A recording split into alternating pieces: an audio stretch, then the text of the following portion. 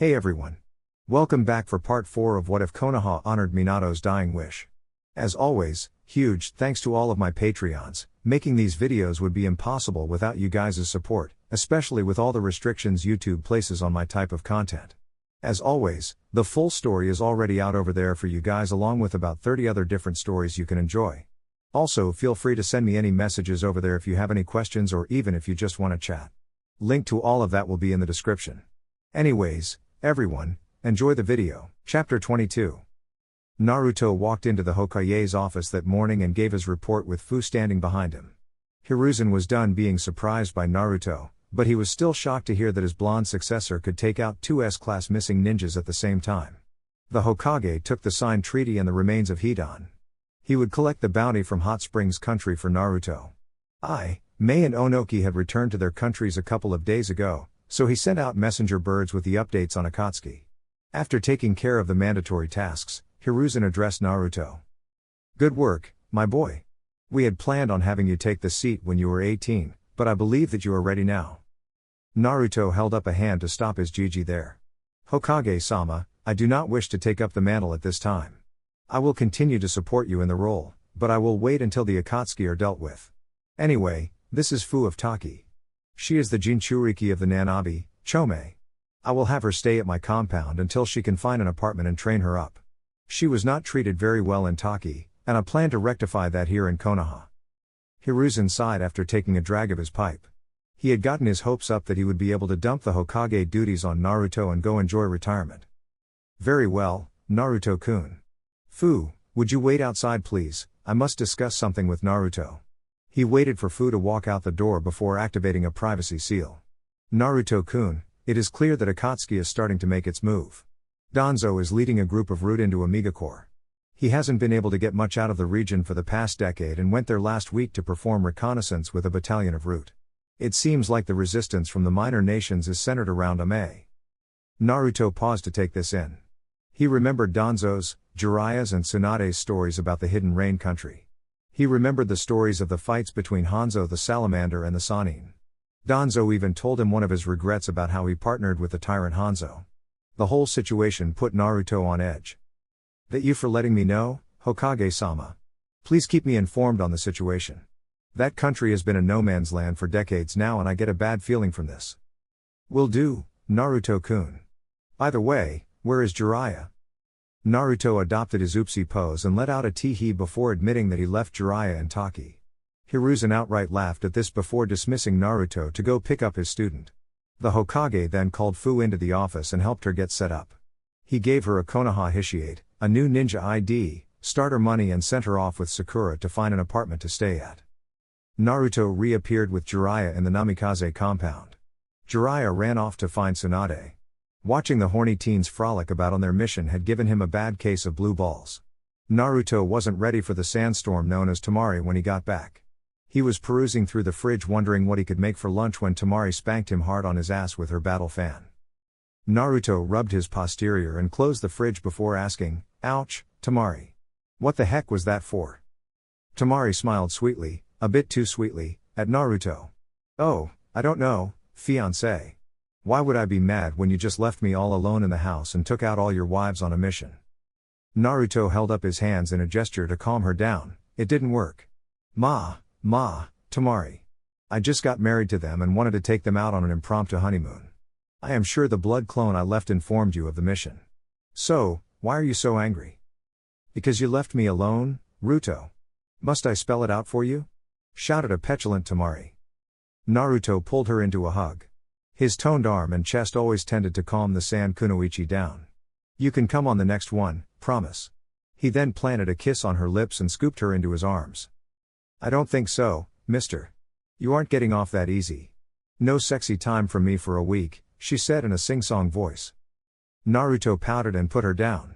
That's mean, Tamari-chan. Oh well, I guess I must test my new techniques on Haku. Even thought I made it especially for you. Tamari wasn't fooled by the fake pout.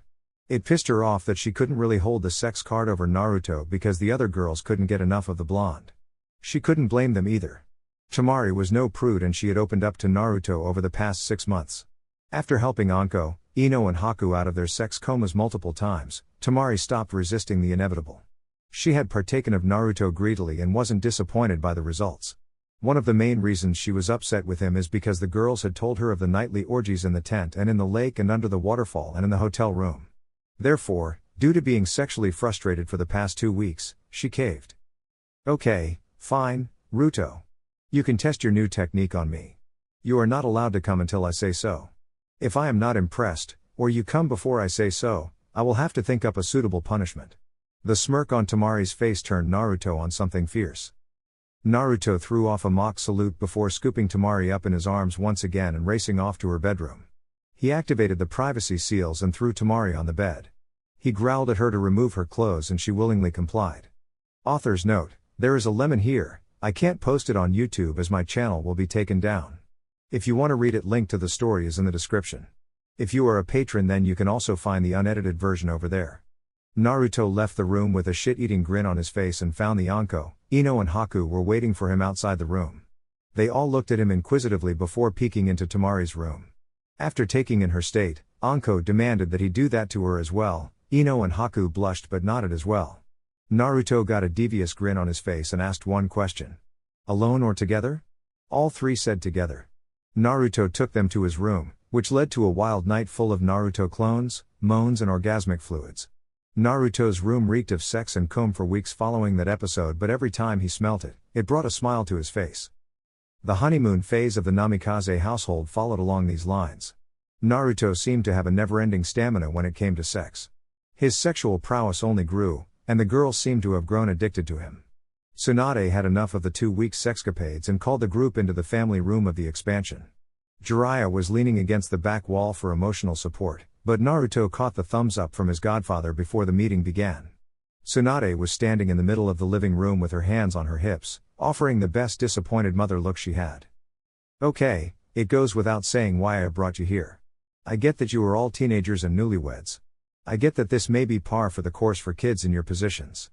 However, enough is enough. Look here, brats. We can smell the sex coming off this place from the main house. I have heard more than enough details from each of you. The Hokage gave you 2 weeks off after your last mission and it is now time to return to the real world. You need to find something to do as a group and as couples that doesn't involve sex.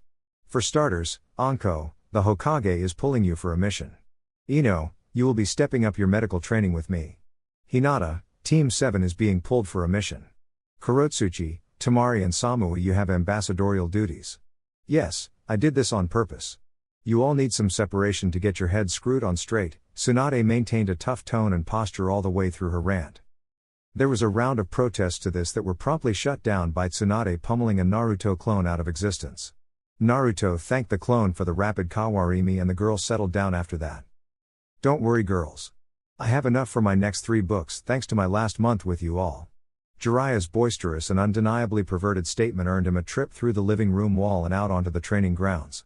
This reinforced the silence that the group was stuck in. Now, ladies, are any of you pregnant? I know a few of you have been sexually active for a while and the rest of you started a couple of weeks ago. Any morning sickness, nausea or fatigue? Tsunade adopted a mix between a motherly and doctor-like voice. Surprisingly, Ino, Haku and Hinata raised their hands. Tsunade performed a diagnostic jutsu to find that Haku and Hinata were pregnant. Ino chalked up the morning sickness to an overflow of a certain white liquid. After being properly chastised, the group split off and reported back to their normal duties.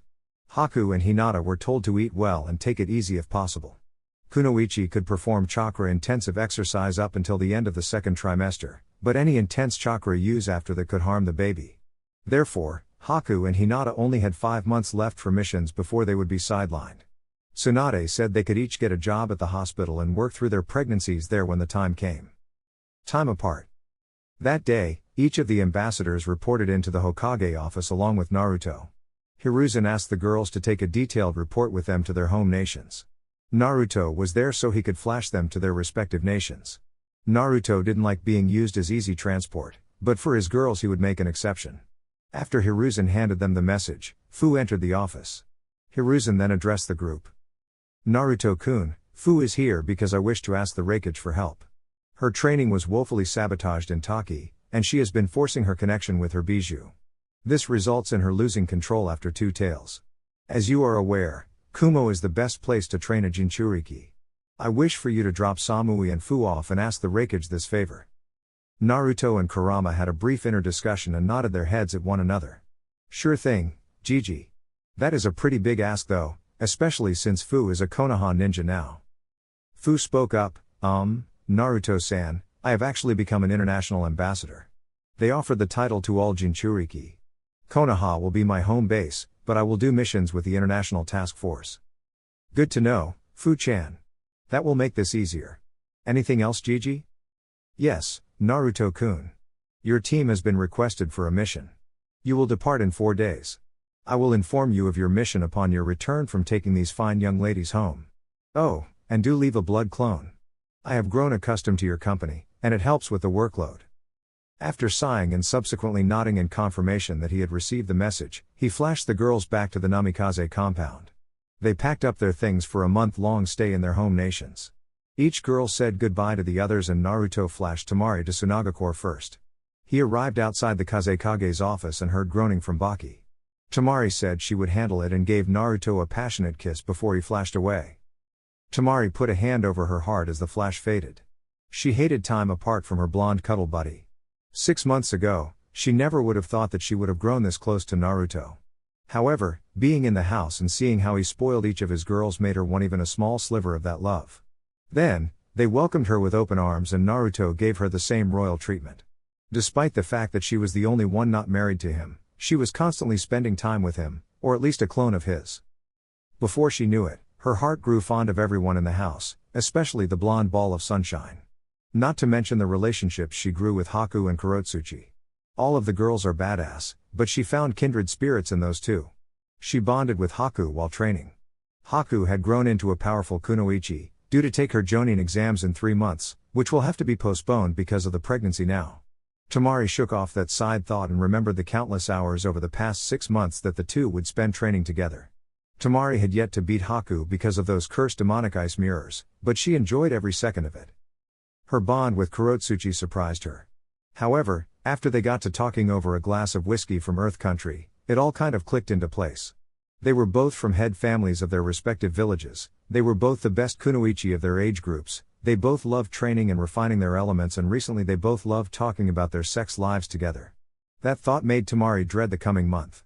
Konoha was vibrant and bustling with energy, not to mention surrounded by trees and lush foliage. Suna was in the middle of a depression, surrounded by sand and wind and she would miss her cuddle buddy. Oh well, home sweet home, she thought. She walked into Baki's office after standing outside of it just thinking for the past 5 minutes. When she entered the office, she saw Baki still cursing up a storm. In another desk to the side of the room was Gaara. Gaara still looked like Gaara, but he was missing the I'll fucking kill you aura that Temari had grown up with. She noticed a small smile appear upon the redhead's face as he saw her enter. Hey, Baki, Gaara, I am back from Konoha. Got a message from the Hokage and I will be here for the next month. What's got you so riled up, Baki-sensei? The stream of curses ceased as Baki took notice of Temari.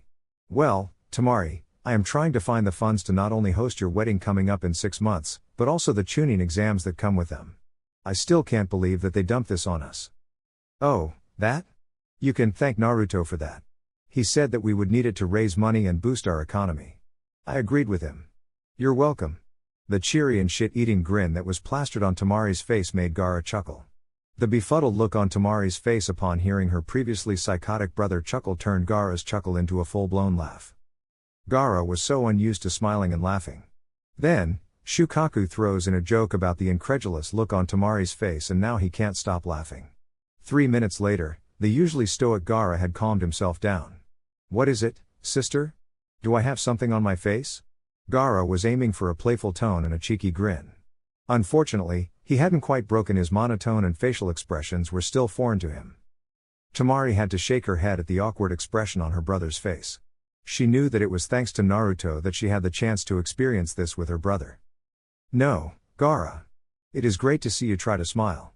Now, let me catch you up on the past 6 months and we can work out our problems from there. A yellow flash lit up the hallway outside of the Mizukage's office. Each cage had a safe zone that was labeled with a 3-pronged kunai mounted to the wall. Haku and Naruto appeared once the yellow flash faded and were greeted by Chojuro. Evidently, Mei was having some stress relief time in her office. Chojuro bowed to the two of them and then turned and knocked on the door to the office. After 2 minutes, he was about to knock again when Zabuza opened the door. He saw the three outside and ushered them in. Haku Uzumaki reporting back from diplomatic mission, Mizukage-sama. Haku gave a polite bow to the Mizukage. Naruto knew exactly what was going on in the office before they entered. Hell, the scent was all over the place. He threw a smirk on his face. Mei-sama, how goes the recovery? Did you plan on telling Zabuza to zip up his fly and put his belt back on? Or did you want to keep it like that for easy access once we leave? Mei flushed brilliantly and Zabuza growled. Can it, Gaki? He then adjusted his pinstripe pants and did up his zipper. Naruto-kun, it is great to see you again. Thank you for returning Haku to us. I have a couple of scrolls for the Hokage if you wouldn't mind. I hope things are going well after your run-in with the Akatsuki. Mei used a strictly professional tone to counter Naruto's smartass tone. Things are brilliant, Mei-sama. In fact, Haku and I have something to share with the two of you. Naruto paused here to let Haku take over. Mei and Zabuza looked expectantly at the two. Haku blushed deeply before she stuttered out, we are pregnant. She squeaked cutely at the end of that statement and Naruto put an arm around her waist. The Kiri ninja were stunned, but for completely different reasons. Zabuza was fuming that he should kill this blonde Gaki for defiling his daughter and princess. Mei was stunned by excitement and happiness. Sure, she knew that they would have kids soon, but this was incredibly quick, and she was trying to process what this could mean for Kiri. Both knew that she must now be protected at all costs.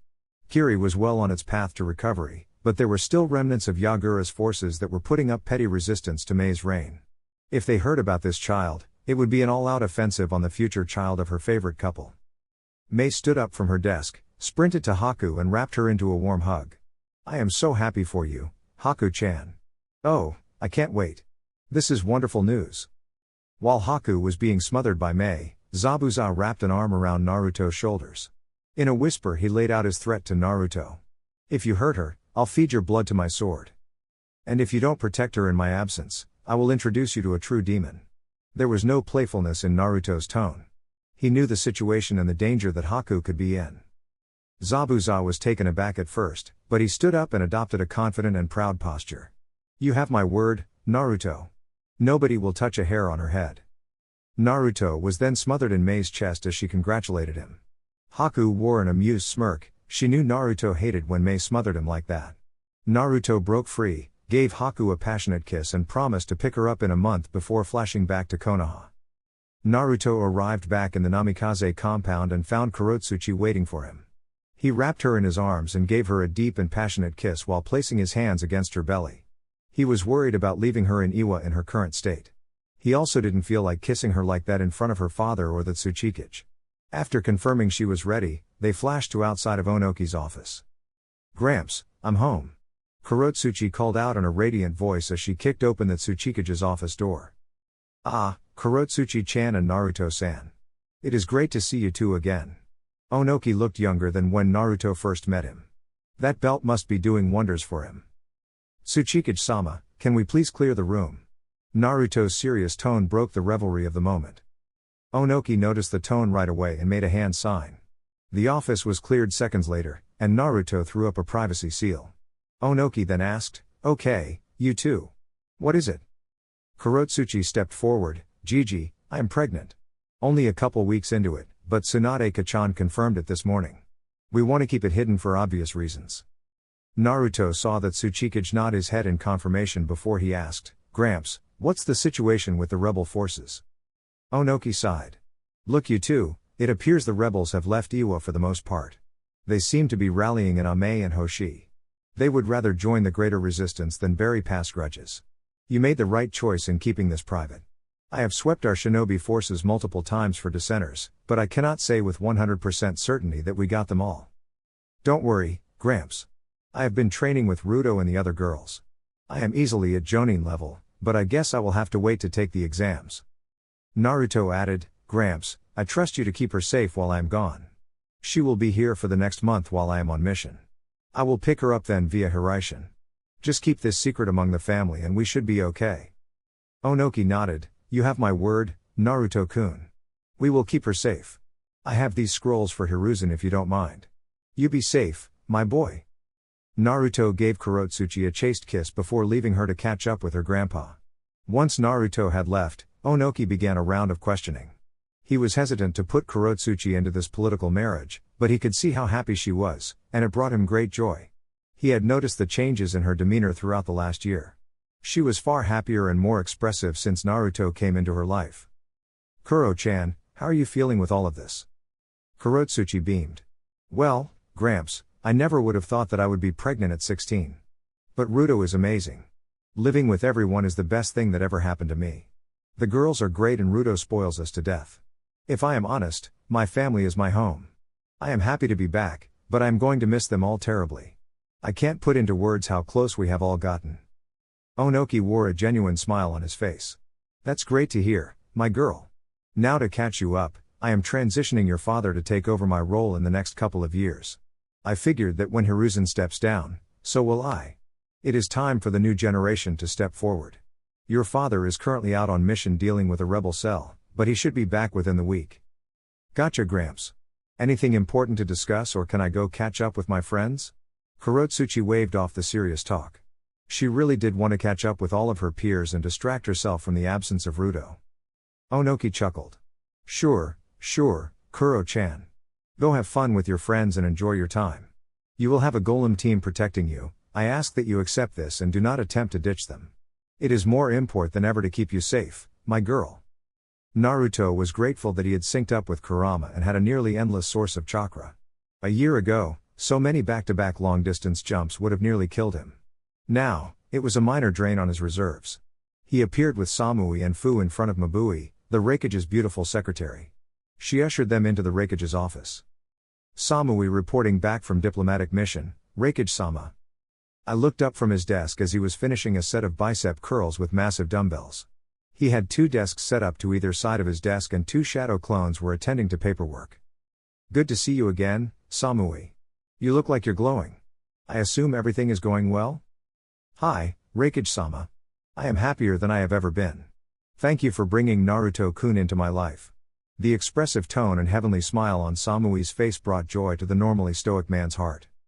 That is great to hear, Samui. Now, Naruto, I see we have a guest. Would you mind introducing us? Naruto nodded and bowed. Hi, Raikage-sama. This here is Fu-chan, Jinchuriki of Chome the seven-tailed horned beetle. She is part of the international task force, and I was hoping that you would offer her training. We will need her at her best in the fight versus the Akatsuki and Coalition. Do you have any updates on the rebels from your end? I adopted a stern look upon his face. Yes, unfortunately I do. It seems like our dissenters have fled and joined this newfound coalition of minor nations. I have these scrolls for Hiruzen, if you don't mind taking them with you on your return. Now, Fu-san, how far along are you on your training with your bijou partner? Fu looked shy and out of place. She grabbed onto Naruto's sleeve before responding. Raikage-sama, I can use 2 tails of Chome's chakra before losing control. Naruto-kun says I am mid-tuning without her power. She is willing to comply, but I am unable to control her power. I nodded. It's alright, Fu-san. We have the best Jinchuriki training program here. I am confident we can help you. Fu bowed to the Raikage and Naruto offered his thanks. He grabbed the scrolls from Ai and turned to give Samui a hug. Samui pulled him to herself tightly for a full minute before parting. Naruto gave her a chaste kiss and turned to leave before Samui gripped his face and pulled his lips back to her for a passionate kiss. I chuckled as a bolt guard fell out of his cover with blood leaking from the bottom of his mask. After the kiss ended, Naruto gave her another little peck before separating and flashing back to Konoha. Chapter 23. Snow Princess and Icy Pricks. Naruto appeared back in his living room and plopped into a seat. He created a shadow clone to go get him a beer as he caught his breath. He was really going to miss his girls. Kurama opened the connection with Naruto and processed Naruto's long day. It will be okay, kid. Now, before you go for your mission, I will need to be released.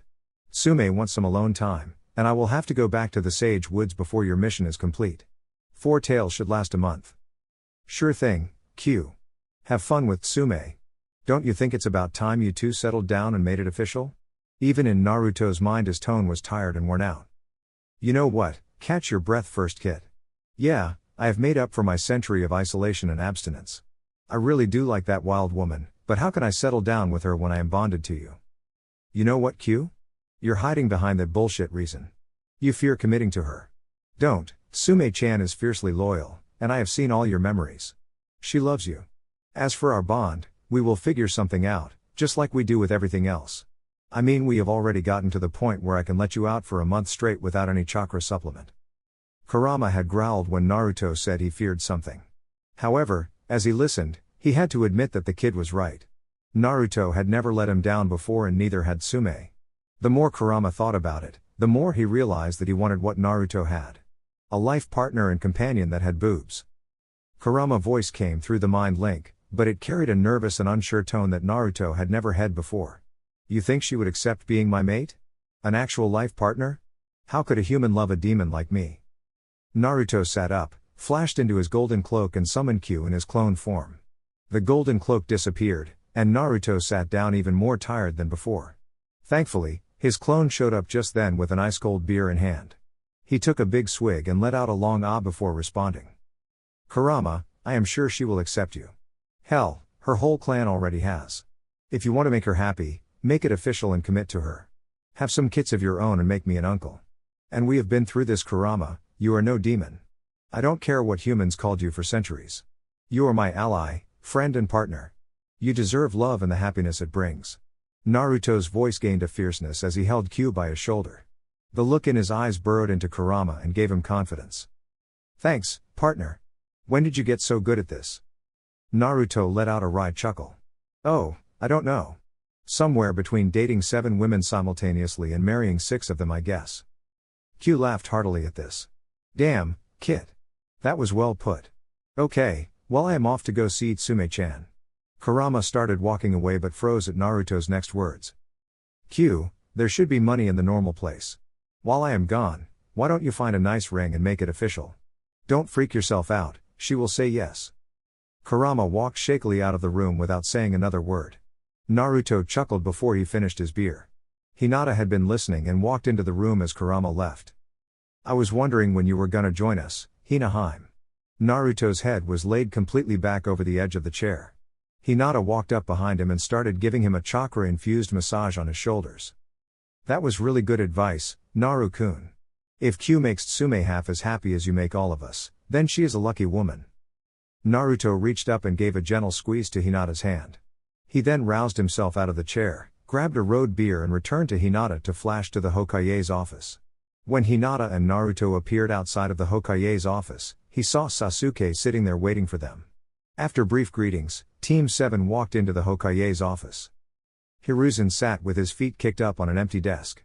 He had a dreamy smile on his face as he sucked on his pipe. The room smelled potently of the good kind of green. He lowered his feet as Team 7 entered. Ah, Team 7, it is good to see you back together again. You are here for your mission, I presume. At their nods he continued. Very good, very good. Team 7, you are to escort an actress and her film crew to Yuki no Kuni to film some scenes and protect them as they finish their movie. The actress is Yuki Fujikaze and the film crew is led by her manager Sandy Uesama. You will meet him tomorrow at 7 a.m. at the front gates to begin your journey to Yuki no Kuni. Any questions? Naruto got an uneasy feeling. He knew of Yuki no Kuni from Kakashi, and it was one of the possible nations listed as allying with the coalition. Hokage-sama, we are a man short, and I am sure you are aware of the current state of affairs in Yuki no Kuni. I believe there is a high possibility of this going pear-shaped. Hiruzen let out another cloud of pungent smoke before he replied through half-lidded eyes. Ah, yes, Naruto-kun, you are right. I figured Haku could fill in the vacancy in Team 7, but she is in Kiri. As for backup, which team did you have in mind? Naruto put a hand to his chin as he thought. Is Team 9 available? It is likely that if we encounter enemy shinobi, they will be wearing that chakra armor Danzo informed us about. If that is the case, I want the previously green beasts of Konoha there for some brute strength. They are available, Naruto-kun. You will have command over this mission. It should be a simple in and out, but I will allow you to take Team 9 as backup. Team 7 bowed to the Hokage before leaving the office. Upon provocation from Sasuke, they wound up on Training Ground 7 for a spar. Naruto sent out a couple shadow clones to gather Guy and his team to meet them at the training ground.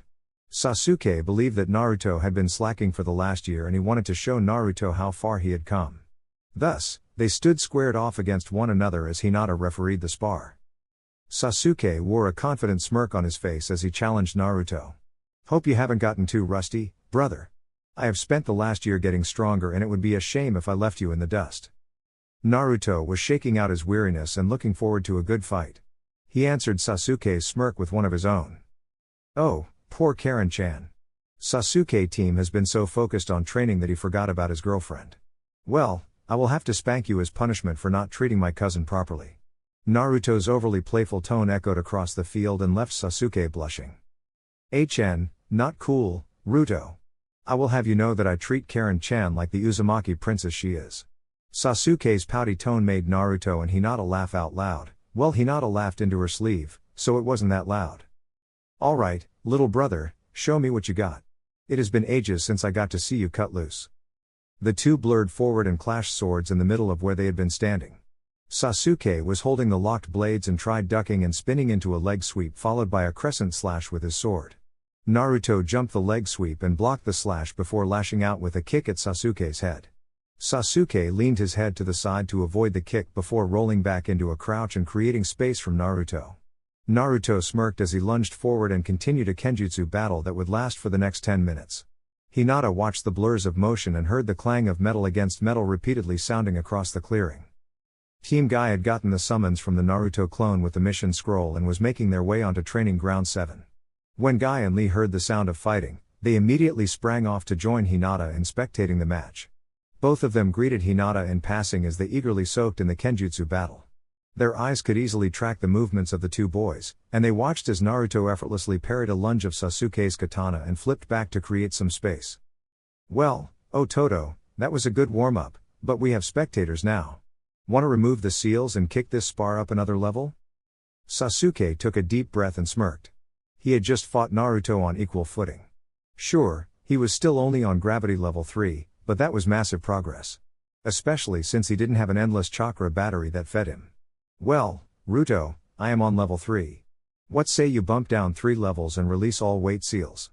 I will release all my limiting seals too.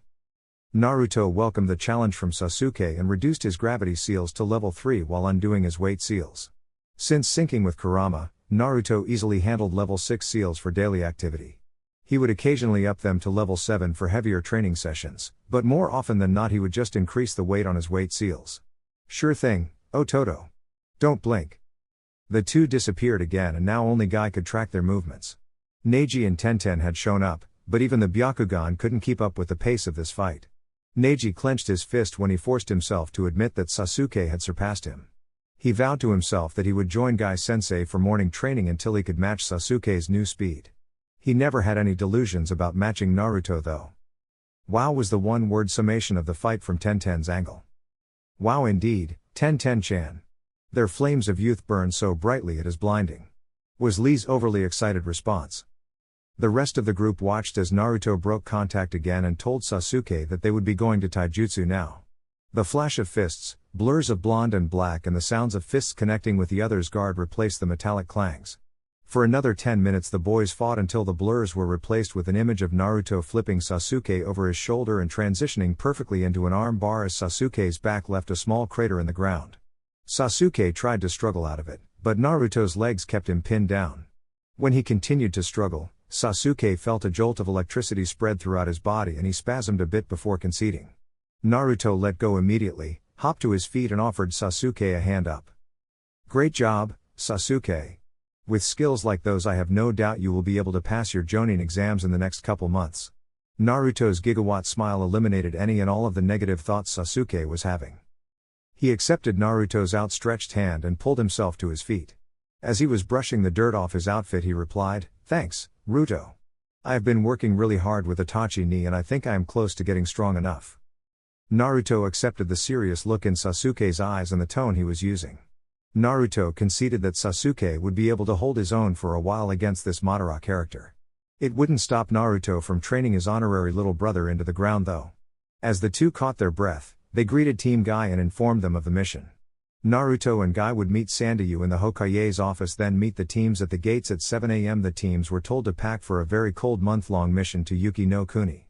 Naruto pulled Guy to the side and addressed his concerns about the political instability of the mission and the chakra armors. Guy gave Naruto a big thumbs up before rushing off to check on his young protege. That night at the Namikaze compound was eerily quiet for Naruto, Ino, and Hinata. The house seemed strangely empty and devoid of life. Naruto watched a movie with a girl cuddled up on either of his sides. Hinata told Naruto to spend the night with Ino since she would have him to herself all month, which earned a severe pout from Ino. Ino spent the first part of that night getting her fill of Naruto before passing out in a blissful sex coma. Naruto decided to sleep and deal with packing tomorrow. Naruto woke up at 4 a.m. and substituted with a clone so as not to disturb Ino. It also served as great motivation for his clones. The clones accepted the endless training regimens in return for getting cuddle time, sexy time and other pleasurable experiences with his wives. It was a symbiotic relationship with their creator that they were most grateful for. Naruto finished packing around 6 and his clones finished a small breakfast of eggs, bacon, toast and orange juice for Naruto and Hinata. Naruto left a note for Tsubaki, Tsunade and Jiraiya before flashing to the Hokage's office to meet the client. Naruto met Guy next to his tag outside of the Hokage's office and they entered simultaneously to greet the Hokage. After Naruto had entered the room, he unsealed a jar of blood from one of his many storage seals and formed his blood clone. The blood clone took up its place in the desk next to Hiruzen. Hokage-sama, we are reporting in to meet our client and begin the mission to Yuki no Kuni. I want to inform you that I have left Q in the village to spend some quality time with Tsume. Where is our client? Hiruzen had just finished his morning breakfast. His old age really caught up with him in the mornings, especially mornings like this where he had to wake up early for a specific client. Naruto-kun and Guy-san, thanks for reporting in so early. The client has yet to arrive, I am afraid. I take it you briefed Guy-san on your concerns with the mission, Naruto-kun. Hi, Hokage-sama. We should have all contingencies taken care of. He was cut off as an old man in a worn-out business suit with gray hair and a gray goatee entered the room. He looked distressed. My apologies, Hokage-sama. We have lost Ms. Fujikaze last night and have been unable to find her. Now it is time to go, and we cannot locate her. Naruto cut in, Sandayu, I presume. Can you provide a photo of Ms. Fujikaze for me, and I will find her? Guy-san, take him to the gate and wait for me. It shouldn't take too long. Guy nodded and escorted Sandayu to the gate after he gave Naruto an up-to-date picture. She was a really pretty young lady, slightly older than Naruto, perhaps in her early 20s. Naruto gave a casual two-fingered salute to Hiruzen and a jaw nod before flashing out of the office. Naruto created 100 clones to check out all the bars and restaurants that may still be open at this hour. 5 minutes later, a clone dispelled and informed Naruto of the actress' location. Naruto used Shunshine to appear outside of the bar. As he entered, he saw that there were only 2 people in said bar, the bartender and a young lady that was nearly passed out on the counter. The lady tried requesting another drink from the bartender, which was promptly denied saying that she had had enough. Naruto guessed this had been the status quo for a while. He gave the bartender a sign for 2 drinks of sake as he sat down next to the actress. What's got a pretty lady like you so down in the dumps? He asked casually as he slid a saucer of sake over to her. She didn't even lift up her head, she just rolled it on her arm to get a better look at the newcomer. She saw an incredibly attractive blonde teen and she was sure she recognized him from somewhere. She slurred out her response, Washitoya? Thanks for tay drink, hiccup, but I done wanna talk about it. That bad, huh? Well, I figured I could lend a pretty lil lady like yourself an ear, but if you don't want to talk your problems out, I will just grab another drink and go. He made a signal to the tender for another drink. The girl's arm shot out, knocked over her empty saucer and grabbed his arm. No, wait. I'm sorry, I do have a job that I done want to do. And my boss, sandwich you, ish gonna make me do it. Oh, okay. Well, why don't you want to do this job? If I remember your face, you are a famous actress and I really like your movies. Naruto led her along to gather more information. Yuki perked up at this and assumed a suspicious posture. She had many encounters with crazed fans and Blondie's comment put her on edge. Oh, so you ish you another crazed fanboy then? Well, ish not gonna work. I one sleep wish you cause you know me from my movies. Naruto held his hands up defensively. Trust me, Yuki-chan. I have no desire to pursue you in that way. I have 6, soon to be 7, wives already, which is more than enough for me. I just wanted to lend you an ear and help figure out what's eating at you. Now Yuki was taken aback. All guys wanted her. Everywhere she went guys threw marriage proposals and I love yous out like they were candy. Now, this one hot, scratch that, very hot, blonde guy doesn't want her. And he has 7 wives? She couldn't help the offended look or snort that escaped her. Well, ain't you some big playboy? 7 wives, huh? Whatever, I don't want to take this job because it is taking me to a place that I used to call home. Too many bad memories there. Suddenly, it all clicked for Naruto. Sandayu had the look of an old war veteran, Yuki's reluctance to go to Yuki no Kuni and the binge drinking session to block out old memories. Yuki-chan, are you perhaps Koyuki Kazahana, the lost princess of Yuki? Is that why you do not wish to return? Now Koyuki was freaking out. Nobody except Sandayu had known of her past.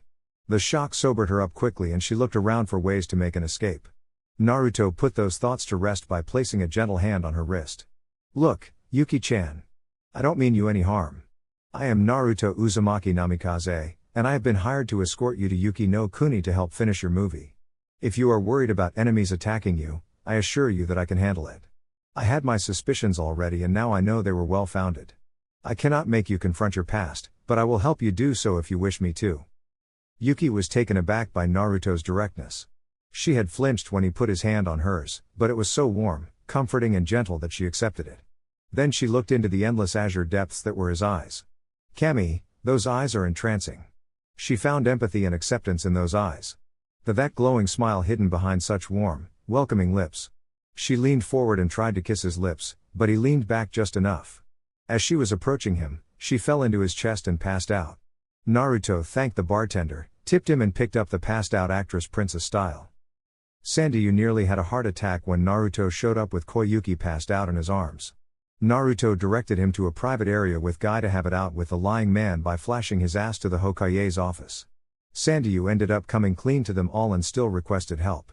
Naruto's team was already well equipped to deal with an A-ranked mission, so Hiruzen accepted the new mission. Help Koyuki regain the throne and deal with the insurgent Dodo. Naruto flashed Guy and Sandayu back and told Sandayu that he would have full military command of the mission while he could direct the film crew. Rock Lee, the brilliant beast of Konoha, had returned to his green color once again. While Lee was wearing traditional leaf shinobi attire, that is not what was making him green. It was the endless ebb and tide of the ship rocking back and forth on the waves. It was Lee's first mission and they had already been at sea for 2 days. The poor Konoha Chunin had been leaned over the rail and puking for most of that time. He couldn't even train with Naruto, join the conversation between Teams 7 and 9 or watch some of the movie scenes that were shot on the ship. Hinata had given him some anti-nausea medication and provided some comforting healing chakra, but the seasickness always won out in the end. That is why Rock Lee was so excited when the ship stopped by a massive ice glacier. Now, he could rest and recover a little bit. The crew decided to stop here and shoot a scene for the movie. Coincidentally, Naruto was supposed to be in the scene with Yuki. The film director decided not to bring the male actor that would play the princess love interest and replaced him with Naruto. Naruto had objected vehemently until Hinata asked him to do it. She said she really wanted to see him in one of her favorite movies. After that, it was pretty much finito for Naruto's resistance to the role. Koyuki had woken up on the ship 2 days ago in a very pissed off mood. Naruto figured she would be mad and had volunteered to be her cabin's guard for the whole first day. That is why he was not surprised when the newly awoken princess jumped at him. After calming her down and talking things out with her, Naruto got Koyuki to agree to taking back her rightful position in the country. He accomplished this by petitioning her help in his path to world peace. He told her about his life story, his wives and how they had come so far in achieving peace. Then, he told her about the coalition of minor countries and how Yuki no Kuni was lining up to be one of those countries. If Dodo kept leading them down the path to rebellion, Yuki no Kuni would surely be destroyed. Naruto didn't want that and neither did Koyuki.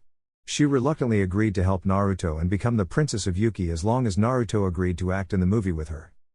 Thus, for the past 2 days, Hinata had been sexually frustrated and very jealous. Yuki was constantly hanging on Naruto's arm, acting out scenes with him, flirting unabashedly with him, and the whole time she was doing all of this, she had a genuine smile on her face. Hinata couldn't stop the growth of the terrible green monster in her stomach. She planned on telling Naruto when Yuki was shooting one of her solo scenes coming up on the glacier. That was when she was sent to scout the glacier with Team Guy and Sasuke. Naruto had sensed some chakra signatures and chose to let Guy lead a scouting party on the massive glacier. He had the crew stay on the boat until the all-clear was given. That was when he felt the chakra spikes and sent multiple clone captains out to get a better view of what was going on. Before the clones left, Naruto caved to the director's pleas for them to each take a film camera with them. The clones shouldered the massive cameras before taking off. Clone 1 ran around the left side of the glacier to a set of chakra spikes that it could perceive. The clone came into view of a fight between a girl with pink hair dressed in chakra armor that had wings sprouting for the back of it. It appeared as though the wings were severely damaged from a barrage of weapons from Tenten. There were a few kunai that were still stuck into the wings, which made them unable to fly or retract. The clone watched as Hinata blurred forward and used the Juken, 8 trigrams 64 palms on the immobilized kunoichi. At first, Hinata's Juken strikes weren't appearing to do much damage. However, the Naruto clone noticed that Hinata upped the chakra in each strike once she got to 32 and 64 palms. The end result was the chakra armor looking like it had absorbed a full magazine from a fully automatic rifle. There were dense and precise holes in the armor, which left the pink-haired kunoichi stunned. Tenten appeared behind said kunoichi and knocked her out with a mace to the back of the poor girl's head. The pinky's eyes rolled into the back of her head and Hinata caught her. Hinata placed a paralysis seal on the kunoichi's neck and began transporting her back to the ship. Clone 2 ran around the right side of the island and found Neji and Sasuke fighting a guy with chakra armor that was moving on a self-propelling snowboard. The snow ninja stood a full head taller than either of the leaf shinobi, but it was clear that he was on the defensive. Neji was in the middle of a close-range assault on the ninja while Sasuke was flipping through hand seals. The snow ninja was just thrown back from Neji's use of the Kaiten, heavenly spin when Sasuke let out a thick lightning bolt at the airborne snow ninja. The lightning bolt hit the snowboard on the ninja's feet, which evidently didn't have the same protection as the chakra armor. There was a mead-sized hole burned into the bottom of the snowboard and the ninja fell unceremoniously onto his face. As he was getting back to his feet, Sasuke blurred forward and took out his katana. The Naruto clone watched a quick and precise slash from Sasuke. As Sasuke sheathed his katana, the man's head parted from his neck. Naruto yelled at them to hurry up and seal the body when a massive explosion rocked the glacier.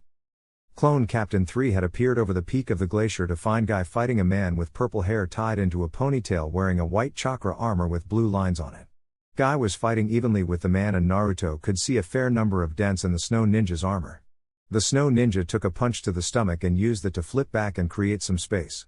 He was flipping through hand signs and then called out Hyotun, massive ice whale as he slammed his hands into the ground. Guy was caught flat-footed as the glacier shook, and a massive whale made of ice emerged from the glacier. The whale attempted to swallow Guy whole as it jumped in a majestic arc from the glacier before crashing into the frozen landscape. The Naruto clone immediately substituted with Guy to get him out of harm's way. That was all of the memories Naruto received and processed as he heard the ice whale impact with the glacier. Suddenly, the massive glacier started breaking apart. Hinata and Tenten were already close to the ship with the Naruto clone, so they hopped onto the ship. Neji, the Naruto clone and Sasuke were jumping from ice block to find safe passage back to the ship. They made it just after a deafening crack was heard from below water. Finally, Guy was jumping down from the peak of the glacier while carrying the camera. He looked like he was having fun navigating the collapsing obstacle course. Finally, he made it safely back to the ship. The ship's captain immediately took off and avoided the watery sinkhole caused by the collapse of the glacier. Once the ship and crew were safe, they held a ship-wide meeting to review their current situation. It was at this time that everyone was informed of Princess Koyuki Kazahana's true identity and the true mission that Sandayu had hired them for. Naruto also informed them of the likely rebel status of Yuki no Kuni and the risks that posed. Then, as if the crew wasn't shocked enough already, Naruto informed them of the possible presence of Akatsuki members. The ninja informed the film crew of the severe risk that was associated with this mission, but after the film crew saw the awesome footage taken by the Naruto clones, they said it would be well worth the risk for this masterpiece in the making. Now knowing the full stakes of the mission, Team 7 and Team Guy broke off for their own huddle. "Alright, status report from both teams, please," Naruto said in a commanding tone. Sasuke led off. "Neji and I fought the snow ninja on the snowboard. His skills were nothing crazy, but that chakra armor is very resilient. It resisted Neji's Juken, my katana and both fire and lightning jutsus.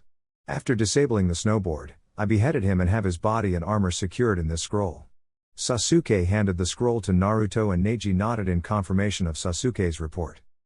Hinata then spoke up, "I agree with Sasuke-san. The chakra armor was very strong and resilient.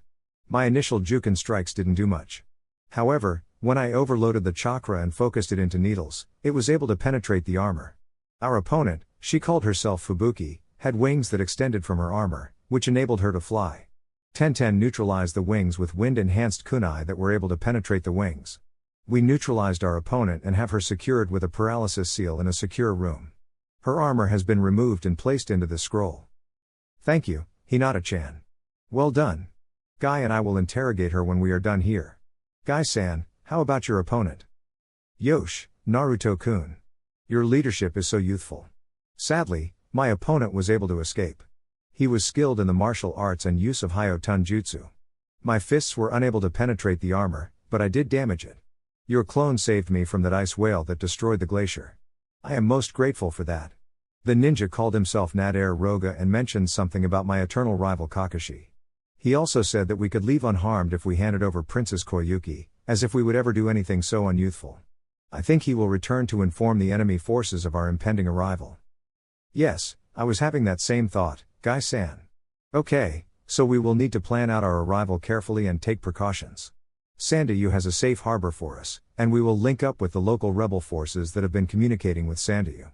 Once in Yuki no Kuni, we will deal with any enemy forces before we even think of shooting scenes for the movie. Once again, Naruto's tone demanded respect and all present nodded in confirmation to his plan. Naruto and Guy spent a couple hours interrogating the prisoner while Hinata guarded Koyuki. The princess had started to crush hard on Naruto and figured there was no harm in talking to Hinata. She didn't know that Hinata was one of Naruto's wives. Hinata-chan?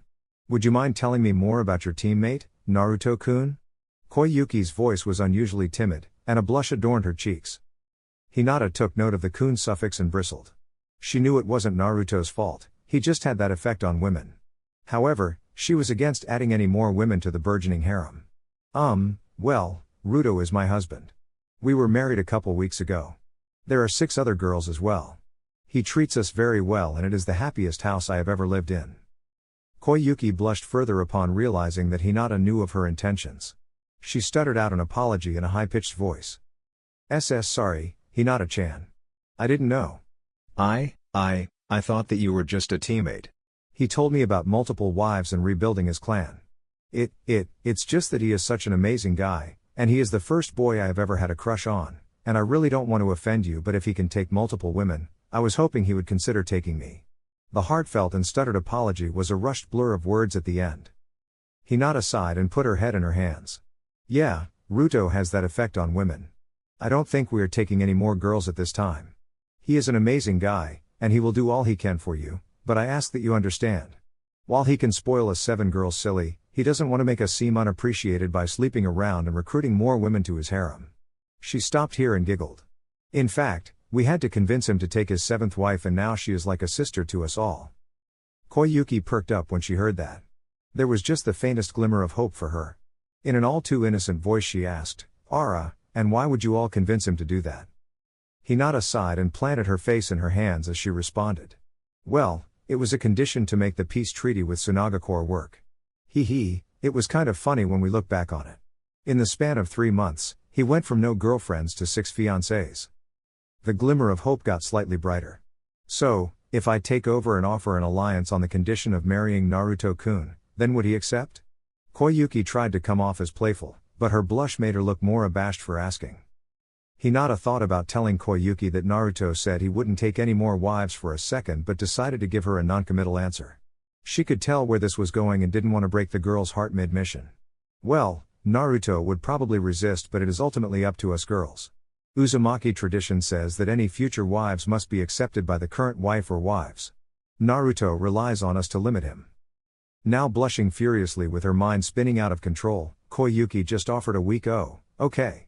Hinata let the topic drop there and lightened the conversation by talking about Koyuki's acting career and her plans for it when she takes over as the daimyo. Koyuki hadn't really thought that far ahead, but she really wanted to keep acting if it were possible. The two continued a light conversation well into the night before getting some sleep. The next afternoon, Naruto and company landed at a dock in a small harbor. The town had seen better days.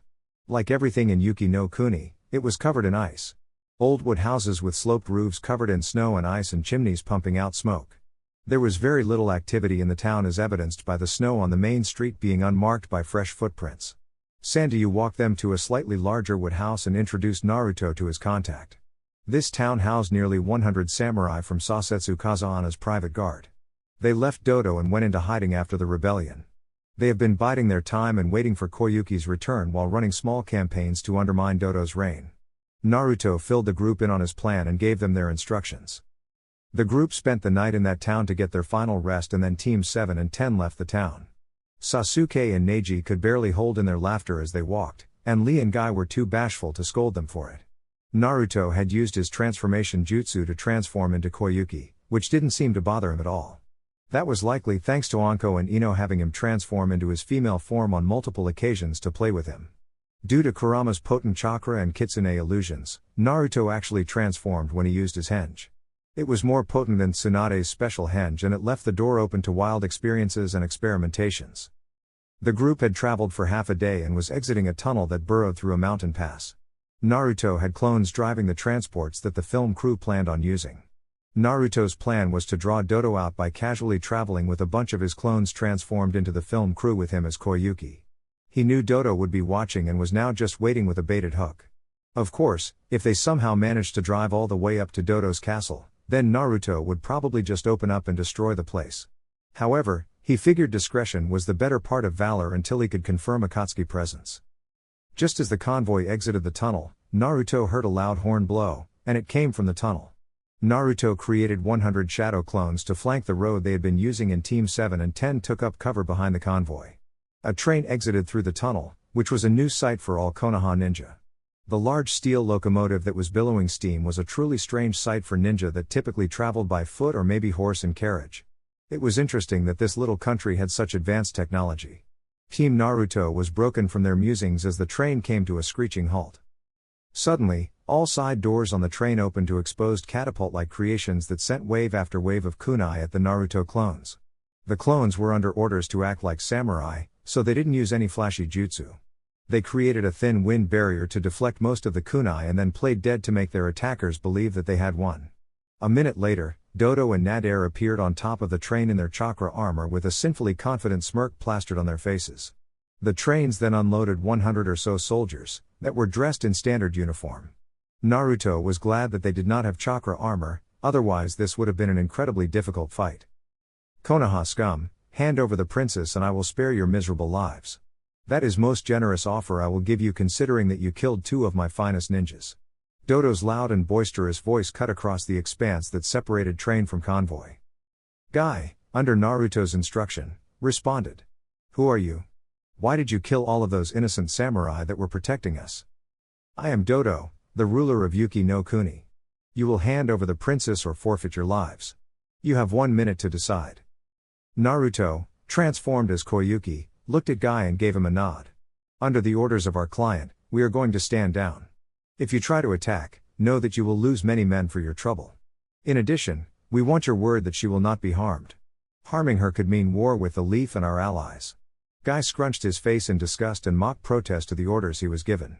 According to the previously established plan, Teams 7 and 9 feigned frustration and outrage.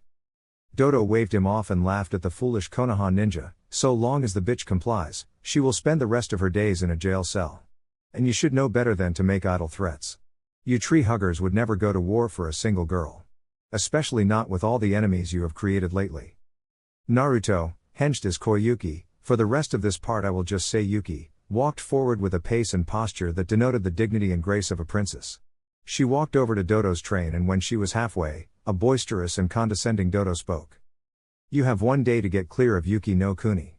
If you remain on my land, you will not be spared. Teams 7 and 9 worked with the Naruto clones to turn the convoy around and hastily depart. Once they were out of sight, Dodo had the train resumed its course back to his castle. The first thing Dodo did was rip off the necklace that Naruto had transformed to make it look like Koyuki's. She told them that it was a parting gift from her father, and it was supposed to unlock something for the country. Then, Yuki was forced to endure nearly an hour of gut-wrenching condescension, disgusting looks and inappropriate touching. She just bided her time and knew that retribution would be oh so sweet. It was going according to plan, and she would just have to grin and bear it. Yuki was forced to endure the very unpleasant trip to the castle, followed by a degrading walk of shame to the jail cell. The whole trip, Naruto made rude comments to dig up information on the country. Sadly, the information was light, but it sounded like the Akatsuki were not currently in Yuki no Kuni and Naruto wouldn't have to deal with them, which made their plans significantly easier. Naruto took in the mountainside fortress that was built along the edge of a cliff. It created a terrifyingly strong natural defense that would make a frontal assault an instant death sentence. Sandayu had informed him of this, and that was why he had to suffer through this humiliation. After she was chain-walked through the castle to the jeers of many soldiers, Yuki was thrown unceremoniously into a jail cell. After an hour, Dodo stopped by to brag to Yuki about how tomorrow he would finally have the ultimate weapon that Koyuki's father had created. Yuki offered little resistance throughout the pompous monologue and played the part of the dejected princess that had given up all hope. This resulted in Dodo severely underestimating her. There were no chakra restriction seals, not that they would have worked on Naruto. The cell Yuki was placed in was a standard, run-of-the-mill cell, and the cuffs were nothing that Yuki couldn't deal with. Once night fell, Yuki asked the guard to be escorted to a proper restroom. The guard and his partner came in to make fun of the captured princess and hopefully watch her pee her pants. They had been ordered not to harm her, but Dodo never said they couldn't humiliate her. "You know what, princess, that is what that pod is there for. And since you let us know that you have to go, I think we will sit here and watch. I've never seen a princess pee before." One of the guards responded, and both were clutching their sides and laughing in a clearly perverted manner. Yuki turned her back in disgust to the guards. She then broke her cuffs, summoned 2 kunai from her wrist seals, turned around and fluidly launched 2 kunai through the bars and into the necks of her guards. Naruto dropped the transformation and created a clone just outside the cell with the orders to get the keys and open the cell. Naruto didn't expect his clone to spit on the 2 fallen soldiers in disgust. Naruto took the kunai launched they had strapped to their wrists and sealed them away for further inspection later. He placed his hand against the wall and left a Hiruzen beacon. He then had the clone transform into Koyuki and lock itself back in the cage. It was to dispel if it became unsafe to transport his team in. He then flashed to the kunai that he had given Hinata. Hinata was worrying about her beloved, and Sasuke had spent the better part of the evening consoling her. He kept telling her that this was Naruto's plan and he had things under control. Koyuki was racked with guilt and was constantly by her side like a mother hen. Guy and Lee were agitated but directed their efforts into preparing the samurai for the attack. It was decided that Naruto would infiltrate, get a Hiruzen marker down, and then transport the whole offensive force to storm the castle overnight. He outright refused meeting Dodo in open combat on Dodo's terms. Sandayu was grateful for this when Guy told them about the encounter with the kunai launchers. Neji and Tenten were huddled in the corner and assuaging each other of their concerns. They had grown really close since Neji stopped being Fate's twat and apologized to her. Suddenly, a bright yellow flash lit up the assembly hall where the Koyuki's forces were gathered. The room fell silent as Naruto stood on a podium with Koyuki to his left and Guy to his right. His commanding and professional voice carried across the hall. "I say this with no exaggeration. The men in that castle deserve no sympathy, and I am glad I had the foresight not to make Koyuki Haim endure that humiliation. The enemy numbers somewhere between 300 samurai and 20 ninja. The only Jonin level opponents are Dodo and Nad Air, which my team will handle. I will be transporting you in groups of 10 into the prison area. It is on the bottom floor. We will maintain stealth and absolute silence until the alarms are sounded. All kills prior to the alarms will be handled by the ninja. The Akatsuki is not present at this time, but they have been here recently. Team Guy will lead the samurai contingent to the barracks area. We want to take out as many as we can as quick as we can. I ask that you put aside the concept of meeting your enemy in open battle for tonight. With that, I will pass it to Princess Koyuki Kazahana, the rightful leader of your nation." Koyuki stepped up and hesitated for a bit. Naruto gave her hand a gentle reassuring squeeze and she addressed the warriors assembled before her. "You are the resistance, and you are fighting an enemy with superior numbers and knowledge of the castle. I ask that you follow the battle plans for Naruto-san and Guy-san. They have demonstrated their exceptional bravery and combat awareness to me. I want you to remember this: there is more honor in victory than death. I ask you to fight and live for your country and help guide it to a brighter future. I will do my part to ensure that the future of Yuki no Kuni is brighter than ever." She closed her statement with a bow to the warriors that she was sending to death's door. The samurai let out a great battle cry. Naruto went down the rows of samurai and shook hands with each of them. He did this for the sake of moral and to impart a small amount of Kurama's chakra on them to make the mass Hiruzen transport easier on him. After he was done with the samurai, he did the same with his mission team. He thanked each of them for trusting him and gave them more of Kurama's chakra. Each of them was enveloped in a thin, red haze that gave them a significant power boost. Lee couldn't stop himself from jumping up and down to test his new power, an action that was mirrored by Guy. "Okay guys, we are heading into a real battle. That means limiters off. All weights, all gravity seals and anything else that will inhibit you are to be removed. No Guy, I don't care. I know you will be okay, but think about this. Even if you are fine, what about the men we are asking to fight alongside us? If you take a minute longer in each fight, how many potential allies will we lose for the sake of your training?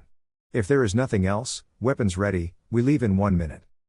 Naruto's firm command cut off the protests of Guy, Lee, and Sasuke. Their looks of frustration morphed into resolve and understanding when Naruto gave his reasoning. Naruto left the group and walked over to Koyuki. She had a guard detail of 10 samurai that were going to stay with her. He gave her a Hiraishin kunai and told her that he would come and get her when it was all over. In return, she thanked him and planted a quick kiss on his cheek. The samurai protested this while Naruto just said thanks and left to complete the mission. Naruto flashed into his golden mode and created 10 clones to transport teams of samurai in. Their travel was to be staggered in 30 seconds intervals to give previous teams time to clear out of the relatively small prison area. Naruto had his mission team each touch him and took Hinata's hand in his before flashing to the prison cell. Naruto noticed his clone had positioned the dead guards inside the cell and out of the way. Naruto noted the time was now exactly 1 a.m. The team quickly made their way into the guards' rest area and made sure everything was clear. He could hear the next team arrive and just kept moving forward. All samurai were teleported in without incident and Naruto could hear the small clang of swords and armor as the large group trailed him. For samurai, they were being quiet. For ninja, they were practically parading through town. Naruto had the samurai hang back a bit farther on their cleared path in order to avoid detection. Naruto didn't want the alarms going off until the main battle group was much closer to the barracks. Naruto gave hand signs to his team 4, enemy, samurai, split, 2, and 2. Sasuke, Lee, Neji, Guy, 1, each. His team nodded to his command and Naruto staged at the door. He slapped a sound suppression seal on the door and counted down for his team. As Naruto opened the door, the assigned 4 ninjas sped through and took out their assigned guard in less than 3 seconds with zero noise. Naruto sent hand signals back and resumed the slightly stealthy march of the samurai contingent. They got to the room that would cause them to split. At 1:20 am, Naruto handed command to Guy as the group split. The hall was lit by torchlight, but everyone present could see their commanding officers communicating via hand seals.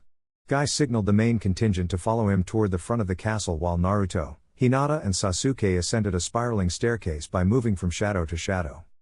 Team 7's target was the throne room and command room on the top floor of the castle. On each floor, guards were posted and, on each floor, guards were killed. The efficiency of Team 7 was brilliant. Sasuke without his restriction seals was a blur of motion and death. Hinata without her seals was graceful and refined movement that left nothing to waste. They sealed up the bodies of each guard killed and were able to reach the door to the top floor by 1:35 am. Naruto was staging outside the door when the alarms finally sounded. Guy, Lee, Tenten and Neji had moved quickly and gracefully ahead of the samurai contingent and were efficiently removing enemies on their way out of the castle toward the barracks. Unfortunately, upon exiting the front gates, they were spotted, and the alarm was raised. Guy could have kept his team in the shadows, but it was not the strength of the samurai. Once the alarms were raised, Guy had the samurai go loud and charge the barracks. Guy, Lee and Neji charged up the walls to the ramparts to engage and disable the guards. Tenten was a flurry of motion that produced unending amounts of kunai with the graceful precision of death. The Battle of Dodo's castle was now full-blown and the screams and sounds of battle overwhelmed the night sky. Back with Naruto, immediately following the alarm sounding, 10 samurai and a low-level ninja ran through the door. They met a swift death at the hands of Team 7. Naruto couldn't decide if it was a bad thing that seeing Hinata's face speckled with blood turned him on. He buried that thought and charged into the command room, which was the room before the throne room. The room was filled with 8 ninja and samurai that were working the night shift. Hinata's kunai finished 2 of the guards in the back as Naruto and Sasuke's swords finished 3 each. Team 7 was a rolling ball of death at this point. Without much pomp or ceremony, Naruto entered the throne room flanked by Sasuke and Hinata. Upon entering the room, Dodo was seated on his throne and Nader was in front of 20 samurai that were aligned in a battle formation. Dodo, being the pompous bastard he is, challenged the group. Konoha scum, you thought you could catch me unprepared. Well, we are ready for you, and you will meet your deaths this night. I must ask, how did you infiltrate my castle? Naruto transformed into Koyuki and feigned being a helpless princess, which made Sasuke's smirk transform into pressed lips that were trying to suppress a laugh. Naruto transformed as Yuki, then gave Dodo his reply while putting a palm to his forehead in an exaggerated posture. "Oh, Uncle Dodo, you are so mean. You don't even recognize your own niece. You really are a bastard." Naruto undid the transformation. "You are a prideful and ignorant man. I am Naruto Uzumaki Namikaze and I will end your false reign this night, prick." Dodo growled and flicked his hand at Naruto's team, which made the samurai charged ahead with their katanas drawn. Their battle cry was cut short as Sasuke let out a Kaden, flame dragon bullet, and Naruto enhanced it with a futon, wind cutter. The massive blade of air spanned most of the throne room at belly height. It caught the fire jutsu, absorbed it, and created a flaming blade that was a centimeter thick and 40 feet wide. The charge of the samurai transformed into a scene that Hinata would prefer never to see again. The bisected swords and burning bodies of the samurai, the burning flesh, and the rapidly expanding pool of blood painted a gruesome sight upon the throne room.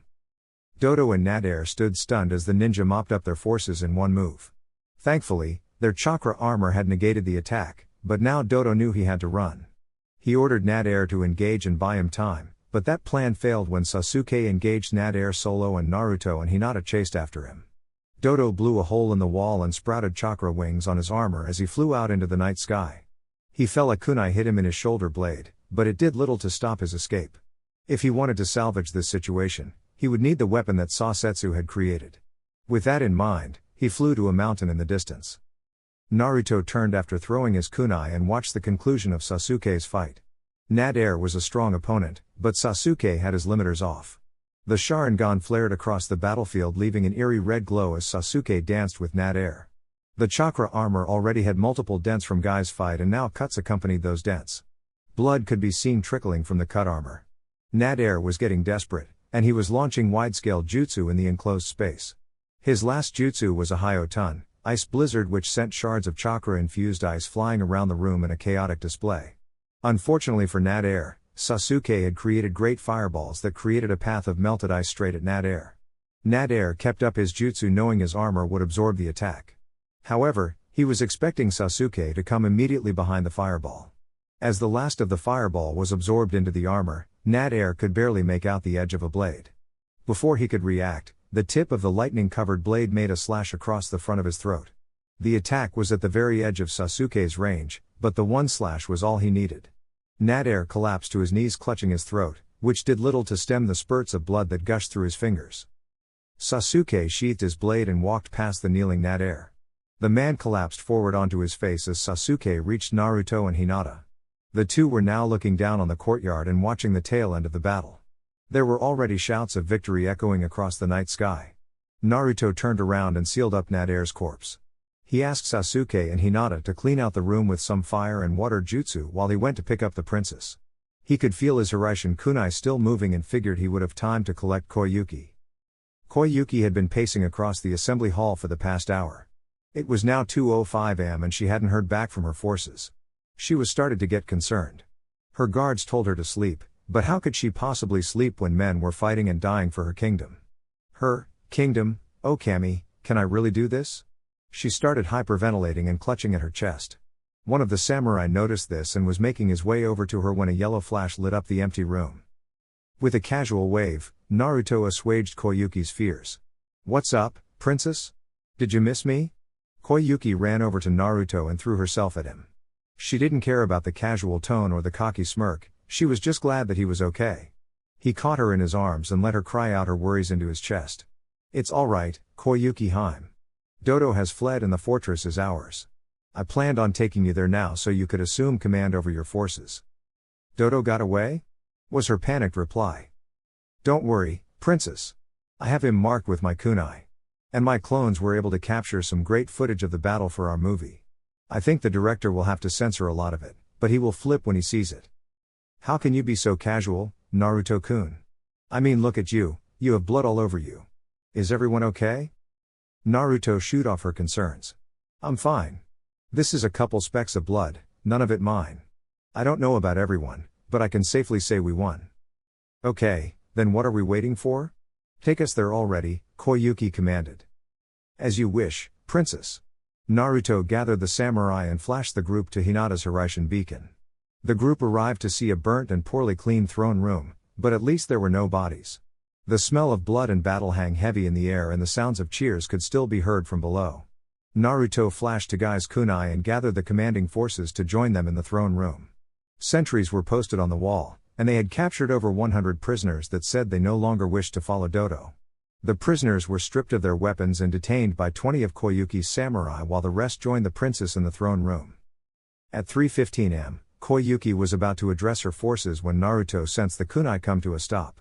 After consulting with Gai and Koyuki, it was decided that Team 7, Neji and Lee would go after Dodo.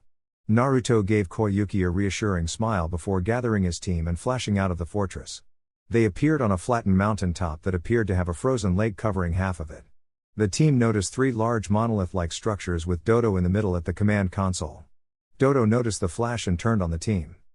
"Where the fuck is the real crystal? This necklace is a fake." Dodo's face was marred with an expression of sheer rage. "Oh, you couldn't figure that one out already? I transformed some old necklace to look like the one on Koyuki Hime.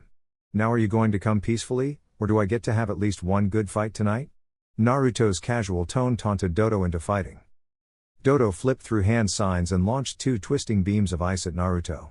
He used the tiger hand sign while taking a deep breath and thought Kaden, flamethrower jutsu. The condensed beam for fire shattered and melted the ice beams. It charged straight through them and hit Dodo, who gladly absorbed the attack. "Your attacks are useless. This is the newest generation chakra armor. It can stand up to Bijou attacks," Dodo called out while laughing maniacally. "Oh, really? I guess I will put that to the test." Naruto flashed into his golden mode and produced 10 clones. Each clone flashed through hand seals and launched futon, wind cutter, and launched 10 precise blades of compressed air at Dodo. The real Naruto inhaled deeply once again and called out Kaden, majestic flame annihilation. The flames that Naruto spit out had a deep, red glow to them. The fire rolled out and expanded rapidly in all directions from the original stream that Naruto created. The wall of flame engulfed the 10 wind blades and created a majestic wall of dark red that had 10 burnt orange slashes leading the charge. The attack was so quick and wide-scale that all Dodo could do was bring his hands up to cover his face. 3 of the wind blades impacted on the armor and sent Dodo flying into the now unfrozen lake. In the span of a couple seconds, the heat from Naruto's flames had melted through nearly 2 feet of ice. As the flames died down, they revealed the barren floor of the rocky mountaintop that was bare of snow, and there was no longer any water present. It had all been flash evaporated away. There was no sign of Dodo until splashing was heard from the lake. Dodo jumped out of the lake and his armor was glowing red in some kind of warning. Dodo's hair was completely burned off and his voice was raspy as he screamed out Hyotun, twin black dragon blizzard. 2 dragons made of black ice formed out of ice that was still on the far side of the lake and lurched toward Team 7. Naruto disappeared in a yellow flash and appeared behind Dodo with a Odama Rasengan held in his right hand. Naruto sped his right arm forward and plunged the giant ball of chakra into Dodo's back between his shoulder blades. Naruto continued to apply the pressure until Dodo was face down on the rocky floor of the mountaintop. The Rasengan had shrunk a bit upon contact with the armor, but the brilliant red flashing ceased all of a sudden and a shattering noise could be heard from Dodo's armor. The Rasengan continued eating into Dodo's spine, working quickly through the heart and lungs, and finally met the now bloody floor of the mountaintop. As Naruto ceased the attack, he saw that Dodo's neck and shoulders were separated from the rest of the lower body by a 3-foot sphere of destruction. There was nothing left of the man's torso, only his lower body remained. Naruto sealed up the head and quick burnt up the remaining limbs. "Damn, Ruto. You were really holding back in our spar, huh?" Sasuke's comedic tone cut across the stunned silence of the mountaintop. "Yup. Sorry, Ototo. I would never use that attack on someone I love. I'm just sad that he was able to eat my wind blade and my majestic flame annihilation. That must have been quite some armor to take that hit. Oh well. That fight was so underwhelming." Hinata raced across the expanse and jumped into Naruto's arms. She engaged in a lip lock with him for a full minute to cheer her Ruto-kun up. That was until Sasuke told them to get a room. Naruto made a quip that was a good idea and flashed away, leaving a stunned Sasuke. Sasuke stood there, fuming, thinking that Naruto had left him to walk his way back to the fortress. He sat there for 5 minutes and was about to start the long walk home when his whole team, Sanayu and Kyuki, appeared laughing their butts off. When the team saw the look on Sasuke's face, they redoubled their laughter. This made Sasuke pout more, which inspired more laughter. This went on before 5 or so minutes before Sasuke launched a great fireball at the group. Naruto threw up a casual tiger seal and mitigated the fireball with one of his own. Then, the group decided to get serious. Naruto guided Koyuki to the console in the middle of the three monoliths and let her handle the rest. She saw a diagonal slot in the console, removed her necklace and placed the crystal into the slot. A projection appeared upon the screen of old footage from Koyuki's childhood. It played out a conversation between her and her father. She told him how she wanted to be more than just a benevolent ruler to her people, she wanted to be an actress as well. Her father laughed and told her that she would bring spring to the endless winter of Yuki no Kuni. Then, those assembled heard a deep hum and saw the monoliths light up and produce a dull red aura. The aura emanated a comforting heat over the mountaintop, and what little snow remained started melting.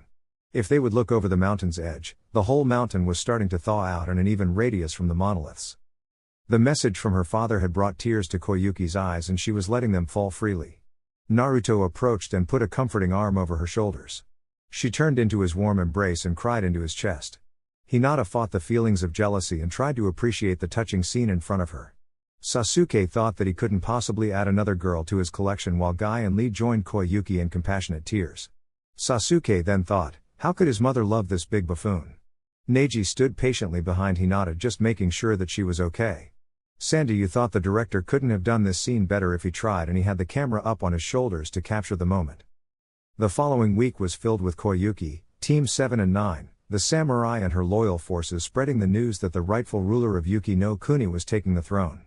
The fortress was picked clean of anything valuable and promptly demolished. That was Tenten's favorite job ever. She orchestrated the destruction and nearly came in her pants as she watched the chain of explosions that sent the castle plummeting down the cliffside. Throughout the week, snow across Yuki no Kuni had steadily melted, the landscape thawed out and green grass could be seen poking through the previously barren ground. The people were overjoyed by the changes and welcomed the entourages proclaiming Koyuki's rise to the throne.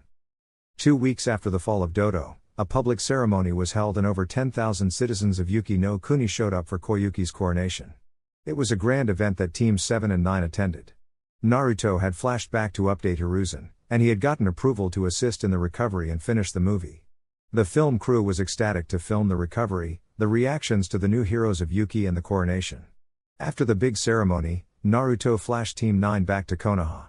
Hinata and Sasuke wanted to stay with their teammate and finish the movie. Over the 3 weeks after Dodo's fall, Koyuki had confirmed her feelings for Naruto. She had tried to bring it up on several occasions, but never could find the nerve. His smile was radiant, and his presence comforted her. She decided that today would be the day. The final scene for the movie was being shot and she was supposed to have a steamy make-out scene with the hero, which of course Naruto was playing. Naruto had gotten Hinata's approval for the scene and he was oblivious to Koyuki's affections. Hinata wasn't oblivious, but she figured that the girls could ruffle his feathers every time they watched the movie in the future, so it would even itself out. The moment of truth came and Koyuki finally got to lock lips with Naruto. He was originally too shy to go all out, so the director made him redo the scene. Hinata cut in and told him to kiss Koyuki like he kisses her.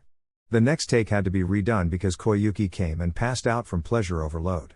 Naruto had used chakra to enhance the kiss and used chakra in his hands that ran down Koyuki's sides and planted themselves on her butt. When he squeezed and let out a small chakra burst, she cried out in pleasure as her eyes rolled back into her head and she passed out. After she recovered and Hinata was done laughing, they took the final take. It was still a panty-dropping kiss that would capture the hearts of all women viewers, but Koyuki wasn't left in a wet heap this time. Koyuki pulled Naruto aside and confessed her feelings to him after the shoot. She tried to give him another kiss, but he declined and said he didn't want to be unfaithful to his girls. They deserved better than that. She had cried thinking that he totally rejected her in the nicest way possible. He lifted her chin and placed a kiss on her forehead before telling her that she could call on him any time. Hinata waited until Naruto left the scene before approaching her. You see what I mean, princess? He is too good to us. He would never think of betraying our trust. Yeah, that just makes me want him more. Watching him walk away was like watching the sun set for the last time, Hinata-chan. I don't want him to go, but I know he must. Her sniffles punctuated her statement and made Hinata speak up. I am not going to promise anything, and I don't really want to do this. However, you are a good girl, and I will give you one shot. Write a letter to the girls that explains your feelings. I will talk with them and see if we could come to some sort of agreement. I will say that if you stay here, it will probably not happen. Naruto would never leave one of us behind. Koyuki gave a sad nod to this. Thank you, Hinata-chan. Maybe I will get Spring Country back on its feet and hand over the reins. I know it has only been a month, but I have really come to adore that blonde baka. Hinata got Koyuki's letter and left the newly named Spring Country that night with Naruto and Sasuke. They reported into the Hokage with another peace treaty for the council to review. Hiruzen was pleased that they dealt with the potential threat of Yuki no Kuni and that there was no Akatsuki presence. Now, they had one less minor nation to concern themselves with. Hiruzen gave Team 7 a week off and dismissed them while asking for a written report in the next 3 days. Chapter 24. The Struggles of Q. As Naruto was embarking on his mission to Yuki no Kuni, Q was walking through the town. The people of Konoha had grown used to his presence and the women of Konoha were shameless with their ogling. Thanks to Naruto, most of the village came to accept his presence and he had even been confronted by villagers wishing to state their grievances or offer forgiveness. Since they had been acquainted with Q for 3 years prior to his identity leaking, things ended up resolving themselves. Today, Q was walking through the streets of Konoha following the scent of his mate, Sume Inuzuka. As Q thought about his feral beauty, he remembered all the craziness, joy and orgasmic bliss that the relationship with Tsume brought him. When he told her his true name and identity, she accepted him. When he tried to push her away by being a womanizing bastard, she pulled him in and offered him love. When he brought her to Sage Woods last month to check up on the soon-to-be-born litters of Kitsune, she took tender care of his kin. Q was a centuries-old being and he had walked among mortals before, however, he had never truly fallen in love with a mortal. He didn't want to think about the pain of watching a mortal lover wither and die. He used this excuse to keep Naruto at bay while the kid was marrying 6 beautiful women, but it was starting to lose its effectiveness. Kurama was broken from his thoughts by an overwhelming scent of mixed perfumes, so he looked up and saw Konoha's premier women's luxury store. The words of Naruto ran through his mind, and he found himself compelled to enter. After completely severing his sense of smell, Q entered the department store. He was greeted by gawking women that took his exposed chest and 8-pack abs in with overwhelming lust. The attendant came up to his and asked if she could help him find anything. Q's one-word answer made the attendant flush and squeal with excitement. Rings. She took Q's hand and marched him over to the jewelry section of the store where Q saw 10 glass display cases filled with precious stones of various types, sizes, shapes and cuts. There were displays of gold, silver, platinum, and more precious metallic bands. It was overwhelming for a chakra creature such as Q. He asked the attendant which one she preferred and soon he had a council of 10 female shoppers that were offering their unsolicited opinions on which stone, cut, ring, engraving, etc. would work best. When one of the women asked who the ring was for, the following silence spread throughout the department store like a ripple through a lake. The silence was broken by a black-haired and red-eyed beauty. This is for Tsume Inuzuka. No way. Like a switch, the screams, shouts and unsolicited opinions flew once again. Q was drowning in the jealousy of these petty mortal women. They had nothing on his feral princess, and he was getting sick of it. Q flared his aura a little bit, or at least what he thought was a little bit. 6 of the women passed out from the pressure and the others fell to their knees. He let up on the aura because most of the women were starting to cry and said that he would not stand for any demeaning comments about his mate. The crowd of ladies dispersed shortly after that, leaving just the woman with the enchanting red eyes. You know, Q, I have been friends with her daughter for most of my life. I think she would like something simple, powerful and connected to you. Follow your heart and she will be happy. Q flashed a genuine smile at the woman. Thank you, miss. Your eyes gave me the perfect idea. Kurenai watched as Q selected a medium-sized red ruby in a diamond cut. It was laid onto a golden band that was etched with a wavy design.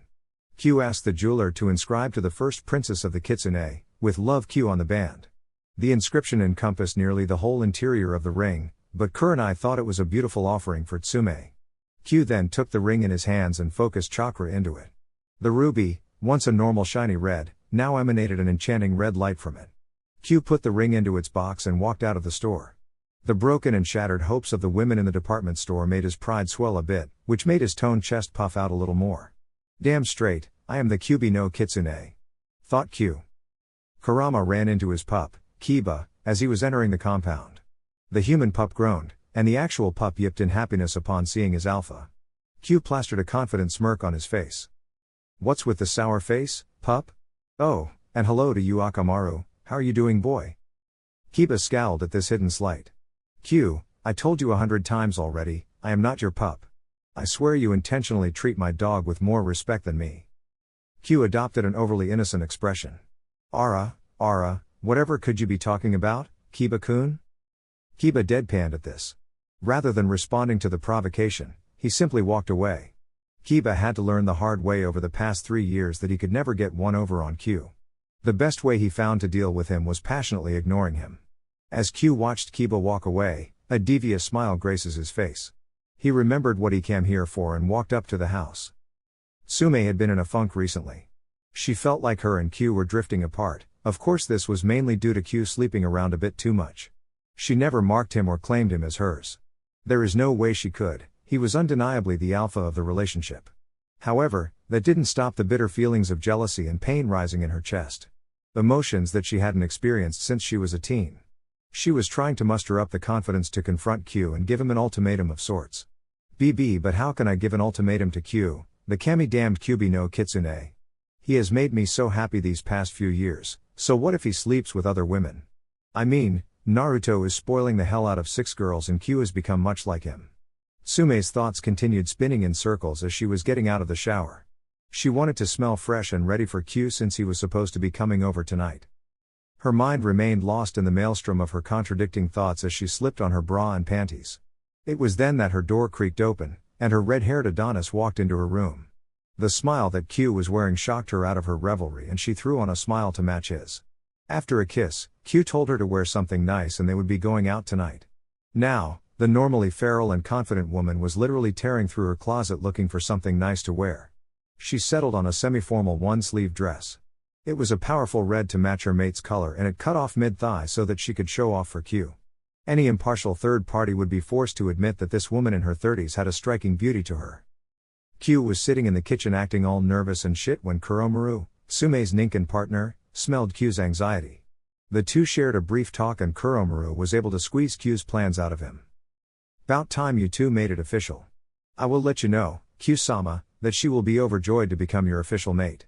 I understand a good rutting session, but 3 years of it was starting to get on my nerves. You know you are my alpha, but I was close to informing you on many occasions that you were pushing the line, Q-sama." Kuromaru's respectful tone conveyed his genuine feelings to his alpha. "Thanks, Maru. I appreciate your honesty. I am nervous because she will be my first official human mate, which is a big deal for an immortal. I was so hesitant because the thought of watching her slowly age and die scared me. Imagine that the great Kyubi fears watching a human die." Q's tone carried shame and concern simultaneously. "It is understandable, Q-sama. One such as I could never understand, but I know you to be honorable. You will care for her and knowing your partner, you two will figure something out." The conversation was cut short from its natural conclusion by the sound of heels gracefully descending the wooden stairs. Ninken and Bijou watched as the feral beauty descended.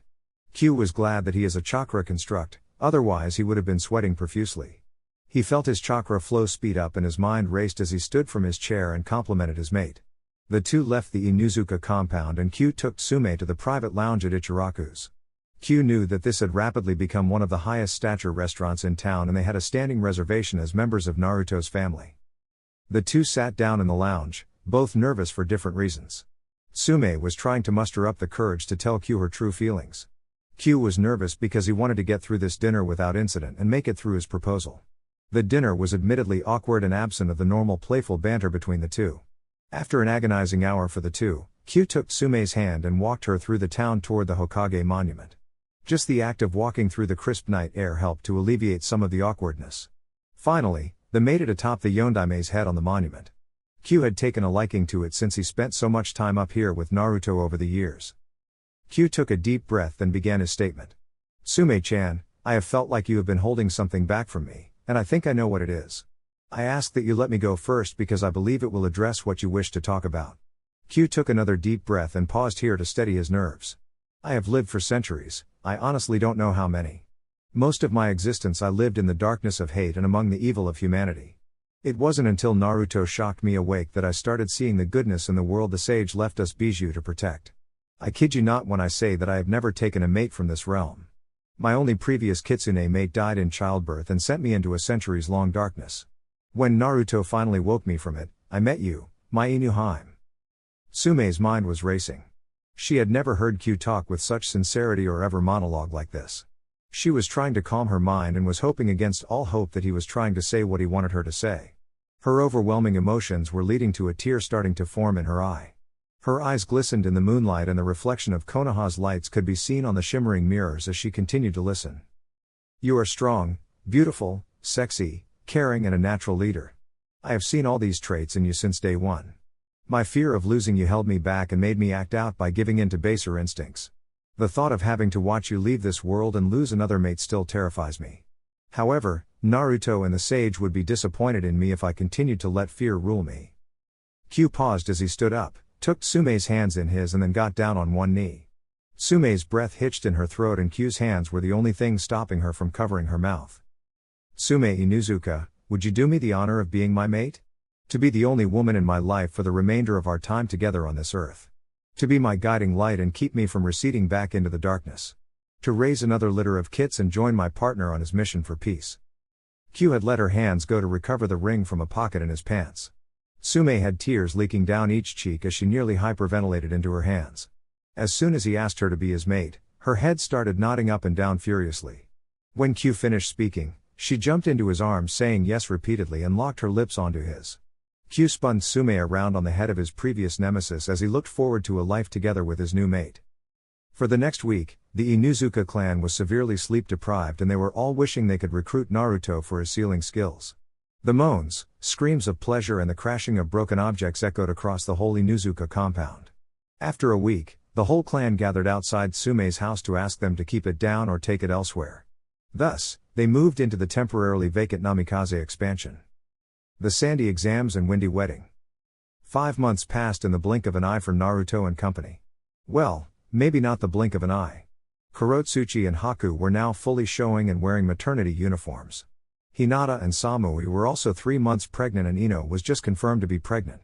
Nobody told Naruto that the road to peace would come with so many mood swings and weird cravings.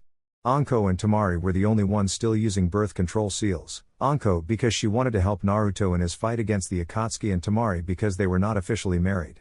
However, that was about to change. Tamari's dearest wish in life was to be married to Naruto and join the covenant of sister wives and her wish would be granted in a little over a week. The amount of international hype over the pregnancies was reaching a dull roar and Naruto was concerned that his enemies would as his wives and children against him. He had deployed multiple defensive seals over the Namikaze compound and the hospital where his girls were working. The compound was also guarded by an international squad full-time at this point. The girls were constantly guarded any time they left the compound, much to their annoyance. Anko was the only one Naruto agreed to let go without a guard since he didn't feel like worrying about snakes snacking on his genitals.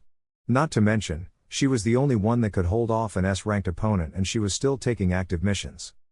The other girls passed their time by developing their healing jutsu and became certified nurses at the hospital. Tsunade was grateful for the help and the hospital appreciated the extra woman power. They were welcomed into the medical corps with open arms. All the doctors and nurses still loved Naruto from his mascot days. However, they were treated as celebrities due to their role in the Peace of the Great Five. This annoyed them a bit, but the girls grew to love their hospital duties. Plus, they were looking forward to their vacation next week. They were all going to travel to Tsunagakure for the Chunin exam finals and Tamari's wedding. Naruto had spent the last 5 months taking care of his girls' needs and assimilating into the role of Hokage. For all intents and purposes, he was the Hokage. Hiruzen involved him in all decisions and left any decisions that could affect the future of Konoha to him. Thankfully, shadow clones were the most valuable resource, especially when they could be made by the 100s. Hiruzen now only managed the D to B ranked missions, the political paperwork and the financial paperwork. Naruto coordinated all international affairs, mobilized the shinobi force against the Akatsuki and coalition of minor nations and assigned all A to S ranked missions. He also was responsible for recruiting and screening the international battalion. This was his greatest success over the past year. Each village sent some of its brightest shinobi to join the international forces. These forces were trained by Naruto, Itachi, Zabuza, Daru, and Akatsuchi. Itachi handed off the Anbu commander role-off to Shisui so that he could contribute to Naruto's dream. Their express purpose was to fight the Akatsuki and be the spearhead in the upcoming war. They handled strategic missions like raids on known enemy outposts, protection of high-value dignitaries, protection details for international events and most importantly to Naruto, protection of his family. Naruto gratefully accepted the help from various nations when it came to protecting his family, which was now at its most vulnerable state. Naruto had also completed the anti-space-time seals. With this seal, Naruto secured key locations in all hidden villages by reinforcing the dimensional space within the seal, which blocked the manipulation of space and time within the barrier. He gave this seal freely to the other cage, the only downside was that he was the one that had to install it. He flashed all over the elemental nations, making sure the orange mask couldn't warp into wherever he pleased. Naruto installed a space-time notification system into Konoha's barrier core and strengthened the defenses of this barrier.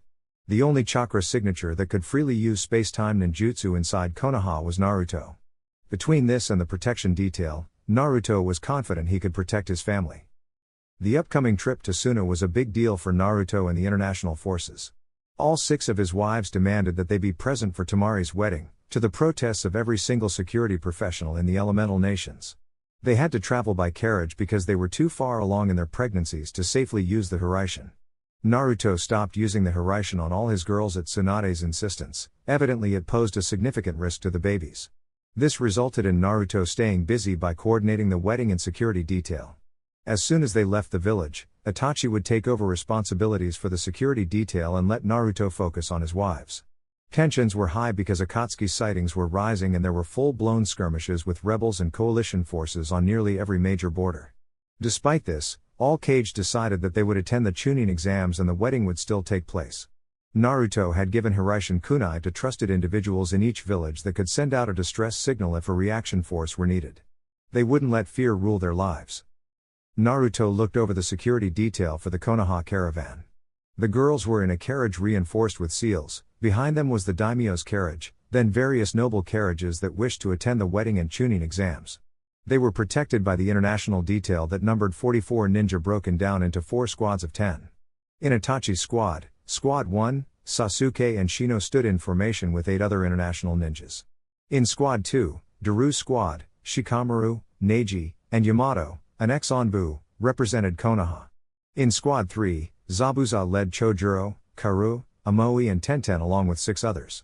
Squad 4, led by Akatsuchi, Kiba, Hisashi and Yugao Yuzuki represented Konoha. Each of the international shinobi bore a hishite with the international crest and wore a different uniform. They wore black jonin vests over dark blue, long-sleeve shirts. The vests and shirts bore standardized seals that made them more durable and slash-resistant.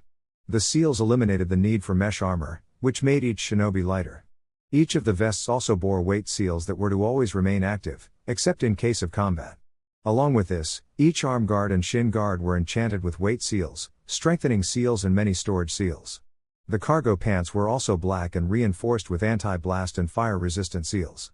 Each international shinobi was expected to carry some sword. If they didn't already have one of their own, Naruto would provide one from the Uzumaki armory.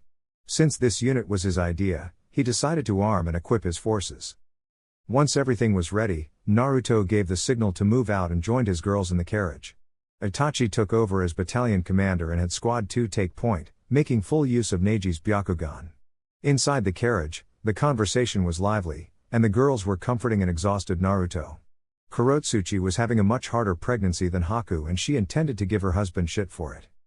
You know, Ruto-kun, I think I'm going to study Fuinjutsu and find a way to make it so you can carry the next baby. This is so not fair. The pouty face Kurotsuchi was wearing made everyone giggle. Oh, Kuro-chan. If I could, I would. However, thanks to our mating bond I do feel everything you're feeling, my love. I have been here every step of the way and I will be there to the end, my Kuro-chan. Internally, he was laughing with Kurama, and both agreed, thank Kami they were guys. The giggles from the rest of the girls were music to Naruto's ears. Even so, he got down on his knees in the center of the carriage and gave Kuro's stomach a kiss through her maternity dress. He then lifted himself up and placed a kiss on her lips. This eliminated the pouty face. Don't think that will get you out of everything, mister. I want my cuddle time tonight. And I want some pickled dengo. And onion cheese curds. The pout transitioned to a cute and whiny tone. However, the disgusting assortment of cravings earned a silly face from Naruto and an ew from all girls. Haku got a dreamy look on her face. Oh, pickles, that makes me want pickled herring. Naruto groaned, why do all pregnancy cravings leave you with bad breath? Both girls rounded on him and screeched, meanie. The conversation stayed light and fun, distracting the group from the perilous week-long journey. Outside the carriages, Squad 2 led the caravan by nearly a full mile. They were coming to the border of Hai no Kuni and were soon to pass through river country. This was the most dangerous part of the trip, and everyone knew it. River Country hadn't officially joined the coalition, but they wouldn't publicly denounce them. Squad 2 scouted the planned resting spot on the Fire Country border and found that it was clear. Daru pinged a message in Onbu code through the Alliance tattoo, a variation of the Konoha Onbu tattoo that Naruto designed. He used chakra bursts through the tattoo to say to all captains and Naruto, "Rest. Stop. 1. All. Clear." Naruto pinged back, "Good. Set up. Cordon. Barriers." He then let the girls know that they would be stopping soon for the night. After taking care of the daimyo and other various dignitaries, followed by a 30-minute sitrep meeting, and finally he went to join his girls. The group spent the night in a special tent enchanted with Fuinjutsu to increase the space. The tent looked normal from the outside, but inside it was bigger than the master bedroom in Naruto's house. Naruto unsealed a king-sized bed and let his girls rest in peace. They were already asleep in a tangled mess on the bed when Naruto crawled into the mess to join them. Despite them being asleep, the girls moved naturally to surround and cuddle the love they all shared. The night passed without incident and the caravan began their trip through River Country. They would be in River Country all day and camp at the edge of the desert before making the 3-day journey across the dry and windy sands of Kaze no Kuni. The day also passed without incident, however, as dusk was approaching that was about to change. Daru was panicking a little bit. His scout, Neji Hyuga, just sent him a message through the squad tattoo, and it was nothing but bad news. 400 ninjas, 2 abnormal, 1 flying, 2 miles out, moving fast. Daru immediately notified the captains and Naruto. Naruto gave quick kisses to each of his girls and left a clone captain in the carriage. Naruto appeared outside the carriage and used Squad 4 to construct a barrier, the most powerful barrier he knew, 8-point barrier of heaven and earth. The barrier created a massive octagon that protected the entire caravan, and the 2 remaining members of Squad 4 moved to protect the carriages. Naruto moved with the protection detail to prepare for the incoming enemy forces. He caught up with Daru's squad, got a sitrep and conveyed his orders to the captains. He set squads 2 and 3 into flanking positions on the battlefield and had them engage their stealth seals, which he had enchanted on every cloaks. Naruto himself created 2 clone captains and they all sat down in a meditative position.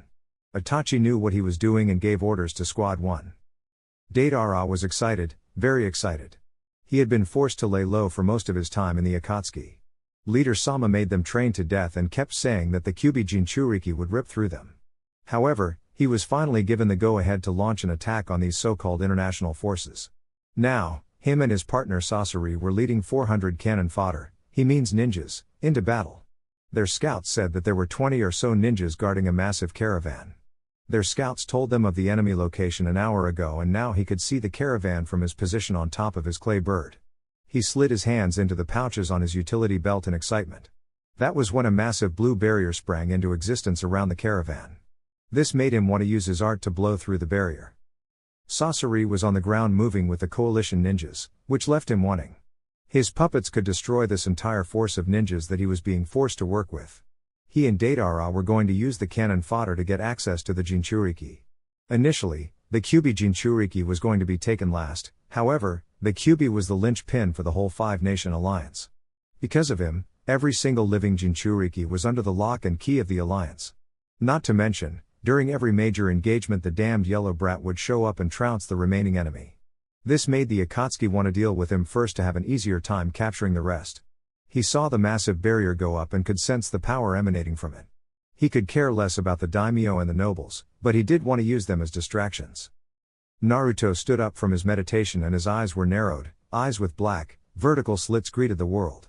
There were red markings around his eyes and tattoo-like chakra markings worked their way down each side of Naruto's face. He flashed into his golden mode that now had red chakra markings that worked their way alongside the standard black markings. Red chakra lines went over his shoulders and spiraled down his arms and spread to each finger, which each ended in a sharpened red nail. His aura was fierce and overwhelming to enemies while being inspiring and warm to his allies. I know you can feel those too, Q. Let's do this. You got it, partner. Nobody is going to touch our mates or kits. Inside the mindscape, the massive fox punched his 2 clenched paws together. He loved when Naruto synced with him like this, he felt so alive and saw the world so clearly. This must have been what the sage envisioned when he spoke to Kurama all those years ago. Kit, there is a third strange presence that is separated from the enemy force. 2 clicks to the west. It is very faint, but I can tell it is not a normal scout. We will worry about him after the main fight, Q. Naruto stopped focusing on the internal conversation. He knew Kurama could read and influence his thoughts in this mode anyway. Itachi, we hit them hard and fast to start. I am going for the Akatsuki on the ground, coordinate with Squad 1 and 2 to deal with the airborne Akatsuki. Itachi confirmed his orders and disappeared in a sunshine. Naruto, in his Golden Sage mode, prepared 2 Rasen Shuriken, 1 in each hand. He disappeared forward and jumped high into the sky. His jump took him nearly 100 meters into the air, and as he sailed through the air, he got visual confirmation on each enemy he had sensed. Kurama smirked in excitement as Naruto launched 2 massive spiraling shuriken at the enemy forces. Kurama knew that this jutsu his partner created was comparable to his tailed beast ball, called a Baijudama. The shuriken screeched as they sped through the air, and the high-pitched whine drew attention to the overloaded chakra balls. The enemy forces attempted to scatter, but 2 seconds later the 2 Rasen Shuriken impacted on the right and left flanks of the enemy. They detonated and formed 2 spheres of wind blades that disintegrated everything within a 100 meters diameter. The force of 400 ninjas was whittled down to 150 in the opening assault. Nothing remained of the fallen except 2 massive craters that were 100 meters wide and 50 meters deep. Squads 1, 2 and 3 launched their area jutsu at the stunned enemy force and whittled it down further. After a chain explosion of fire, earth, water and lightning, there were 50 or so ninjas left. They were worth very little in this fight against the most skilled and best trained shinobi force ever created, but that is why Deidara called them cannon fodder. Through the chaos, Itachi spotted his target floating in the air above the chaos and pointed him out to Daru. That was when he noticed multiple birds speeding toward his forces. Itachi worked with Asuna ninja to counter the incoming attack. He launched a Katen, Great Sage Flower Jutsu and spit out 40 mead-sized fireballs at the incoming projectiles. The Suna ninja, Miko, enhanced the fireballs with a futon, Great Breakthrough. The enhanced fireballs collided midair with each of the birds and caused a chain of explosions midair. One bird made it through the counter and detonated over a couple members of Squad 1. When the fireball cleared, Itachi saw a wooden dome where the explosion occurred. He gave a brief internal thanks to Tenzo and returned to the fight. As Naruto was beginning his descent from the jump, he saw the guy flying on the clay bird throwing more birds toward his forces. He also saw that Itachi had it handled. He scouted the area for the chakra signature he felt, located his target and launched a wind-enhanced 3-pronged kunai at the hunched-back ninja in the Akatsuki cloak. The ninja dodged the kunai with a small jump but wasn't prepared for the Odama Rasengan that blinked into existence in a flash of yellow. The massive, spiraling ball of chakra drove through the enemy ninja, sending shards and splinters of wood everywhere, but Naruto saw a shadow that escaped the light. He also heard the cracking of wood as he finished his attack. Naruto recovered from his Rasengan attack and looked toward the enemy that escaped his attack. It looked like a small boy in his mid-teens with red hair. However, the red scorpion tattoo on his cloak over his heart informed Naruto that this was no teenage boy. That was the signal of Sasori of the Red Sands, and Naruto was not going play fuck around with such a dangerous enemy. Upon closer inspection, it looked like the boy was made of wood and his body was segmented. Well, Sasori of the Red Sands, I knew you were a puppet master, but I never would have thought of turning into a puppet. Tell me, did that have a negative impact on your dating life? Kyubi Jinchuriki, you are a fearsome opponent. We were warned of you, but this exceeds anything we were warned of. I will no longer underestimate you. Naruto grunted in response and noticed that the ninja grabbed a scroll from his pouch. With a massive puff of smoke, 100 or so puppets clattered to life and assaulted his position. Naruto launched a 3-pronged shuriken at the puppet army and flipped through hand signs. Kunai Kage Bunshin no Jutsu, he whispered and multiplied 1 kunai into 200. He then flipped to the bird seal, inhaled and thought futon, Great Breakthrough as he exhaled. A powerful and extensive gust of wind sped behind the volley of kunai. It tripled their speed and penetration power as they penetrated straight through the puppet army. Following the piercing projectiles came a blunt force wind that leveled the landscape and sent the puppet army flying in all directions. Sasori was forced to dig himself into the ground in response to avoid the volley of kunai and windstorm. He lost control of most of his puppets, a majority of which lay in shredded pieces of wood scattered on the ground. Naruto sensed the ninja go below ground, so he channeled chakra to his right leg and foot, then stomped it onto the ground. A deep fissure extended from his position and threw massive chunks of rock and debris upward in a jagged explosion of earth. Sasori was forced up and out of the ground and was midair when he took a hit to his chest plate. Naruto saw the airborne Sasoi and used a Tsunade-style punch to capitalize. The whole front of Sasori's puppet body exploded, and he was launched back nearly 100 meters. When he rose to the ground, Naruto saw a hollow chest and a completely shredded body. He knew he didn't hit normal flesh when his punch connected, but this is monstrous. He enhanced his vision and saw that there was another scorpion seal on the ninja's back. His eyes saw that this was the origin point for the puppet ninja's chakra and saw the chakra strings that extended from it to the rest of the puppet body. Naruto smirked, he had found his new target. Sasori was panicking now and knew it was time to bring out his trump card. He unsealed a ninja that should scare any enemy that sees it. Every ninja that had seen his premiere creation before had died without being able to tell a soul. It was the puppet form of the third Kazekage and it clattered to life. A compartment in its chest opened and black sand began pouring out. The black sand was forced to form a large wall in order to block a storm of fire that was heading his way. Sasori saw the iron sand block the attack and there was a massive cloud of smoke and dust left. Before he could reacquaint himself with the battlefield, a blue ball of chakra appeared in front of him. Sasori blinked his puppet eyes and the head looked down at the ball of chakra that was being held by an arm through this back. Naruto saw the black sand and immediately launched Katen, majestic flame annihilation at the new puppet. He used a set of shunshine to go around the edge of the massive attack and circle behind his opponent. As the flames exploded against the iron sand wall and melted it to slag, Naruto blinked forward and slammed a Rasengan through his opponent's back. This wooden plate felt different, and blood and flesh spurted out of the plate in massive quantities as the Rasengan shredded through the back of the enemy. The chakra signature was fading rapidly, and Naruto whispered these final words into the puppet's ear. Death comes for the enemies of peace. Your biggest mistake was fucking with my family. For your offense, I will personally deliver your soul to the Shinigami. Now eat shit and die, fucker. Sasori's conscience faded from existence before he could reply. His soul was sucked into the Shinigami tattoo on Naruto's right hand. Naruto's red markings faded briefly before he dispelled a clone of his and regained his nature energy. That was fucking savage, kid. Not to mention bloody brilliant. Kurama beamed in pride from Naruto's mindscape. Before Naruto could respond, he heard a massive explosion and looked off into the distance. He couldn't see the enemy due to the smoke from his own fight and the flaming tree canopy that was billowing smoke. He once again jumped high into the air to gain a proper view over the battlefield. Naruto had felt a significant chakra spike form Itachi right before the explosion, and as he cleared the tree canopy, he saw the massive red chakra construct that was shrouded in a mushroom cloud. The red Susanoo launched 6 red shuriken projectiles at the airborne enemy. The shuriken maneuvered midair and tracked the gray bird as it tried to dive and dodge the potent chakra. The shuriken impacted the clay bird, eliminated it before it could even explode. Naruto saw the blonde guy in the Akatsuki cloak jump from the bird before it was decimated. Daru saw the blondie now suspended in the sky and knew this was his opening. He clasped his hands together and shouted, "Storm release, laser circus." Naruto watched as hundreds of beams of blackish red lasers screamed into the sky.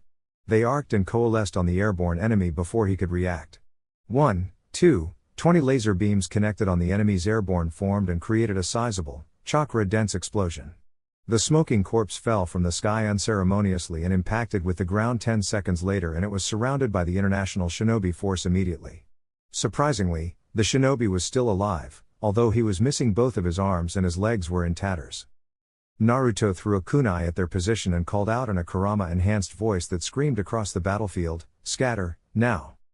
The well-trained force jumped back from the enemy as he began to glow. Naruto appeared in a yellow flash and heard the ninja say, "Art is an explosion." The glowing body exploded with chakra as Naruto slammed his hands to the ground and called out impact barrier, Fun. Kanji spread out from his hand at an amazing rate and created a red barrier that was 20 meters in diameter. The explosion caused the barrier to glow a brilliant red-orange and the edges of the barrier expanded in uneven bubbles.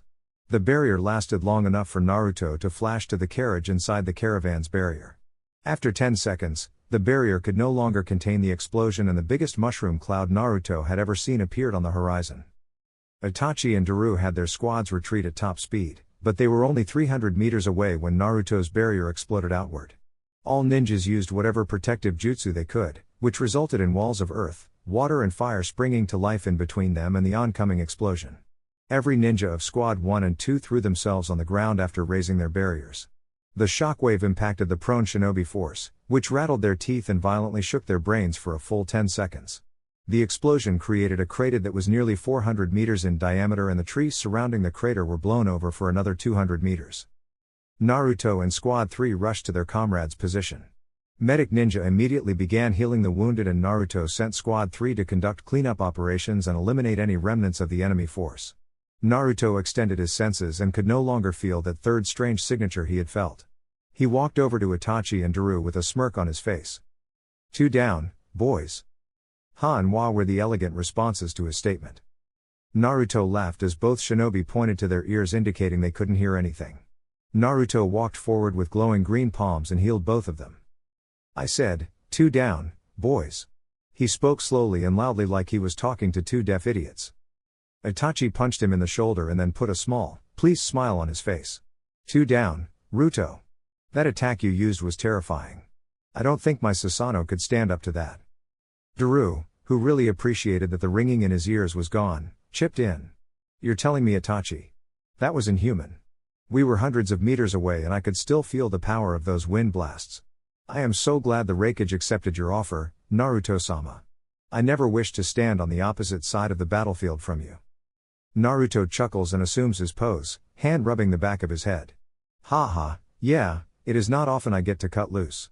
I was in Sage mode and using Kurama's chakra, which made them even more badass than I thought. Well, it greatly reduced their numbers, and it single-handedly swung the battle in our favor. My squad took a few casualties, but no deaths." Itachi sounded pleased and relieved.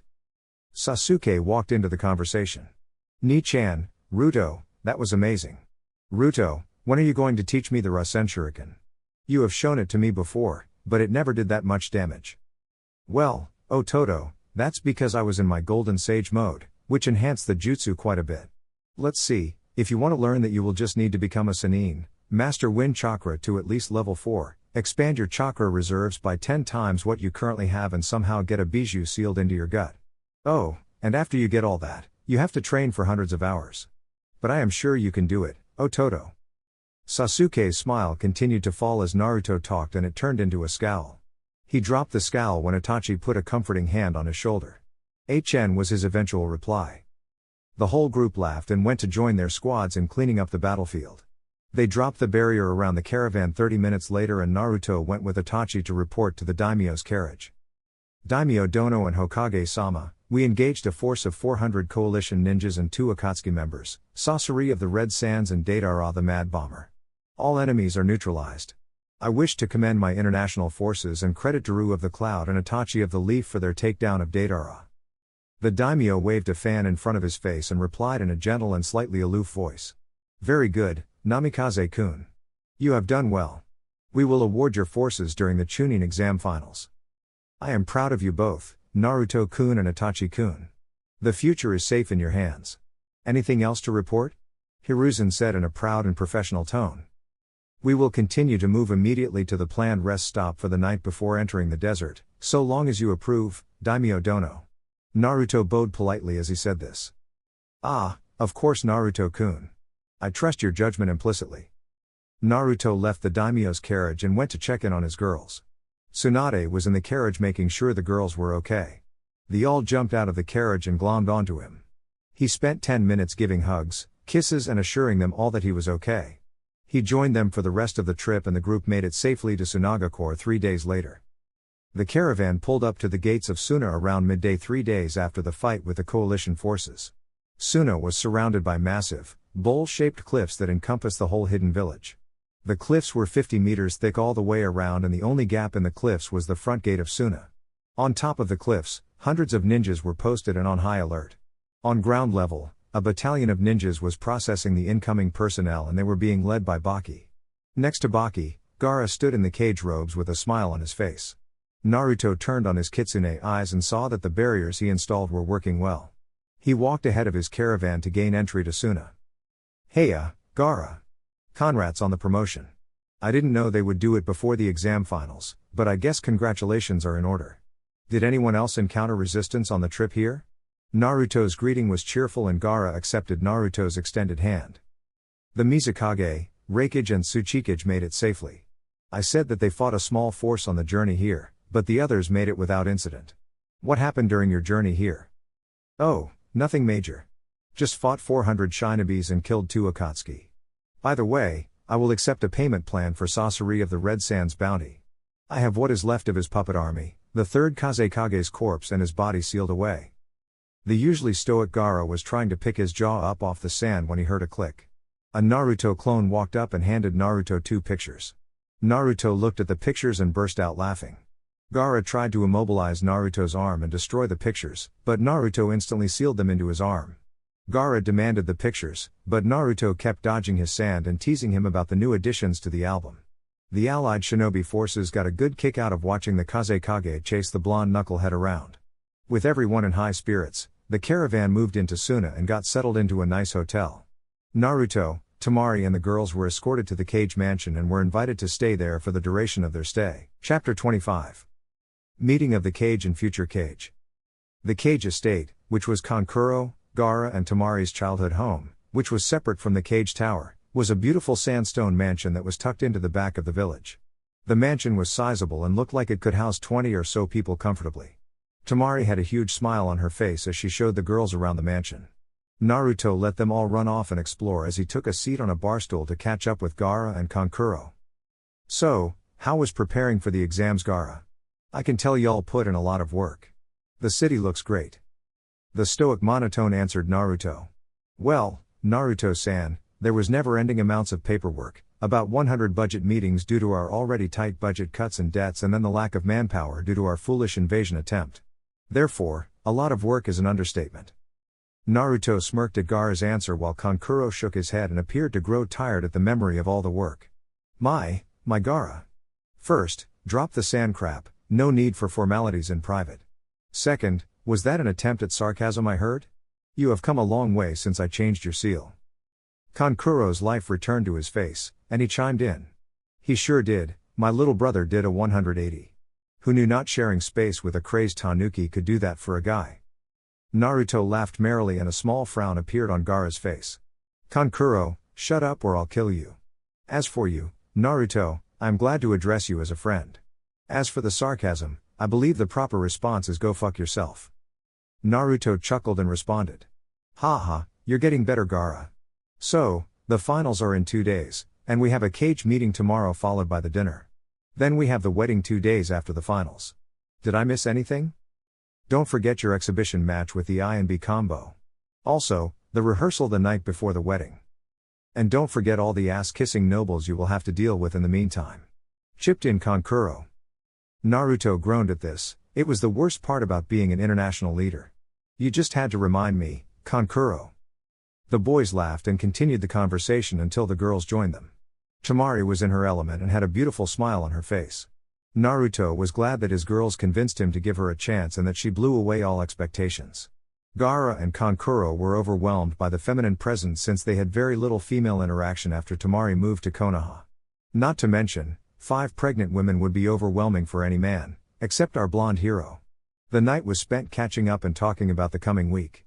Around midnight, the girls dragged Naruto upstairs and into a guest room. Naruto saw 3 queen beds lined up next to each other. Evidently the girls had done some quick remodeling during their exploration of the manor. The group jumped into the beds and cuddled around their man to enjoy a quiet and cool night in the desert. The next day came too quickly and after some fooling around in the morning, the girls and Naruto took a group shower, which included some more fooling around, and then went down to enjoy a clone-prepared breakfast. Naruto said goodbye to his girls and joined Gaara on his trek to the Kazekage Tower. They arrived and Gaara led Naruto to the council room. He saw Hiruzen and Jiraiya waiting for him in the waiting room. He joined the two before entering the council room, although the serious look on Jiraiya's face let Naruto know something wasn't right. They walked in and took their seats. Within the next 10 minutes, all seats were full, and the meeting was ready to begin. In the room there were 3 representatives from each village, I, B, Yugito, Onoki, Kyuchi, Akatsuchi, Mei, Zabuza, Ao, Gaara, Baki, Kankuro, Jiraiya, Hiruzen, and Naruto. Since they were in Suna, Gaara took the lead on the meeting. Thank you, my fellow Kage, for making the journey to Tsunagakure no Sato. We scheduled this meeting to address the current situation in the elemental nations and review our upcoming plans. We will start with Konoha because they have an update. Naruto stood up and bowed to the Kage. Nobody was surprised that Naruto was taking point on this.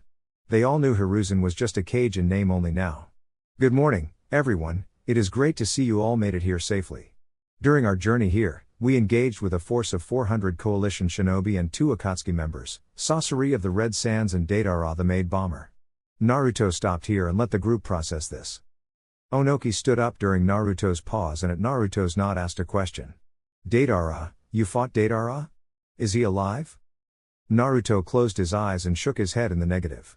Onoki Dono, Deidara and Sasori were fearsome opponents, and we were not able to capture them alive. I fought Sasori one-on-one after I launched the opening attack against the enemy forces. Itachi Uchiha and Daru led their squads against Deidara. Itachi neutralized Deidara's attacks and Daru landed the decisive blow while Deidara was fighting from the air. When he was grounded, Deidara used a suicide technique that left a 400-meter crater. We suffered 0 deaths and minor casualties. Every eye in the room widened in disbelief. I stood up this time. Naruto, are you telling me your international security force of 40 personnel engaged 2 Akatsuki members and 400 ninjas and that they won the battle with 0 fatalities while killing 2 S-ranked ninjas? Naruto chuckled at Ai's gobsmacked look and was sad he couldn't add it to the photo album. I don't know, that is what I am telling you. My initial attack took out over half of their forces and the follow-up ambush eliminated 90% of them.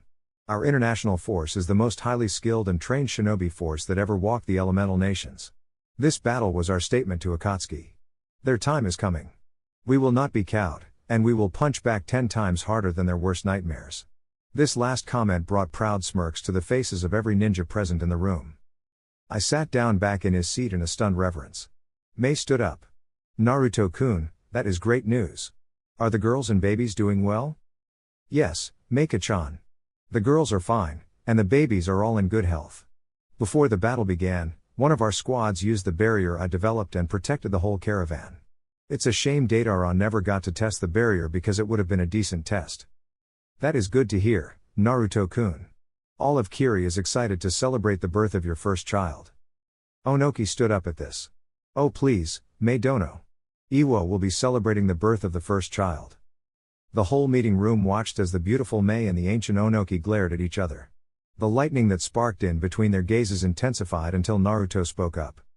That is enough, you two. I have made it abundantly clear that titles like first and head and other such nonsensical titles will not be tolerated with my wives or children. I am excited to share the honor with the both of you, but I will not let any of this nonsense affect my family. Naruto's stern tone made the cage appear like abashed children. If they weren't in a cage summit, it would have been hilarious to see the oldest cage with that look on his face. Now, I don't know. I hear you encountered some coalition forces as well? Yes, Naruto. However, it was no 400 and there were no Akatsuki. I traveled with B, Yugito, Fu and a small entourage that protected the lightning daimyo. We encountered 40 or so and they were no issue. It does seem like we have quality on our side. I threw a confident smirk at Naruto, which was answered in kind. Hiruzen spoke up at this time. As Naruto-kun said, we are all glad that we arrived safely. However, I was given some disturbing news this morning that I must share with the group.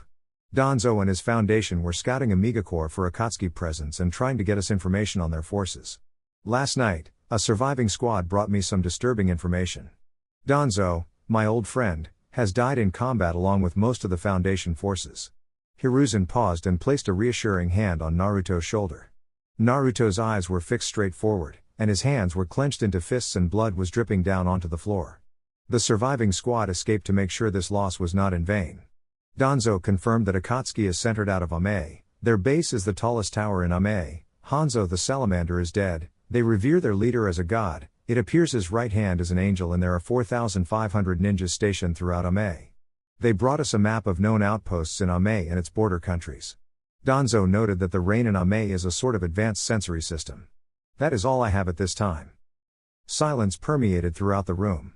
If this had happened 10 years ago, everyone would have said good riddance to the shadow of shinobi. However, Danzo had stepped into the light and regained a sense of honor in his later years. Danzo had provided the alliance good intelligence and he gave it freely. He had saved lives and helped overall and in the eyes of the cage, he had redeemed himself. The silence hung in the air until Naruto addressed those gathered. Honorable Cage and members of the alliance, I know that there are many unsettled grudges left by Danzo-sensei. I know that he left scars on many nations and acted in a less than honorable fashion for many years. However, Danzo was my sensei and someone important to me. He has spent the last decade making amends and was a valuable asset in our fight against the coalition. I request that he be granted a burial with full honors and that you grant us your blessing to add his name to the stone of the fallen. If any grudges run too deep, I ask that the debt be transferred to me. Naruto bowed so low his head was below the oval table the cage were sitting at. Each cage had looks of begrudging respect for the old warhawk and they gave affirming nods to Naruto's request. Onoki spoke up, we now know where the enemy leaders are located, however, that will be a difficult position to assault. The minor nations bordering Ame are coalition nations and Ame itself is a natural fortress surrounded by water. We will have to eliminate Ame's allies and lay siege to it to draw the enemy out. Mei spoke to reaffirm Onoki's idea. The Akatsuki and coalition are becoming bolder, and they are creating problems for each of us. I do believe that it is time to take the offensive instead of simply reacting to the enemy. I stood up and slammed his fists together, releasing a minor shockwave across the chamber. I have been itching for a fight. How do you wish to proceed? Hiruzen chuckled, I don't know, you have a fight coming up tomorrow with young Naruto-kun. I hope that will satiate you for the time being. I believe that we should plan this out and make simultaneous decisive strikes on coalition nations. Each one of us bears more strength than 3 minor nations combined. I would say to let the strategist draw up battle plans, give us time to mobilize our forces and then we strike. Shouts of agreement echoed across the chamber and there was a fire lit in every eye. The alliance was done playing nice and the kitty gloves were going to be thrown off. The rest of the meeting was more casual and spent most of the time catching up on supply needs, troop statuses and getting the updates on Naruto's family. Naruto was requested for more sealing jobs, specifically the barrier Fuinjutsu that was currently protecting Konoha. He agreed to do the work at minimal cost and all profits would go to the International Forces funds. The most shocking thing to come was Onoki announcing that Kyuchi would become the Yondime Tsuchikage upon their return to Iwa. Onoki would take over an advisory role in the Alliance Strategy Division and be there for the birth of his great-grandchild. Naruto gave a respectful bow to his Gi-san and welcomed him with open arms. As Naruto was meeting with the cage, Temari and the girls, plus Naruko, a hinged female compatriot of the girls, were exploring Suna. Temari was energetically leading the group through her hometown and pointing out all the local hot spots that she used to hang out in. They walked to the park of one of Temari's heartbreaking childhood scenes and the group noticed that Temari's smile cracked for a bit. What is it, Temari-chan? Asked Naruko, Naruto's female persona that he was really coming to enjoy. Oh, you know, childhood memories and all that. The sheepish reply drew concerned looks from each of the girls. The group watched kids play on the park and their laughter echoed in the background before Ino asked, this is about Gaara, isn't it? Temari nodded her head, and her eyes were clouded in unfallen tears. Yeah, when we were kids, everyone was so scared of him. All these kids laughing and playing, it never used to be like that. Gaara, Kankuro and I would come here, and it would look like this. Then, less than a minute later, the playground would empty out. I can still remember the looks of fear and the dejected look on Gaara's face. She paused and sniffled here. The worst part is that I was never there for Gaara. Kankuro and I were just as scared of him as the other kids. Naruko and Hinata pulled her into a gentle hug. Temari loved snuggling in the heavenly mounds of Naruko. It didn't matter that she knew Naruto was a guy, his transformation was heavenly beauty and perfectly real. The tall, lithe frame with D-cup breasts, a cute little face with the trademark whisker marks that did nothing to betray the underlying beauty. The twin ponytails, the picturesque blend of childlike innocence and teenage sexuality. Temari-chan, that's in the past. We have our brother back and better than ever. It is because of Gaara that these kids can still run around and laugh. I mean, look at how lively this park is. If not for Gaara, Suna would be a dull and dreary town that's in the middle of depression. Naruko's mutterings continued spiraling from her solid, well-intended start until Anko bopped her on the head. Blondie here is right. Your brother has done a great job and the past is the past. Nothing you can do about it. Now, you said you were going to take us out for some local cuisine. Anko's face lit up. Do they have any dengo here?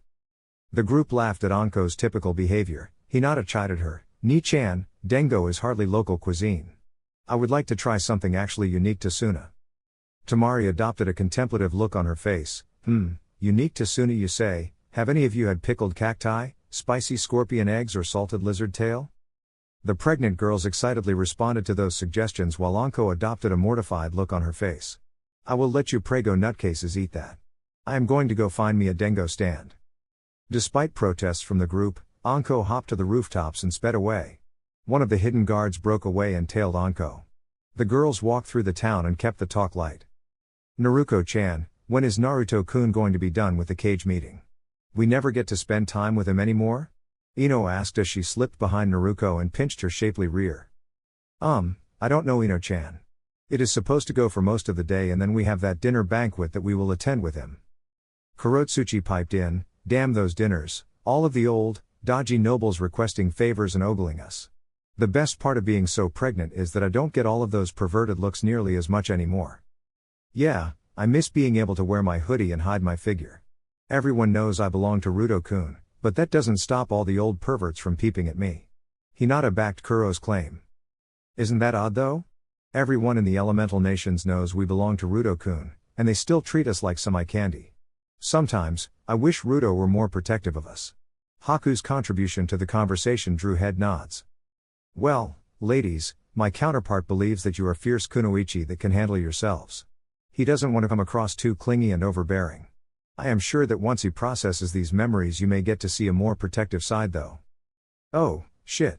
Naruko. Can you maybe hide this conversation from him? It is so easy to forget that you are a clone of Ruto's. You blend in so easily with us girls. Naruko's melodious laugh echoed across the streets and drew attention to the girls. The protective detail groaned about the unavoidable attention that this group of girls always drew. You know we haven't figured out how to disable the memory transfer. And there is no need to hide this from him. He has been so busy achieving his dream of bringing peace. I believe it is up to you girls to remind him that he is still a horny, virile 16-year-old. You know how dense he can be sometimes. The group enjoyed the rest of their afternoon trying the unique and admittedly intriguing cuisine. Naruko didn't know why pregnant women loved pickled things so much, but she had to admit that the pickled cactus was quite refreshing. The day out with the girls was a good break from all of the seriousness that Naruto dealt with every day now. Naruko walked the girls back to the Kazekage mansion and helped get them dressed for the night's banquet. The cage meeting ended and was followed by a dinner banquet where each cage, wife and key figures of the alliance had to kiss the ass of every noble and daimyo that attended. Naruto hated this part of diplomacy but understood that it was necessary. Each of the daimyo were supplying a significant budgetary increase to deal with the Akatsuki coalition. Furthermore, the daimyo of smaller nations that did not wish to join the coalition also agreed to pitch in so long as they got protection in return. Overall, it was a long and productive night that left Naruto and his family exhausted. Naruto couldn't remember the last time he went 2 nights with his girls without bedtime sex. IB combo and an uninvited guest. The sun rose and peeked through the window of a large room in the Kazekage's mansion. Its gentle, morning light was cast and illuminated a beautiful picture. There were 8 people splayed out on 3 beds that lay in a tangled mess of love and hair. As Naruto's eyes cracked open, he thanked Kemi for another night with his girls. Naruto had received Naruko's memories and wanted to lighten up the mood and return some fun to the girls. He made 10 shadow clones and had 3 of them go prepare breakfast while the other clones took positions around his girls. Anko was sleeping peacefully with her head on Naruto's inner left thigh. It was her spot, and every girl knew it.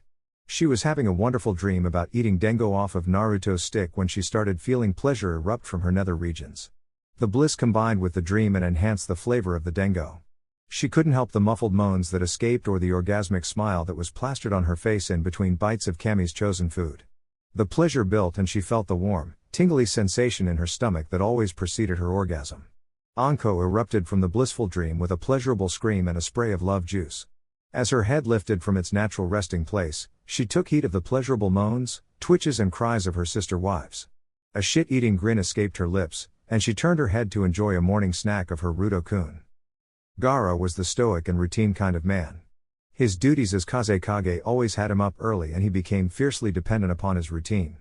However, his routine was disrupted this morning when he saw 3 Narutos cooking breakfast for him and the girls. The conversation with the clones was admittedly stiff as he sat down at the table and read the morning reports. He thanked the Naruto clone that brought him his coffee and he was enjoying the bitter taste. Then his ears started twitching and the cup started rattling in his hands. As the noises from upstairs grew louder, an ominous aura erupted from the usually stoic redhead. Sans surrounded 2 of the 3 Naruto clones almost immediately and held them up over the table as he growled his threat out. Tell your boss to put up a damned privacy seal. This is still my house and that is still my sister. With that, Gaara clamped his hand into a fist and the clones forcibly dispelled in puffs of smoke. The remaining Naruto clone continued cooking breakfast and whistling innocently to itself as it created 2 more clones to help out once again. The surviving clone brought over another cup of coffee to Suna's Jinchuriki cage and gave him a slap on the back. An hour later, the group descended the staircase and joined a peeved Gaara for breakfast. Tamari and the girls couldn't help but laugh at Gaara's twitching and non-existent eyebrow. The number of innuendos made that morning could have paid for the tuning exams if each innuendo was a Rio. Gaara departed earlier than he normally would have just to escape the shit-eating grins and sexual references. A couple hours later, Naruto walked his girls through the bustling streets of Suna toward the stadium. The group was surrounded by a security detail of 10 international guards that kept the crowds away from the VIPs. That didn't stop the people of Suna from ogling them, pointing at them and screaming things like "Good morning Namikaze-sama" and "Oh, look, it's them." The closer to the stadium they got, the more people recognized and crowded around them. Naruto hated the celebrity lifestyle. It complicated everything and eliminated the little remaining privacy that the shinobi lifestyle afforded. The group finally made it to the massive stadium on the front left edge of Suna. The giant sandstone construct looked like a brown version of the Roman Colosseum Kurama had shown Naruto. It was brilliant in its design, fierce in its stature and imposing in its overall size. The roar of the crowd made it feel like talking in an overly packed nightclub, and the group eventually stopped yelling at each other and started communicating in hand signs. Naruto escorted his girls to their booth, which was adjacent to the cage booth. After Naruto made sure each of his girls was taken care of, he went to join the cage in their booth. The normal greetings were exchanged before I and B decided to taunt the young Jinchuriki. "Did you say goodbye to your wives, brat? Today, Uncle I is going to show you that you are still 100 years too young to take him on." "Ay, yo, fool ya fool, today the mighty nine won't be feeling so fine. The mighty Hachibi will lay down the little Jinchuriki. Fool ya fool." The awkward rap dance that accompanied B's arrhythmic taunt made Naruto crack a cocky smile. "Oh yeah, old man, how many handicaps will it take to give you guys a fighting chance?" This deflated the brothers' confidence quite a bit and made the other cage chuckle. Now, Naruto-kun. The handicaps are necessary, otherwise Suna would have to rebuild this beautiful stadium. Hiruzen decided to save Ai's pride a bit. "Don't get too cocky, kid. I am being handicapped too. If you want to take the gloves off, I will set up a match for us in the mountains where we can cut loose." "Oh, relax Uncle I. I understand what today's match is. We are just going to awe the crowd and get them hyped up. As for the match in your mountains, are you that sick of living in the mountains that you want me to make them flatlands?" The wry smile Naruto was wearing said it all. "Ay, yo. With the mighty B and Hachibi, no fool can stand before we, the Lightning Brothers, we. Yeah, Uncle B, I know that you two are strong. However, if we all cut loose then not even mountains will survive. We weren't even serious when we accidentally made that giant turtle island roll over." I adopted a sheepish look. The turtle titan did not appreciate the mock battle that had taken place on its back 3 months ago when it was accidentally rolled over. The fight was so intense that a giant wave made by B and a giant hurricane created by Naruto actually flipped the titan onto its back. It took B in Hachibi mode, Naruto in Kurama mode, Fu in her five-tailed cloak and Yugito in her Matatabi transformation to flip the giant turtle back onto its belly. Then the damned turtle said that it was going to take a long vacation and travel through the oceans. Which meant the Jinchuriki didn't really have a safe place to cut loose anymore. "Yeah, kid. The Kumo Council gave me hell for that one. The tidal wave you to knuckleheads made took out a coastal town. Okay, so maybe we can't cut loose in the mountains, but we will find a place. I will work on a seal Uncle I. I want to fight you like my old man did back in the day. I should be able to work something up. Does a 10-square-mile arena sound fair? We. 10 miles ain't enough to contain my wiles. You can run, lil cuz, but Uncle be gonna give Kurama a buzz, we. Oh, okay, B. You are lucky Kurama is with Tsume right now, otherwise we would be redecorating Suna." Mei's melodious laugh cut through the cage booth. "That's enough, boys. I believe it is time for you to fight." Naruto, B and I jumped down into the center of the arena to the roar of the crowd. Naruto created 8 clones to go sit around the edge of the arena and go into sage mode. They erected a barrier to protect the crowd before Naruto projected his voice. "People of the elemental nations, kage, daimyo, nobles, shinobi and civilians alike, we welcome you to the Chunin exams hosted by Tsunaga Corps. Today, for your viewing pleasure, I will fight the AB combo from Kumo. Full disclosure, there are a number of limiters placed on each party that will keep you all in Tsunaga Corps safe. There will be no use of Bijou Chakra, there will be no killing blows, there will be no environment transforming jutsu, there will be no Fuinjutsu. Other than that, we will have fun and enjoy the show. Itachi appeared in the arena to proctor the exhibition match. The roar of the crowd was deafening, and excitement permeated through the arena. As Itachi threw a kunai in the air, everyone held their breaths in anticipation. The sudden change to the quiet of the arena was jarring, but the momentary lapse in sound ended abruptly as the kunai struck the ground. As the fighters blurred out of existence, the roar of the crowd came back to life with a vengeance. In preparation for the fight, Naruto had already removed all weight and gravity seals. However, Ai's speed was still extraordinary and pushed Naruto's reaction time to the limit. The flickering, golden hands of the raikage brought destruction with every blow. Naruto cursed himself for giving Ai those damned boxing gloves. Despite deflecting each blow and reinforcing his hands with chakra, Naruto's wrists and forearms were screaming at him. On Naruto's other side, B was wailing on him. The blows were not as fast, but B's hands were like titanium lunchboxes that pounded on him with the might of the ocean. Naruto didn't like the way the current fight was going, so he opened with the first jutsu of the match, multiple shadow clone jutsu. I and B were wearing frightful smiles as they brought pain and destruction down on the blonde. The brothers' attacks were perfectly in sync and coordinated. Everyone knew they were just warming up, but that didn't mean that they couldn't lay a pounding on Naruto. Suddenly, I was forced to backflip back from Naruto as a swarm of clones charged in to protect their creator. Normally, shadow clones posed no threat. However, Naruto was a one-man army. The clones were coordinated, conducting hit-and-run strikes and covering each other's weak spots. The Kumo brothers soon found themselves on the defensive as they were made to dodge volleys of accurately thrown kunai and the whirling sound of shuriken cut through the roar of the crowd.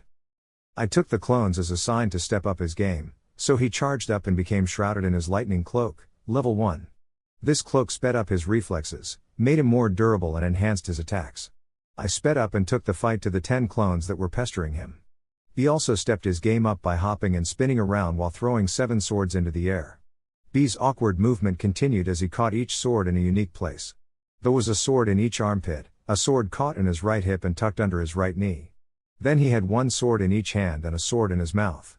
He called this his Akurabato Kenjutsu style and it was deadly. He sped off in a deadly twister and rapidly dealt with the clone squad that was pestering him. I and B met back to back in the center of the arena and were trying to locate the real Naruto, who seemed to have faded from existence. Then Naruto dropped from the top of the barrier and landed face to face with the brothers. He had dark red markings around his eyes, tattoo-like markings dropping down his cheeks, and his blood-red nails were extended. They each smirked at one another before the next phase of the fight kicked off. Naruto was still on the defensive, but the Kitsune Senjutsu style made it far easier to hold his own. Naruto drew Whirlpool's edge to deal with B's swords and used his reinforced fists to deal with Ai's punches. The blurring fight continued in a dead heat for the next 5 minutes before the fight shifted. B had noticed his swords getting clipped and shortened by the superior blade work of Naruto. In a decisive move, B launched his 7 swords as if they were kunai at Naruto, who was busy parrying Ai's fists. I noticed this and forced Naruto into their path. Naruto noticed this and did a spinning backflip while releasing superdense chakra from his tenketsu. It looked like a blood-red version of the Hyuga's heavenly spin technique.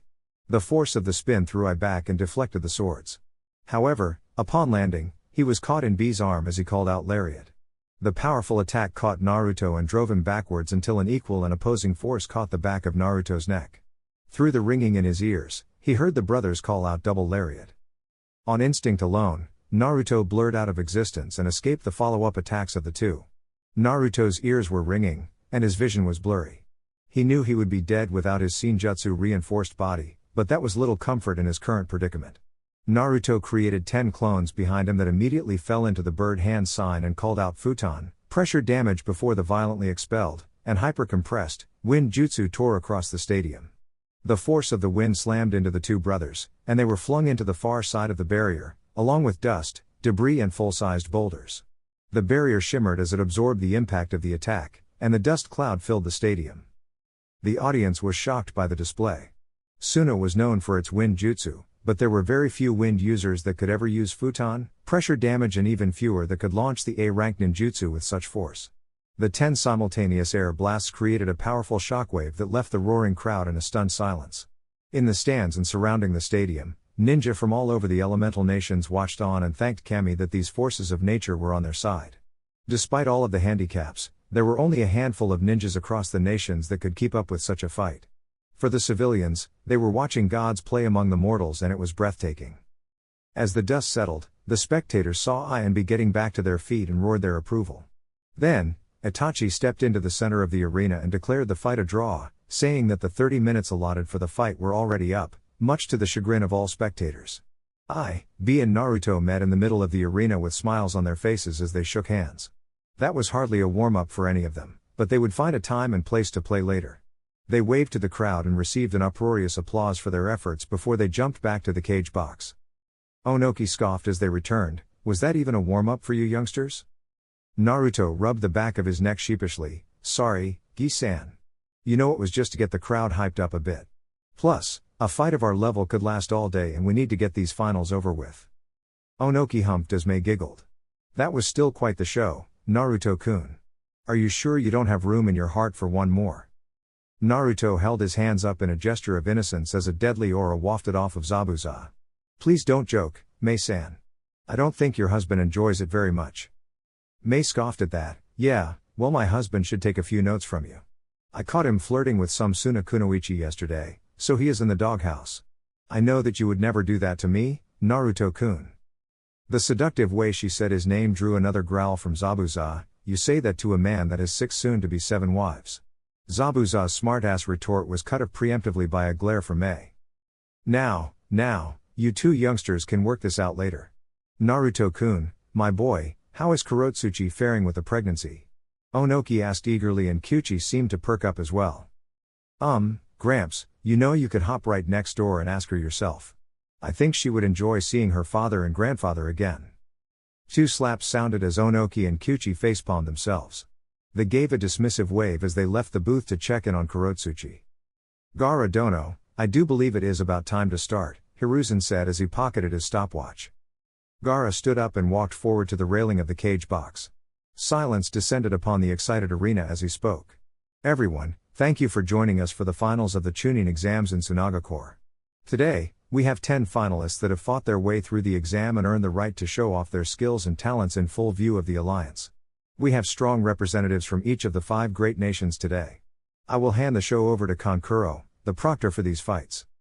Thunderous applause answered the Kazekage and Kankuro stepped forward.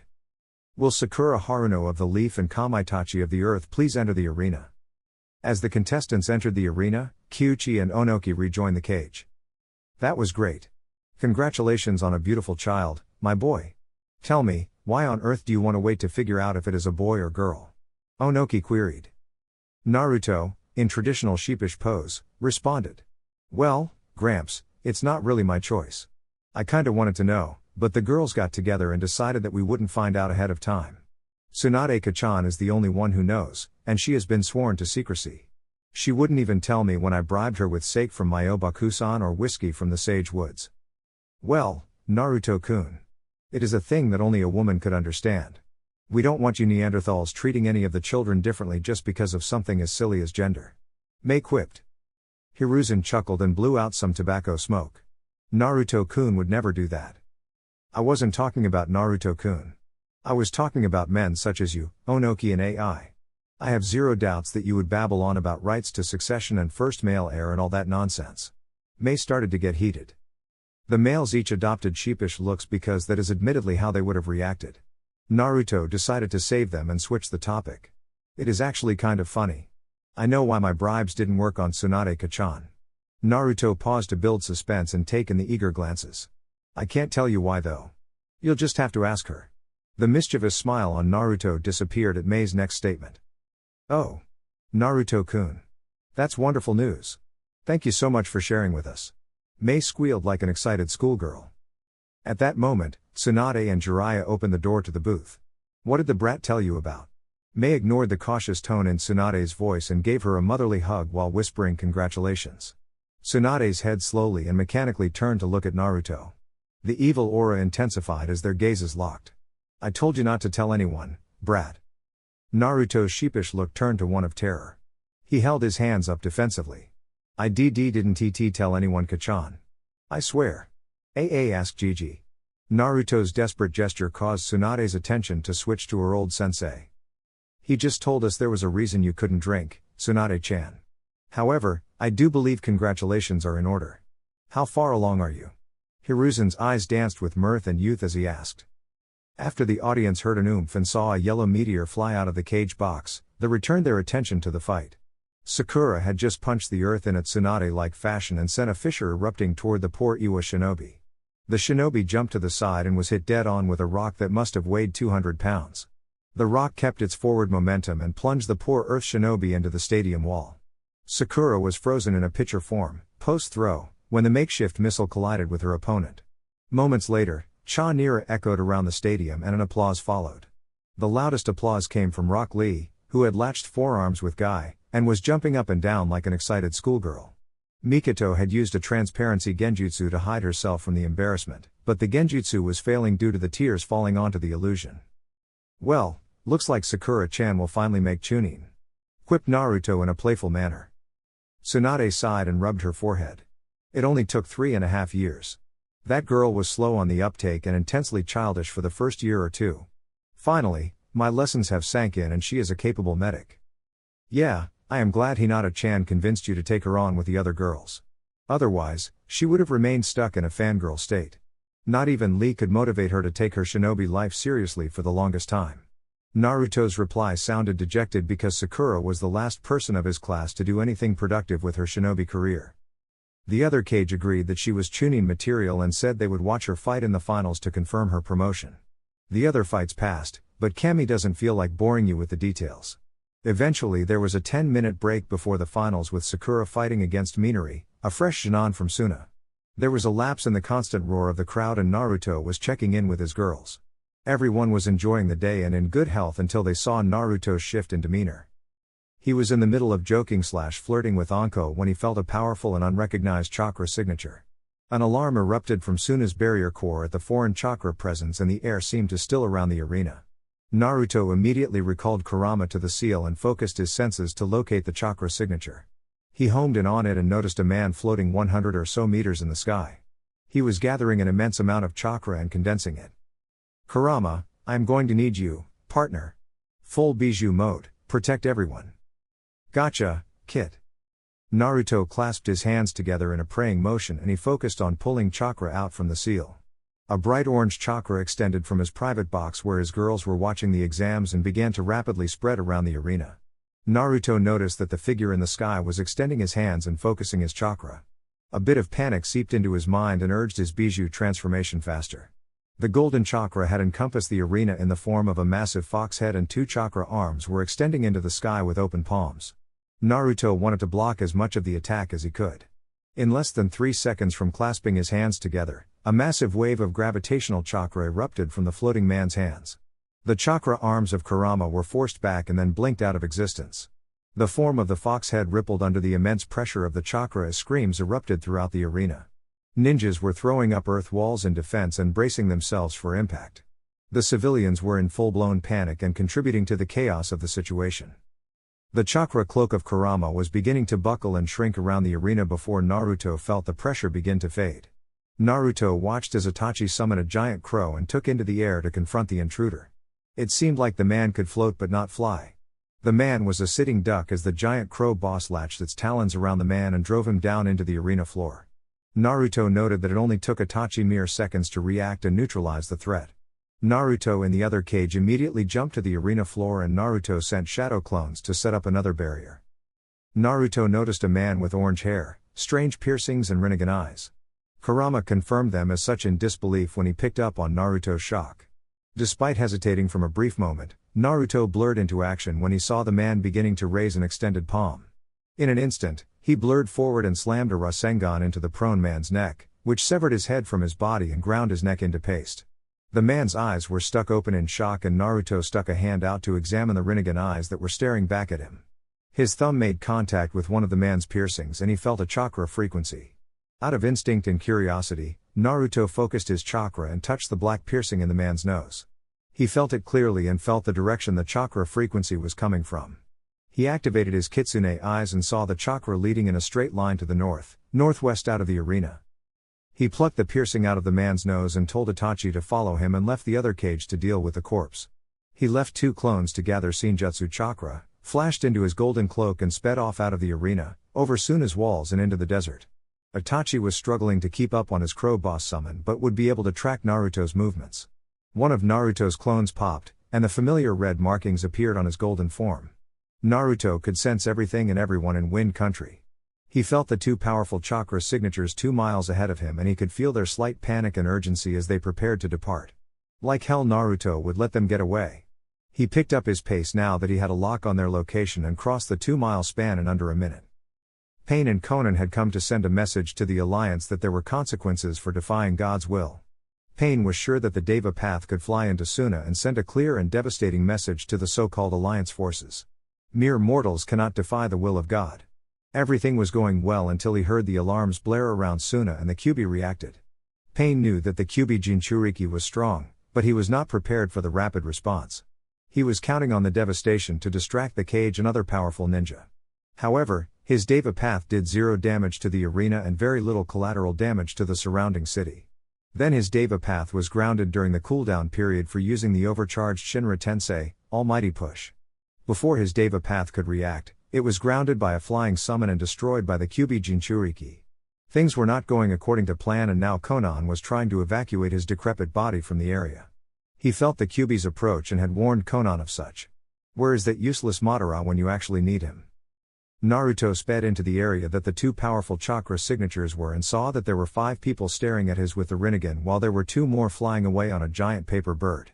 Like hell he was going to let that happen. Naruto conjured up 100 shadow clones that simultaneously launch overcharged futon, great breakthrough at the paper bird, hoping to disrupt their escape. The force was so great that it kicked up an impromptu sandstorm that sped toward the enemies at outrageous speeds. The sandstorm enveloped the 5 grounded enemies that felt devoid of life, sped past them and easily overtook the paper bird. Naruto couldn't see through the giant mass of sand, but he could sense that the paper bird was obliterated, and his opponents were thrown from their impromptu mount. Naruto could feel the 5 lifeless puppets huddled in a tight group. Lifeless puppets were the best feeling Naruto had when describing the opponents in front of him. However, he felt the chakra connection between them and one of the people that he had just dismounted and knew that there was little point in fighting these puppets. In a blur of gold, Naruto sped through the sandstorm and jumped into the air over the 2 alive chakra signatures he felt. He didn't feel like showing any mercy to somebody who would willingly attack a defenseless civilian populace. His anger was strengthening Kurama's cloak and the connection to the Kitsune Senjutsu. He formed an overcharged Rasen Shuriken in his hand to let loose toward one of the chakra signatures. Konan was having a shitty day. She had supported Nagato on this winding and dismal path to his so-called peace. She has seen what the Kyuubi Jinchuriki was doing and thought that peace would be attainable if they joined his cause. She had made private petitions to Nagato to talk to him and see if they could join causes. All she wanted was to avoid the senseless slaughter and devastation of war. She wanted to protect the innocent people of Ame and provide a safer and better life for them. That is why Akatsuki was originally founded before Madara came into the picture. When she heard of the planned attack today, she was vehemently against it. She didn't mind fighting strong opponents or capturing the Jinchuriki, they could fight back. However, needlessly slaughtering innocents was worlds apart from fighting a war for peace. She had begged Nagato to forego this plan and find another way. It wasn't meant to be because of Nagato's stubborn insistence and Madara's corrupting influence. Nagato had swiftly waved off Konan's concerns and said that sacrifices were necessary to achieve peace. Could they really find peace when they kept leaving a rising pile or corpses in their wake? Now, Konan was flying through the air in a massive sandstorm, and she was separated from Nagato. She knew her lifelong friend was immobile and would be unable to defend himself against the Kyuubi Jinchuriki, Rinnegan or no. She tried to create paper wings and stabilize herself in her flight, but too much wind and sand was buffeting her face as she violently careened through the air. In the blurring and twisting of her impromptu flight, Konan lost track of time, space and gravity. Her head was so blurry that she didn't know which way was up, and her thoughts were racing so fast that she couldn't anticipate or prepare for the bone-crunching impact. She rolled across the ground like a ragdoll that was tossed by a giant and violent child. Pain registered as her body finally skidded to a halt, and then fear began to creep in. She didn't know where Nagato was or if he was okay.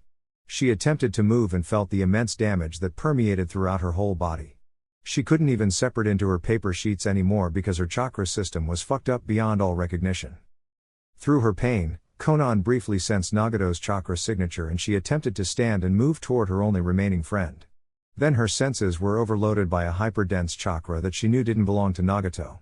She could feel the chakra molding into a jutsu high above her in the sky. That was supposed to be her domain, her people called her Tenshi and she was God's angel after all.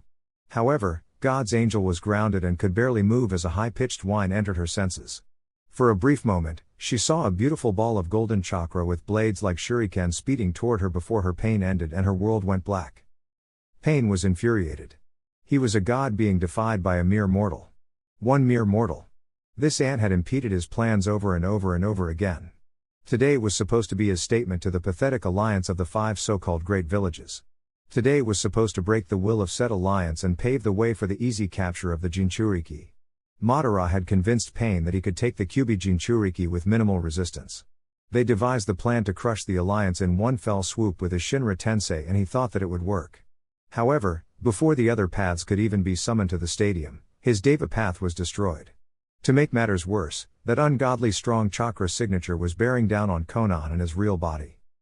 Pain couldn't figure out how the Jinchuriki immediately homed in on his location, but he could feel that the Jinchuriki knew. To make matters worse, Konoha was his only means of evacuation and Madara hadn't responded to the emergency signal. Konoha had moved swiftly and diligently to get his throne onto her paper bird and begin the retreat. However, Pain knew that they wouldn't make it out in time, so he decided to send his other paths to engage the Kyuubi. They should be able to hold it off easily. Or so he thought until a massive buildup of chakra was detected. They were over 100 meters in the air when Pain saw the massive sandstorm through 6 pairs of eyes. The Rinnegan immediately told him that Konoha would not be able to escape or invade. He tried to preserve his paths by having the Preta path absorb the attack and the Asura path created an iron dome. This much was successful, but the pressure from the wind and grinding sands ripped him from his mount on the paper bird and separated him from Konoha. As he hurtled through the air, Pain tried to separate himself from his throne. His illness weakened him and left his body in a miserable state. The chakra rods that were impaled into his back were being jostled and created a wave of intense agony that was deserving of his moniker. Pain blacked out momentarily during the flight, which spared him the initial pain of the crash landing. As he struggled to regain his senses, he noticed that his connection to his paths was disrupted. His throne had shattered on impact, which made him unable to control his paths. At this point, all he could maintain was the chakra linked to the eyes, which were shrouded in the darkness of Asura Path's dome. He blinked his eyes and disabled the connection in order to focus on finding Konoha. She was approximately 200 meters away and Pain could feel her beginning to recover from the landing. He could sense the instability of her chakra and the distress she was feeling. Then, like the sun, a chakra beacon in the sky drew his attention. Itachi was struggling to keep up with Naruto. He knew his blood brother was fast, but even Tenjinishi, the Crow clan boss, was unable to match Naruto's pace. He saw his brother become a golden blur and his eyes could detect that chakra beacon from miles away. Itachi simply urged Tenjinishi to follow his brother's path as fast as he could. For 3 minutes Itachi was simply watching from his perch on his crow friend when he saw 100 Narutos spring into existence. He then marveled at the instant sandstorm that was created. Itachi watched frame by frame as an ungodly amount of chakra took hold of the desert wind and willed it into a natural disaster. He noticed the speck that was in the air in front of Naruto and his eyes homed in enough to make out one of the figures turn abruptly at the chakra spike. Next frame, a massive wall of wind and sand rose nearly a kilometer into the sky. Itachi was almost 2 miles away and he could still feel the air around him shimmer, thin and then explode into movement. Pain was laying prone on the ground, propped up only by his arms as a giant chakra beacon of compressed chakra descended upon Konoha's position. He held out his arm and tried to think of anything he could do to halt the ball of chakra. He roused his chakra through his pain and cried out Shinra Tensei. The gravitational force sped to confront the ball of chakra, but it was hundreds of meters away and descending too quickly. Pain was forced to watch as the Rasen Shuriken impacted the ground and expanded into a brilliant dome of wind blades. The gravitational pressure collided with the dome milliseconds later and disrupted it, but the damage was done. Pain could no longer feel Konoha's chakra signature and he knew that his lifelong friend and ally was moving to the pure world. Pain's anguished cry echoed across the desert expanse and cut through the sandstorm. The air was thick with the sand and the man-made natural disaster had maintained its destructive procession through the desert. Nothing mattered, not the decrepit body, not the broken bones, not the jagged and broken chakra rods, not the blood that was seeping out from injuries that covered Pain's body. The only thing that registered was that Konoha was gone and there was nothing he could do. If only he were next to her, he could use the Naraka path and bring her back to the land of the living. He wanted so desperately to save her. She was the only light he had left in the darkness that had swallowed him whole. The anguish that swelled in pain caused his chakra to react and explode outward in protestation of reality. Naruto was falling from his temporary position in the sky and felt his Rasen Shuriken successfully eliminate one of his enemies. He was thrown backwards through the air as a gravitational wave hit him, but he was able to flip and regain his bearings. He was hurtling through the air at a quick pace until he created a couple of shadow clones in midair to slow his momentum.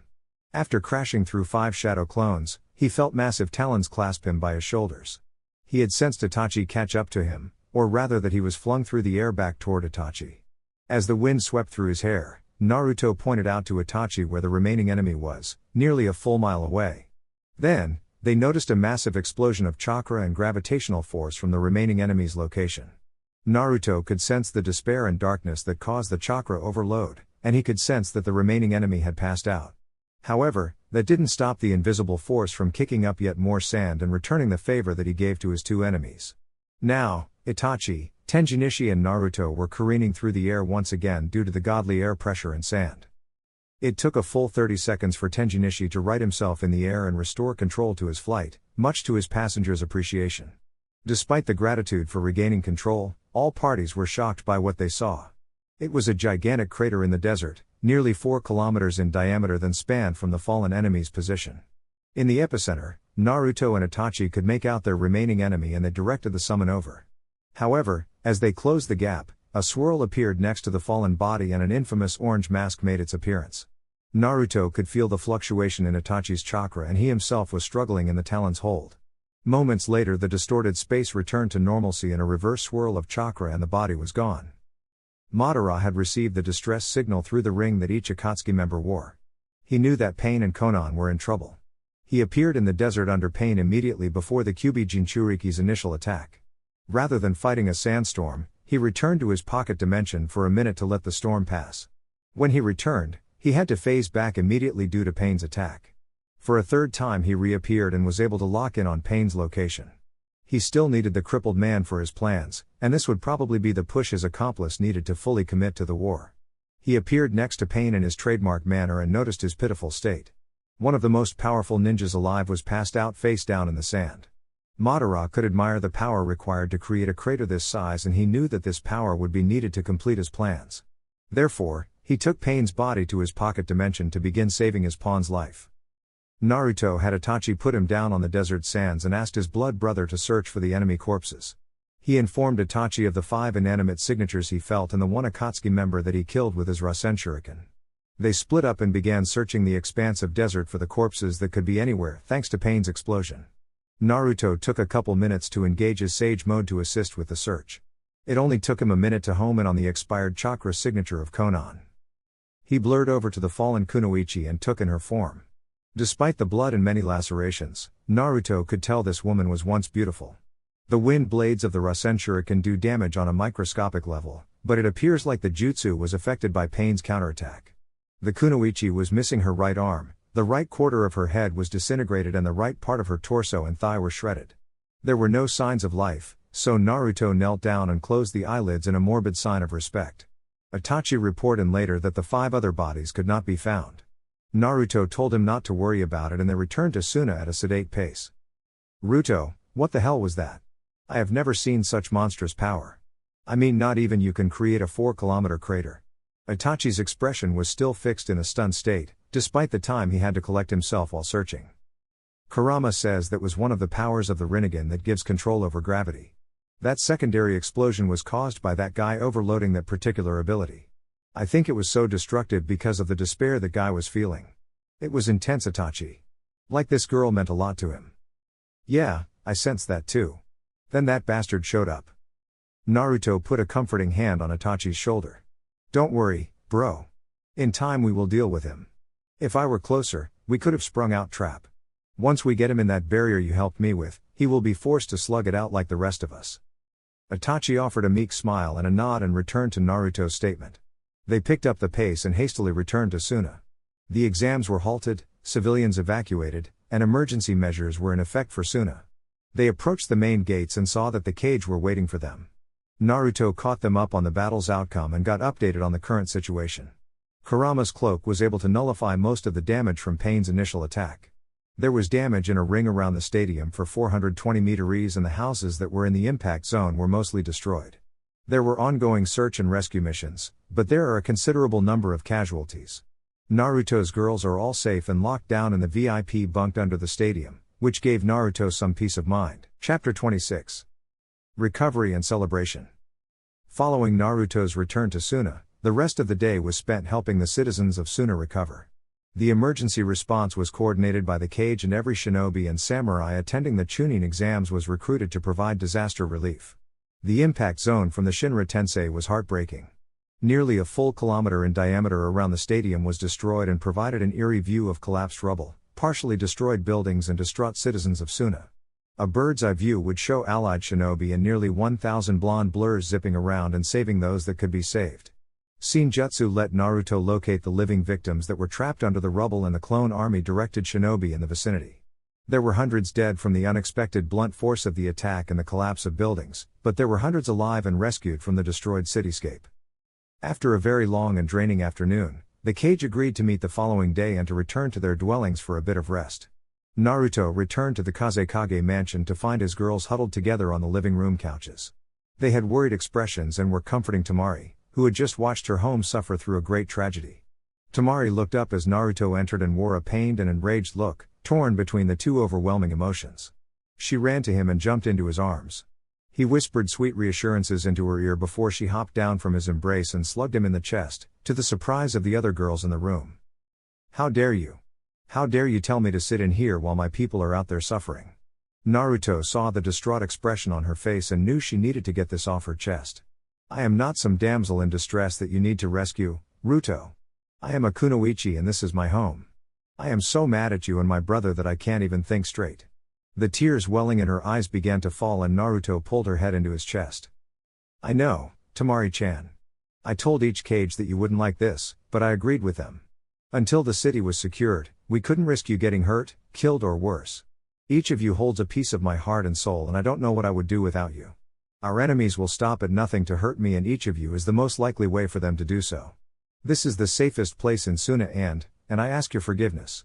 Naruto got down on one knee and looked Tamari in the eyes before wiping a tear from her cheek. "Damn it, Ruto.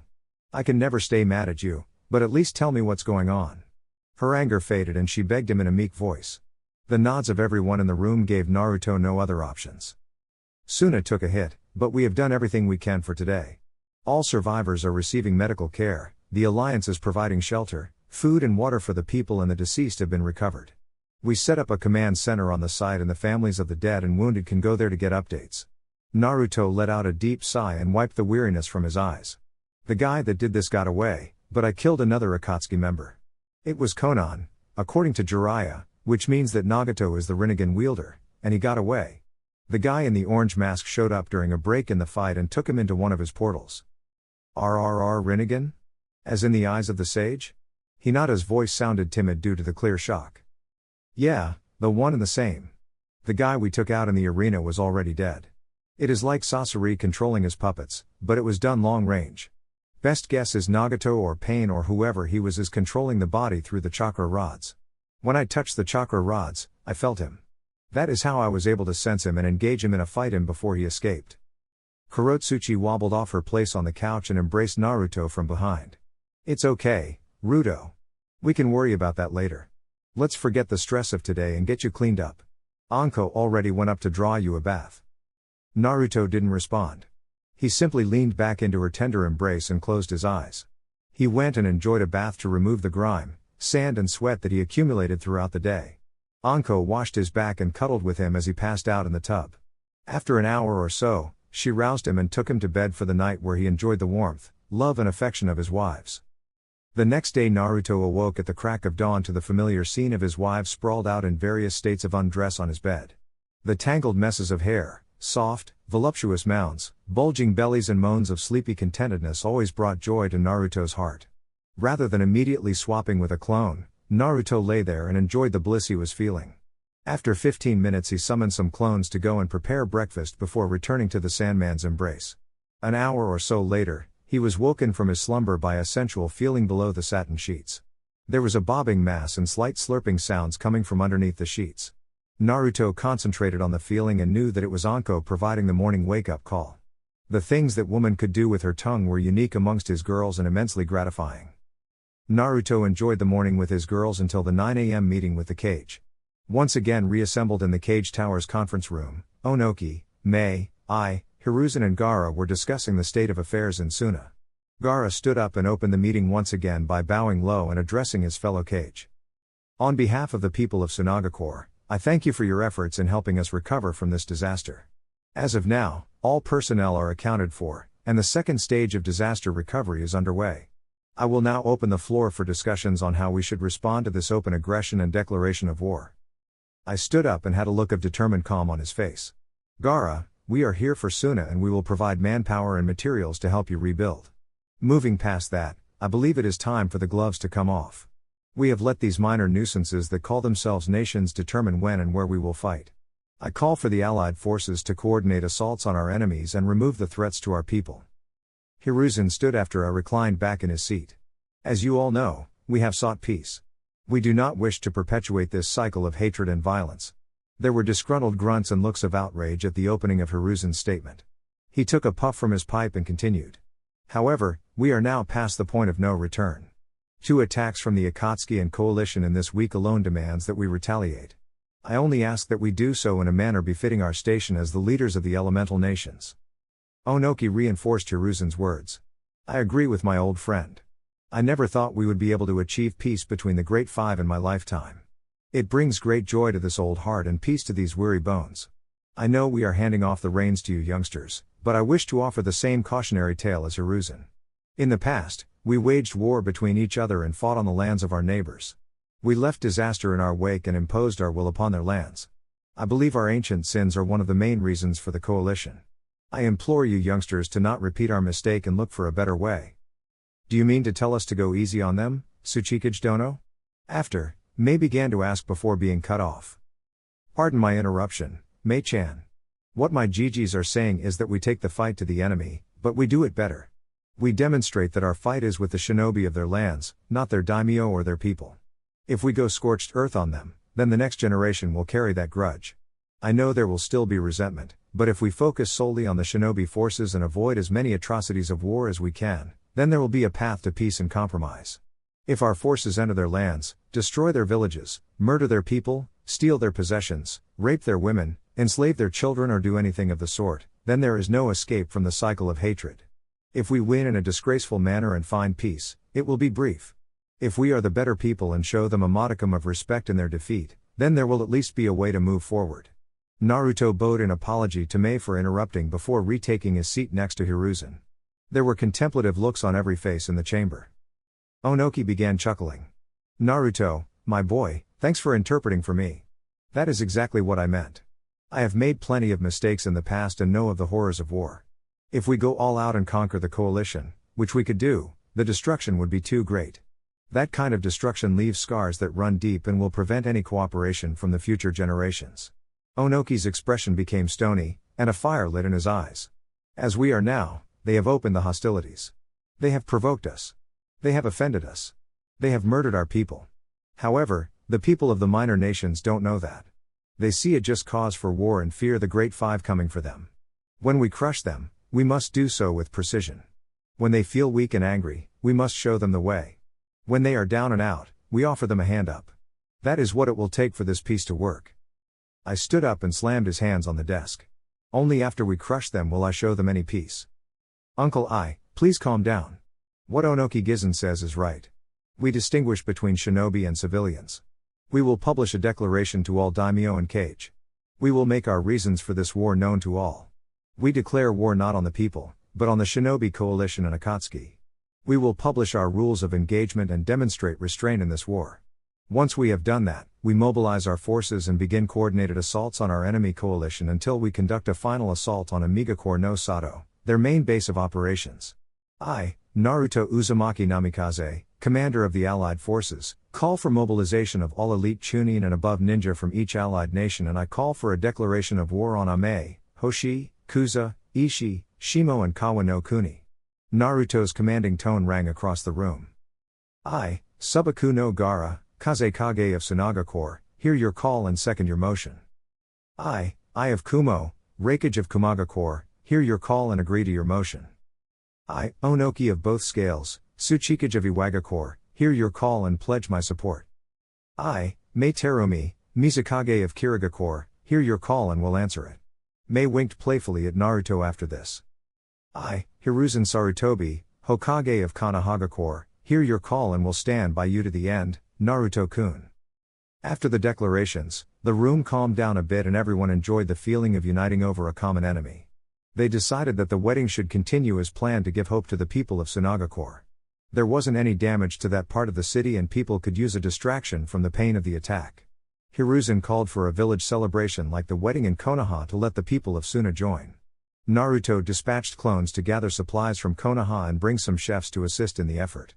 He wanted Tamari's people to be included and he wanted to help Gaara in any way he could. The meeting continued for another hour to determine the timeline and battle plans. They will focus on getting Suna back on its feet and use that time to prepare their forces. The Allied/International forces will set up in Konoha, since it is the nation surrounded by the minor nations of three sides. All Allied ninjas will report to Konoha within the month. Each nation would have its own forces that will conduct pincer attacks in conjunction with the international forces. They planned on attacking each minor nation in rapid succession to isolate Amigakure, where they planned to launch a final assault on Akatsuki. Each cage agreed to a 6-month mobilization and preparation period, then the first attacks would commence. The first targets are Kawa no Kuni, River Country, and Hoshi, the Hidden Star Village. With plans laid out, the meeting came to a close and everyone went to prepare for tomorrow's wedding. Naruto returned to an empty Kazekage mansion with a note from the girls that they went to the shrine to make sure all wedding preparations were complete. He soaked in the private onsen to relieve some stress. As he closed his eyes, he reflected on the distress he felt from Pain/Nagato before his final attack. It was heartbreaking to feel the depth of his despair and it concerned him. That much despair often led to desperate action, and he hoped that said action wouldn't endanger innocent people. He knew that Pain would need to recover from their battle and hoped the Allied forces would be mobilized quickly enough to prevent unnecessary destruction. Naruto also thought about what the next 6 months would mean for him. He would have 6 kids by that time, since Ino just found out she was pregnant with twins. Haku and Kurotsuchi would give birth in 3 months or so, then a couple months after that Hinata, Ino and Samui would follow. Naruto couldn't help thinking that he would be having 4 babies right as the war was kicking off. He prayed to Kami-sama for the safety of his wives and children. He prayed to the Shinigami for the strength and conviction to see this through. He prayed to his mother and father for their guidance. He was forced to pause his reflections due to Jiraiya joining him in the onsen. "How you holdin' up, Gaki?" "It's a lot, Kyofu. So much is happening." Naruto's normal confident tone was meek and unsure. His eyes were downcast and half-lidded. Jiraiya slid over in the onsen and put a comforting hand on Naruto's shoulder. "Look, Gaki, I'm not gonna blow smoke up your ass. It is a lot. You have done so much already and there is so much more to do. But you know what?" Jiraiya turned Naruto's shoulders to face him and clasped him by both shoulders. "I know you can and will do it, Gaki. The whole world believes you can do it, that is why the coalition is so scared. You have so much of your mother and father in you and I know that they are so proud of you. I know that they are smiling down on you from the pure world and that they can't wait to see their grandchildren. You know what else I know?" Naruto looked into his godfather's eyes and shook his head in the negative. "I know you are not in this alone, Gaki. I am there with you until the end and so is everyone else. You have made me so proud and blown away any expectations I could have set for you. You bring so much light into the world, kid, and it has saved me, Tsunade, Hiruzen and the list goes on. Don't doubt yourself, kiddo, 'cause I sure as shit don't." Naruto didn't resist the naked man hug from his godfather. As his head lay against Jiraiya's shoulder, his eyes hardened in resolve and the turbulent azure depths once again showed a window to the strength of Naruto's soul. "Thanks, Jiraiya Kyofu, for everything. I love you and Tsunade Kachan." They relaxed into their manly embrace before Naruto separated and continued. "So, Kyofu, are you ready to be a father? I mean, I will beat you to it, but you aren't far behind." Now it was Jiraiya's turn to be reflective and unsure. "You know, Gaki, it is terrifying. I have loved Tsunade Heim through 2 great wars, I have fought hundreds of enemies and I have faced the wrath of thousands of bathhouses, but the thought of letting Tsunade and our child down scares me more than any of that." Naruto slugged Jiraiya on the shoulder and shocked him out of his brief spat of insecurity. "You raised me, Baka. And before that, you raised my father. 2 men that grew to be some of the greatest men in the elemental nations. Just because you are having a daughter doesn't mean you won't be a great father. As you have faith in me, so I have in you, Kyofu. Anime tears streamed down Jiraiya's face, and he bawled, in a manly way of course, into his godson's shoulder. After an embarrassing 5 minutes, the two separated again. At that moment, Q popped into the tub. As touching as that was, I am gonna need you both to cut the shit. Just because I have mellowed out doesn't mean I am okay with all that. Q says as he forced his way out of the seal to break up the moment while making over-exaggerated motions with his hands toward the manly show of passion. Geez, Q, a little tact please. Naruto answered sarcastically. Yeah, Fox. Can't I have a bromance with my godson? Jiraiya cried out petulantly. Sure, you can, you old toad. Just not while I'm being forced to watch. Now shut up and let me enjoy my soak. Hi. So, Gaki, you ready for your last wedding? Jiraiya said last with making exaggerated finger quotes. Look, Uro Kyofu, I am not planning on any more wives. I have no need for it. For Kami's sake, in less than a year I will have 6 kids and a war to conduct. I have no desire for any more women. Naruto's exasperated tone carried out across the backyard. Jiraiya giggled perversely. That's not what I hear, Gaki. I hear a certain spring princess, a priestess and Amazonian have staked their claims. My wife's fault, my dad's fault and your fault. Koyuki is still talking to the girls about something, they won't let me know until the final decision is made. I have only seen her once in the past year, although she is here in Suna now. As for Shion, I haven't even met her yet. She doesn't even want to marry me, it is just her advisor told her about the marriage contract our parents drafted before they died. Finally, your mistake is your mistake. It has nothing to do with me since I am not your apprentice. Aw, come on Gaki. Your dad was supposed to marry the old gal. Naruto cut him off. No, Kyofu. If you did not seek to honor your own engagement, you have no right to pass said engagement off on anyone else, be it my father or me. Jiraiya hung his head and Q snickered. I am with the kit, pervy toad. That being said, he will probably have at least 2 more. The kit likes the spring princess, and she is infatuated with him. Finally, you know this mama's boy could never go against her wishes. I will bet you he accepts the demon priestess as well. Oh, shut up Q. You are supposed to be on my side. I am on your side, kit. You know you can take more mates and keep them satisfied. The girls will appreciate the relief if since you wear them out so hard. Q and Jiraiya erupted in perverted giggles before Q continued. You are literally the most desirable human in all the lands. How many marriage contracts have Hiruzen and Tsunade screened for you? 69 this month alone, Naruto sighed dejectedly. Which earned snickers from the perverted pair. The conversation dragged on like this, but it was a great light-hearted release for Naruto's weary soul. Eventually, Jiraiya brought out Sake from Myobaku-san and that was one of the only times Naruto admitted to regretting not signing the Toad contract. Q promptly smacked him upside the head and brought out the aged Kitsune fire whiskey. The girls returned to the mansion that night to find the giggling and nearly passed out trio. Tsunade appeared and saw all the prime liquor that the boys drank and pulled Jiraiya off by his ear in a fit of jealousy and rage. The girls all took advantage of a drunk Naruto that night until they were centrally sent to the land of dreams, fully satisfied.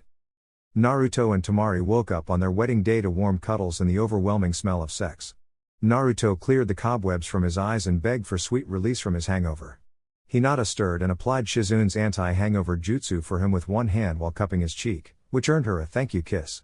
Temari, who was resting her head on Naruto's chest, and was spooned from behind by Anko, got jealous at this and got her good morning wedding day kiss. After breakfast the chaos began. The girls gave Naruto kisses and ran off to the shrine to get Temari ready. Naruto went to Gaara's office to check in with his best man and groomsmen. He spent the morning with Gaara, Kankuro, Itachi, Sasuke, Kakashi, Killer Bee, and Shikamaru. They laughed, joked and drank until an hour before the ceremony. They made their way to the shrine and got dressed in their formal wear. The Suna custom was to have the groom and groomsmen wear sand-colored kimonos. Naruto protested the color by saying that it went horribly with his hair, but he was shut down. The kimonos were a simple color but portrayed an elegance that was worthy of the occasion. 45 minutes later, Naruto found himself waiting in front of the shrine's altar while 1,000 people from all across the continent looked at him. The ladies in attendance wore looks of desperation while the guys looked ready to get to the after party. Each of the Kage and daimyo were in VIP seating and each daimyo was trying to make eye contact with him in pleading manners to marry their daughters, nieces, wives, sisters, granddaughters. Hell, at this point they didn't care. They just wanted a connection to the most important man in the elemental nations. They had made endless proposals over the last couple years despite Naruto's constant refusals and saying that he would only marry for love. His girls had done the lion's share of the work since Naruto said any woman would have to be approved by his current wives, which meant that they were forced to field daily requests for marriage meetings and other various requests. Naruto was broken from his thoughts by a low cough from Gaara as the music in the shrine changed. A procession of groomsmen and bridesmaids followed the change in music. Kurotsuchi and Kankuro, Samui and Killer Bee, Anko, and Kakashi, Haku and Sasuke, Ino and Itachi, Hinata and Shikamaru walked arm in arm down the aisle and took their places. Then the song changed again to present the bride. Temari chose to have Tsubaki walk her down the aisle and hand her off to Naruto. Temari had adopted Tsubaki as her mother and greatly enjoyed her affections, which caused a strong mother-daughter relationship to sprout. Temari was in a beautiful white wedding gown that was true to her simplistic and practical nature. The gown was a strapless top that showed off a modest amount of her C-cup cleavage with fair embroidery down the front. The gown stopped just below her ankles and had a mid-thigh slit. It showed off Temari's natural beauty and figure in a breathtaking manner. Temari had her sandy blonde hair done up in an ornate bun that was decorated with golden ornaments. Naruto could see guys drooling at the sight of his soon-to-be wife, which made him internally smirk confidently. Temari was nervous. She had waited for this day for so long and it was finally here. The past year has been an absolute dream that exceeded any expectations she had going into the treaty. She loved Naruto and her sister wives with all her heart. Hell, her mind was made up before the group wedding and her resolve had only intensified since then. The love and passion she received from Naruto exceeded the lifelong total that she had received in Suna. Now, she was walking down the aisle and positively glowing with happiness at getting to marry the man of her dreams.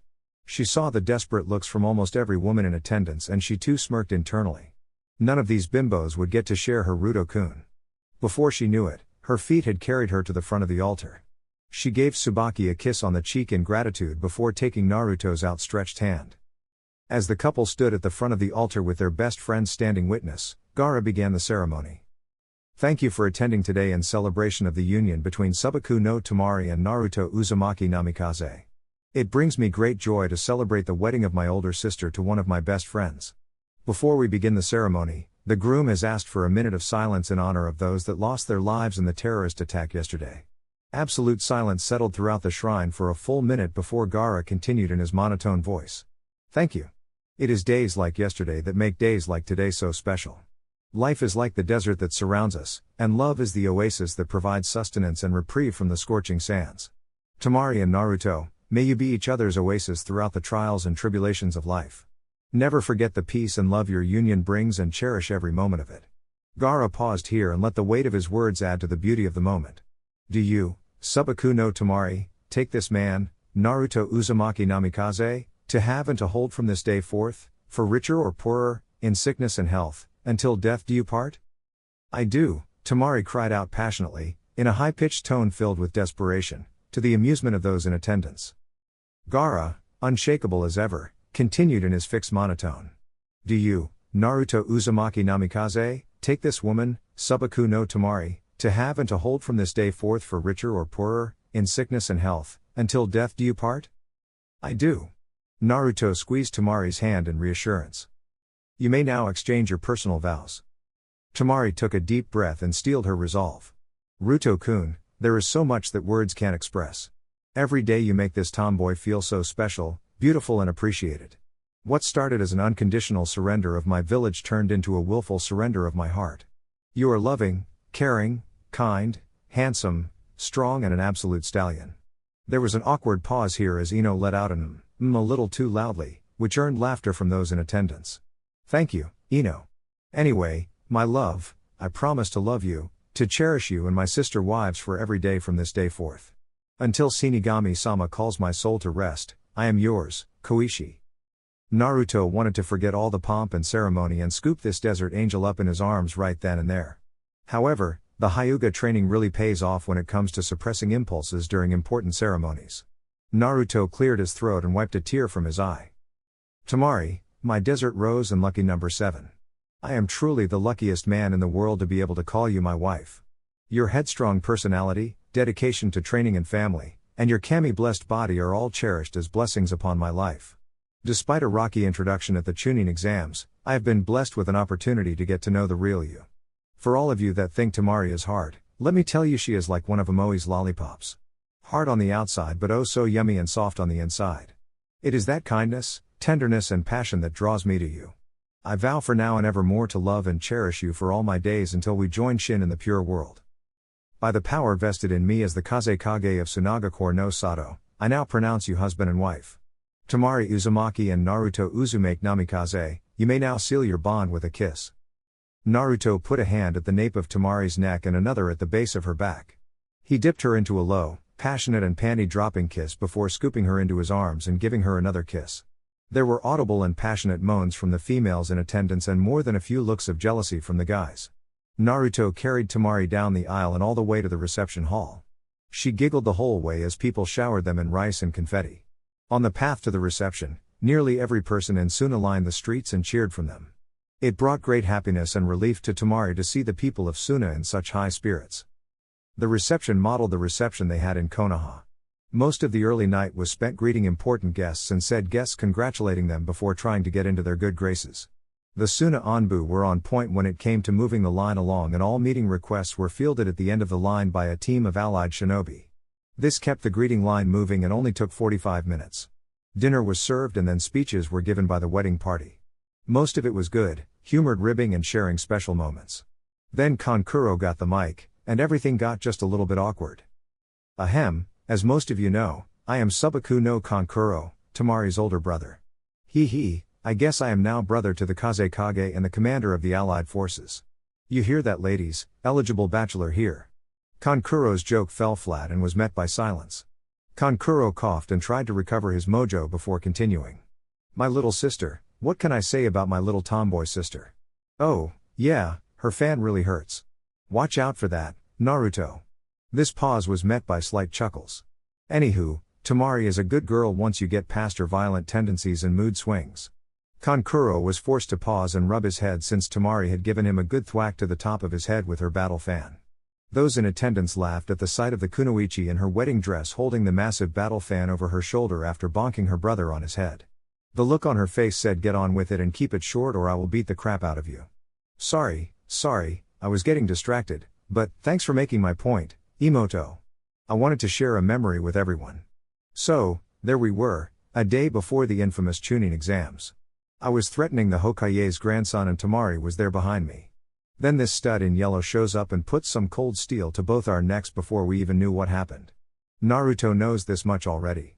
After scaring the crap out of me and freeing the kid, Temari, Gaara and I were walking back to our hotel.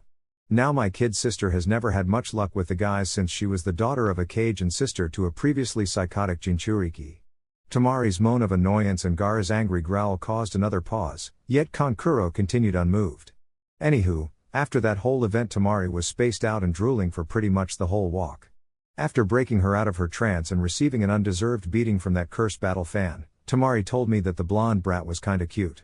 And here we are, a couple years later and they are married. Yay, now where the single ladies at?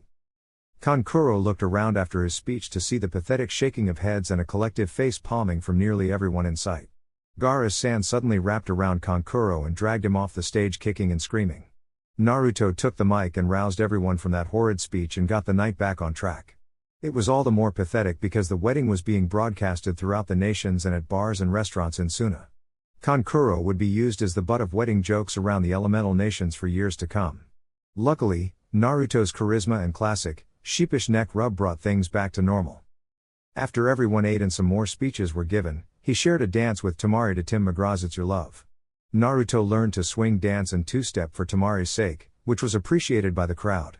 Naruto had to shut off his sense of smell because there were too many pheromones being exuded from the female population. Then 6 clones of Naruto popped up and shared slow dances with each of his wives. It was later in the night that Koyuki approached Naruto and asked him for a dance. Naruto made eye contact with his wives and received head nods for his inquiry. As Naruto danced with the leader of Spring Country, he took in her beauty. She wore a beautiful spaghetti-strapped, light blue dress that highlighted her mature and womanly form. Her black hair was done up in a loose bun and held together with a couple ornate hair clips. She wore sensual red lipstick that tempted Naruto to take a taste. She pulled herself tightly into Naruto's form before opening the conversation.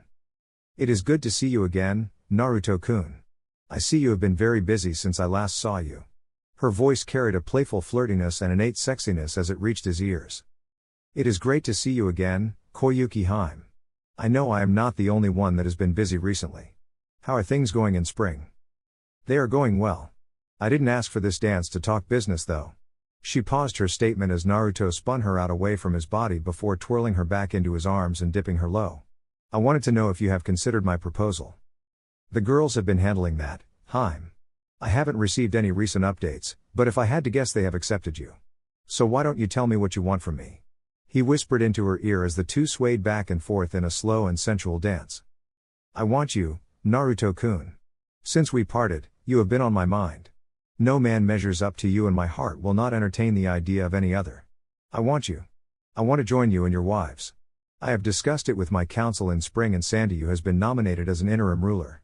He will represent my will in the country until our future child is old enough to rule. That is what I want, Ruto. Her tone carried her passionate feelings to the blonde Jinchuriki and struck true in his heart. Koyuki Haim, you know that I care for you. We have not had much time to truly bond and get to know one another. If this is the path you wish to take, then I will take a shot, so long as my wives consent. Are you sure you wish to give up your country for me? I have never been more sure, Ruto-kun. You are the man I love, and I know that our children will grow up into fine rulers that will lead Spring Country into a prosperous future. Okay, once you have your affairs in order, use the kunai I gave you to call for a pickup. I will make sure you can return to check in on your country as often as you wish. Thank you, Naruto-kun. Would it be okay if I kissed you? Koyuki pleaded as she looked up into the blonde Adonis eyes. I am sorry, Haim. It would not be appropriate to kiss another woman while I am celebrating my marriage to Tamari-chan. But you won't have to wait long. Naruto gave her a cheeky wink. The song drew to a close and Naruto returned to his wives, with Koyuki by his side. Ino and Samui pulled her over to get their gossip fix. Naruto pulled Tamari out for another dance before they had to participate in a wedding game. The game consisted of the wedding couple sitting back to back while Killer Bee asked a bunch of questions. They would each choose which of them were more likely to do said action. They had to do this for questions like which one is more likely to make breakfast? Or which one is more likely to take care of the baby? Or which one is more likely to be the loudest? To the girls and Naruto's enjoyment, Naruto was voted by both for all things that were crazy. The voting was split for household duties and anything involving getting angry was given to Tamari. It was all in good-natured fun and everyone enjoyed the game. The night concluded without a hitch after that and the Uzumaki and Namikaze clans yielded to sleep sweet embrace around 1 a.m. Return to normalcy and mobilization. After Tamari's wedding, things began to return to their normal, hectic pace. There were no attacks from the coalition after the defeat of Pain. Each group was able to return to their home countries and begin mobilizing for the war effort. Naruto worked with the other Kage to draft a declaration of war that expressed why they were going to war with the coalition of nations. In the declaration was an offer for immediate surrender and peace, which was promptly ignored by the proud little nations. Naruto also published new shinobi standards for the allied force, which were stricter than most jonin promotion standards. It lit a fire under each allied shinobi to step up their game. Each one of them wanted to be able to tell future generations how they contributed to the greatest fight in the history of the elemental nations. Each Jinchuriki was taken to Turtle Island to complete their Bijou training, which produced great results. Naruto guided the Jinchuriki into establishing proper relationships with their Bijou partners and it also helped that he showed them how to let their partners out via the Shadow Clone Jutsu. This made the Bijou the happiest they have been since the times of the Great Sage. Each Bijou acknowledged Kurama as their leader, much to the chagrin of a certain San Tanuki. Unfortunately, Utakata was still missing, assumed dead, which meant that Saikin had been captured. Isabu was due to reform any day now and was cause for concern. Naruto dispatched Han, Roshi, and Yugito, along with a battalion of allied shinobi, to go and negotiate with Isabu. Karen Uzumaki was with them for the purpose of becoming the new Jinchuriki of the Sanbi. They had a Hiraishin kunai to call upon Naruto if they needed assistance, but Naruto wanted to trust his forces. Upon returning to Iwa, Onoki announced his retirement and Kyuchi was nominated as the next Tsuchikage. Naruto flashed all Kage to Iwa to witness his nomination and ascension to the position. Naruto asked Hiruzen to hold on to the Hokage position because he was so busy with his duties as the Allied Forces commander and his wives were expected to give birth in the coming months. Naruto sustained his current duties as the Hokage's assistant, but he also brought in Sasuke and Shikamaru to help him deal with the overflow of work. He brought those two in because they would each be taking up important roles in his cabinet once the war was over.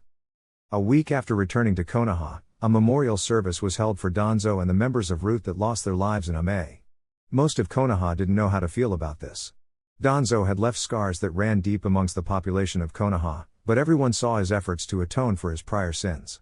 They begrudgingly admitted that the man acted in the best interest of Konoha, they simply wished that he didn't use such underhanded methods. Most of the shinobi forces, all of the clan heads and Naruto's allied forces attended the memorial service. Danzo and each member of Root were added to the memorial stone, which was the first time in history that members of Root were openly acknowledged and remembered. Naruto gave a fine speech to convey his feelings on Danzo and the Will of Fire. Citizens and shinobi of Konoha, thank you for coming today in remembrance of our fallen comrades. The shinobi world is a perilous place and it is the unsung heroes, like Danzo Shimura, that attempt to shield us from the dangers of the shadows and protect the prosperity of the Great Tree. I know that there are many past grievances toward my Shishu and the Root organization. I am not asking you to forgive and forget my Shishu's past actions, but I will ask you to honor his memory. Danzo Shimura acted as the shadow of our Hokage for nearly half a century.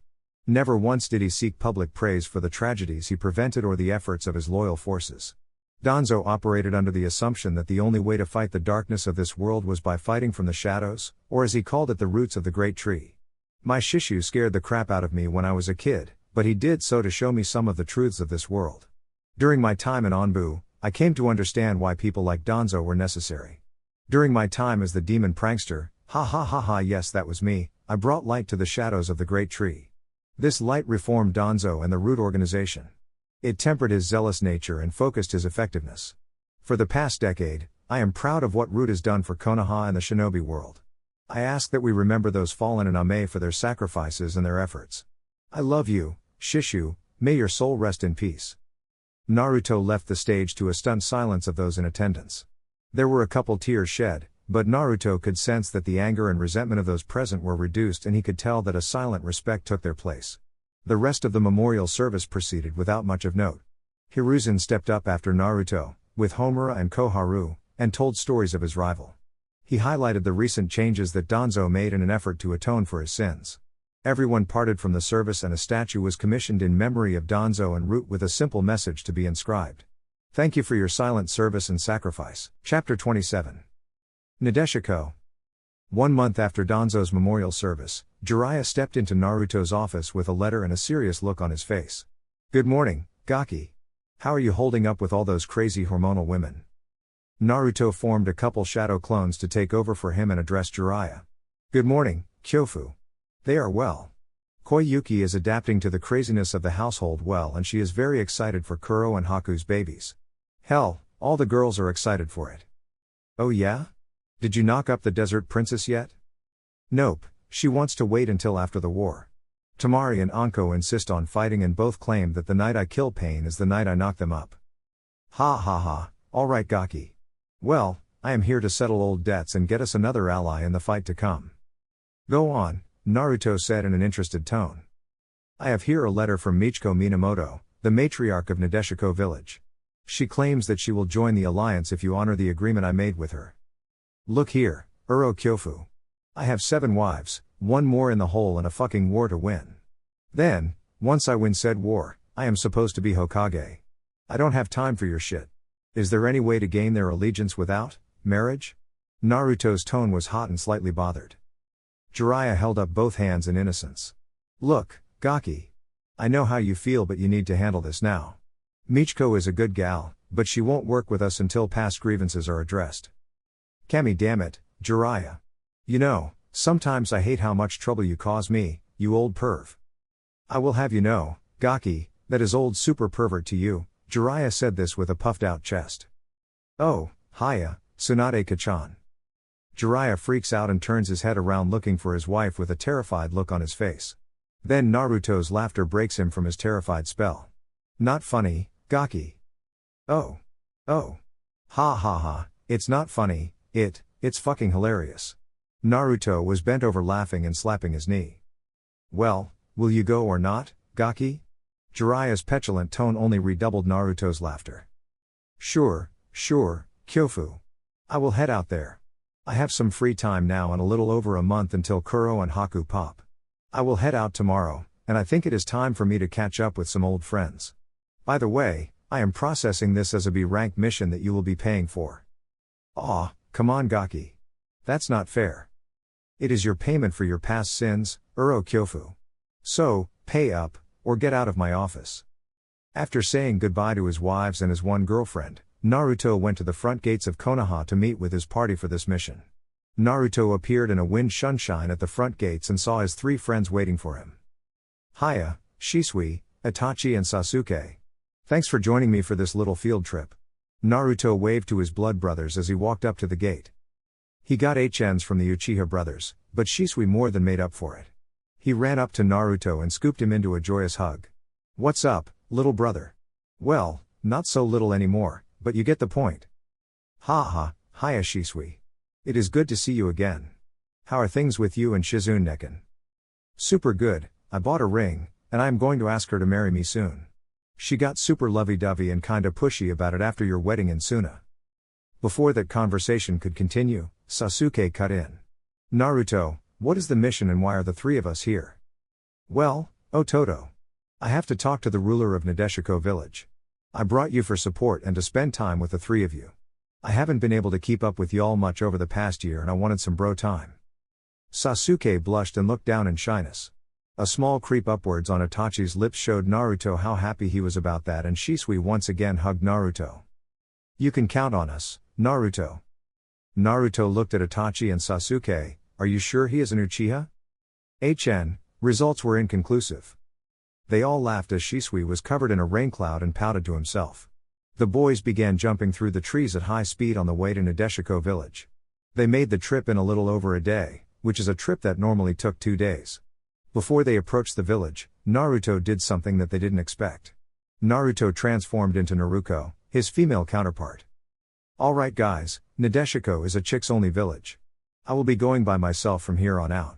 I will see if you can enter as my escorts, but if they give any pushback, I want you to yield to them. All I need to do is talk to their ruler and address the proposed treaty. Damn, little brother. Is it wrong if I think you're kinda hot? Shisui earned a bonk on his head from the Uchiha brothers for this one. Naruto, won't they be able to tell you are not a girl? I mean henge is something every shinobi is trained to counter. Chimed in Sasuke. Oh yay, oh Toto. How about you turn on those monkey marbles and try to figure out my henge? Sasuke growled and activated his Sharingan. A stunned look crossed his face and then he extended a hand toward Naruto. He copped a full feel of Naruto's healthy C-cup breast, which earned a light moan, to the amusement of Shisui. Itachi and Shisui then activated their Sharingan eyes and tried to break the transformation before asking Naruto how this was possible. Well, I guess it is a gift from the fox. Master tricksters and illusionists. All of my henges and transformations are real and incredibly hard to detect, Naruto said while rubbing the back of his neck sheepishly, which accidentally accentuated his boobs and drew nosebleeds from Shisui and Sasuke. Oh, ha ha ha, will you two quit it? And Sasuke, if you don't want me ratting you out to Karen-chan, I recommend you let go of my boob. Sasuke recoiled his hand as if he were being burnt by lava. Itachi chuckled at this and Shisui was rolling around laughing. The group recomposed themselves after 10 minutes and approached the gates of Nadeshiko, where they were halted by the guards. Naruto presented the mission scroll and was allowed to enter the village. The Uchihas were made to wait in a guest room by the guard shack since they were not approved male members of Nadeshiko. Naruto was escorted through the comfy little town of Nadeshiko. It was clear that women ran the place and that the village was doing well. Little children ran around the streets, but instead of boys leading the rambunctious packs, it was always little girls. The town's setup and decorations were distinctly more feminine than in Konoha and it was a change of pace for Naruto. She was escorted to a small, castle-like building toward the back of the town and into the audience chamber for the ruler. When Naruto entered the chamber, she immediately noticed the 12 Amazonian guards that protected their ruler. They were all women that were nearly 6 foot in height, accentuated muscles peeked out through their uniforms and gave off an imposing air.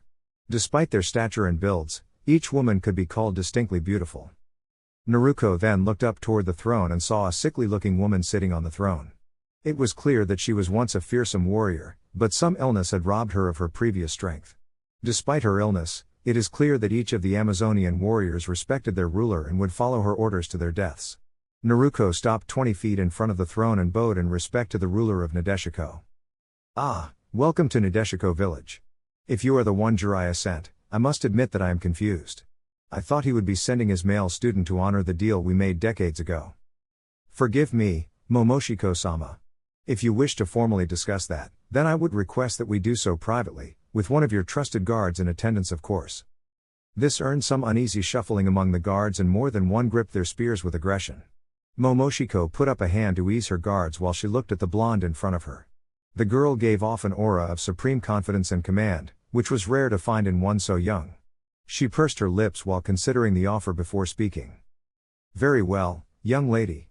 You may join me in my private chambers for a private discussion. Tokiwa, you may join us. Naruto bowed in acceptance and followed Tokiwa and Momoshiko into a private room to discuss Jiraiya's mission and personal debt. The chamber was small, with two small couches separated by a coffee table. The room's decoration was simple, yet elegant. It had portraits of the previous rulers of Nadeshiko hanging around the room. The two took their seats and Naruto addressed Momoshiko. Momoshiko-sama. Before I introduce myself, I'm going to undo my transformation. I want to assure you that I mean no harm. You will understand once I am done. At her nod, Naruto undid his transformation and earned a gasp from Tokiwa, who was standing behind her ruler. My name is Naruto Uzumaki Namikaze. I am the commander of the allied shinobi forces and Jiraiya's de facto student. I am the son of Minato Namikaze, the one whom this agreement initially involved. Momoshiko didn't appear too shocked by Naruto's transformation and adopted a sincere smile upon her face. Welcome, Naruto-sama. Thank you for responding to this request in person. May I ask why you used such a transformation to gain an audience with me?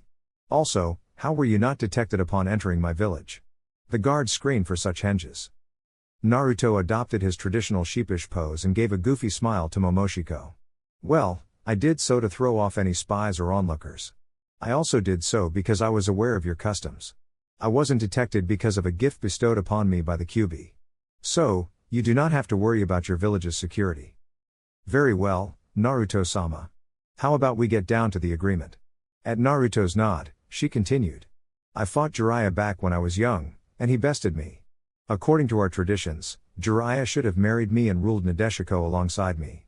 Instead of honoring this tradition, he convinced me to form a marriage contract for my firstborn and his future student. I am aware that your father was his student, but I did not wish for Shizuka to be married to someone that much older. Then I found that you are that old toad's godson and student. I wish for this agreement to be honored. I wish for you to fight for Shizuka's hand, and if you win, to become her husband and ruler of Nadeshiko. Momoshiko-sama, I am honored by your request. I am sure Shizuka is a strong and beautiful woman, however, I have 7, soon to be 8, wives. As you seek to honor your traditions, so do I mine. Uzumaki traditions dictate that all future wives must be approved by the current wives. Currently, I am expecting 6 children, I am leading the allied forces in a war against the Akatsuki coalition, and I am preparing for my role as Hokage. As you can surely tell, I am in no position to court your daughter. Momoshiko's face tightened. That is upsetting, Naruto-sama. I sincerely wish for the agreement to be honored. I have watched the broadcasts with my daughter, and she has agreed that you are marriage material. I sought out Jiraiya on her behalf to honor this old agreement. You honor me, Momoshiko-sama. If I said not now, but maybe someday, once everything has slowed down, and if my wives agree, would that be acceptable to you? If we agree to wait, would you honor Nadeshiko traditions? What do those traditions entail? You and your wives will move to Nadeshiko and rule the village, with Shizuka as the ruler of Nadeshiko. Naruto's face blanched. He wanted to try diplomacy and this game was leading to a very poor outcome. Momoshiko-sama, I acknowledge that you had an agreement with my godfather. I acknowledge that I wish to establish positive relations between your village and mine. However, I am set to be the leader of Konoha, with 8 wives and the children to boot. I cannot agree to moving to Nadeshiko. I would offer support to Shizuka, and I would be able to help whenever needed, but I will not move my family here. Momoshiko's face tightened even further. How would you support my daughter when you live so far away? How would you ask me to trust you when your foolish godfather does not seek to honor a decades-old agreement? Well, if my godfather murdered a man in cold blood, would it be fair if he said, "Don't kill me, you can kill my student instead"? The sins of the father cannot be renamed as the sins of the son. I seek to honor you and my godfather, but I will not change my family's home to do so. In case you didn't know, I mastered my father's flying thunder god jutsu long ago. I can be anywhere in the elemental nations in a flash. Momoshiko calmed slightly, but still seemed combative. Very well, Naruto-sama. What if instead of marriage and joint rule of Konoha and Nadeshiko, you provide a child to Shizuka? That child would bind our villages and be the heir to my daughter. You would wish to make your daughter raise the child alone? Absolutely not. I grew up an orphan and I was loved by many, however, I begged Kami to let me have my parents. I will not deny any of my children the joy of their family or parents. A child is not a political pawn. I refuse to play any such games with something so precious. Momoshiko sighed, she knew she went too far with that one. She wouldn't be fighting so hard for this if this man wasn't clearly the best man in the elemental nations. She never even thought of cashing in on that silly promise with the perverted Toad Sage until the link to Naruto was made known. She was dying and she needed her daughter to be married to secure the throne, that is why she was fighting so hard for this. You are an honorable man, Naruto-sama. Unfortunately for you, that makes me want this more. What would you require for this marriage to go through? Before Naruto could respond, a big explosion was heard at the front gates of the village. Naruto reached out with his senses and felt that there was a fight between a strange male and a female of Nadeshiko. He also sensed that Itachi, Shisui and Sasuke were near the combat zone. Itachi had a Hiraishin kunai on him, so Naruto came up with a plan. My escort is at the front gates. It appears a foreign male is fighting one of your kunoichi. By the feel of it, he is winning. Do you wish me to flash us there? No, let us run. I have heard the strain your technique puts on the body, and I am unsure if my frail body could take it. Could this old lady ask for a ride? Momoshiko wore a playful smile on her face despite Tokiwa freaking out behind her. Naruto smiled back at her and nodded his head. He transformed back into Naruto and scooped Momoshiko into a princess carry. He then ran through the small castle while Momoshiko instructed her guards to follow.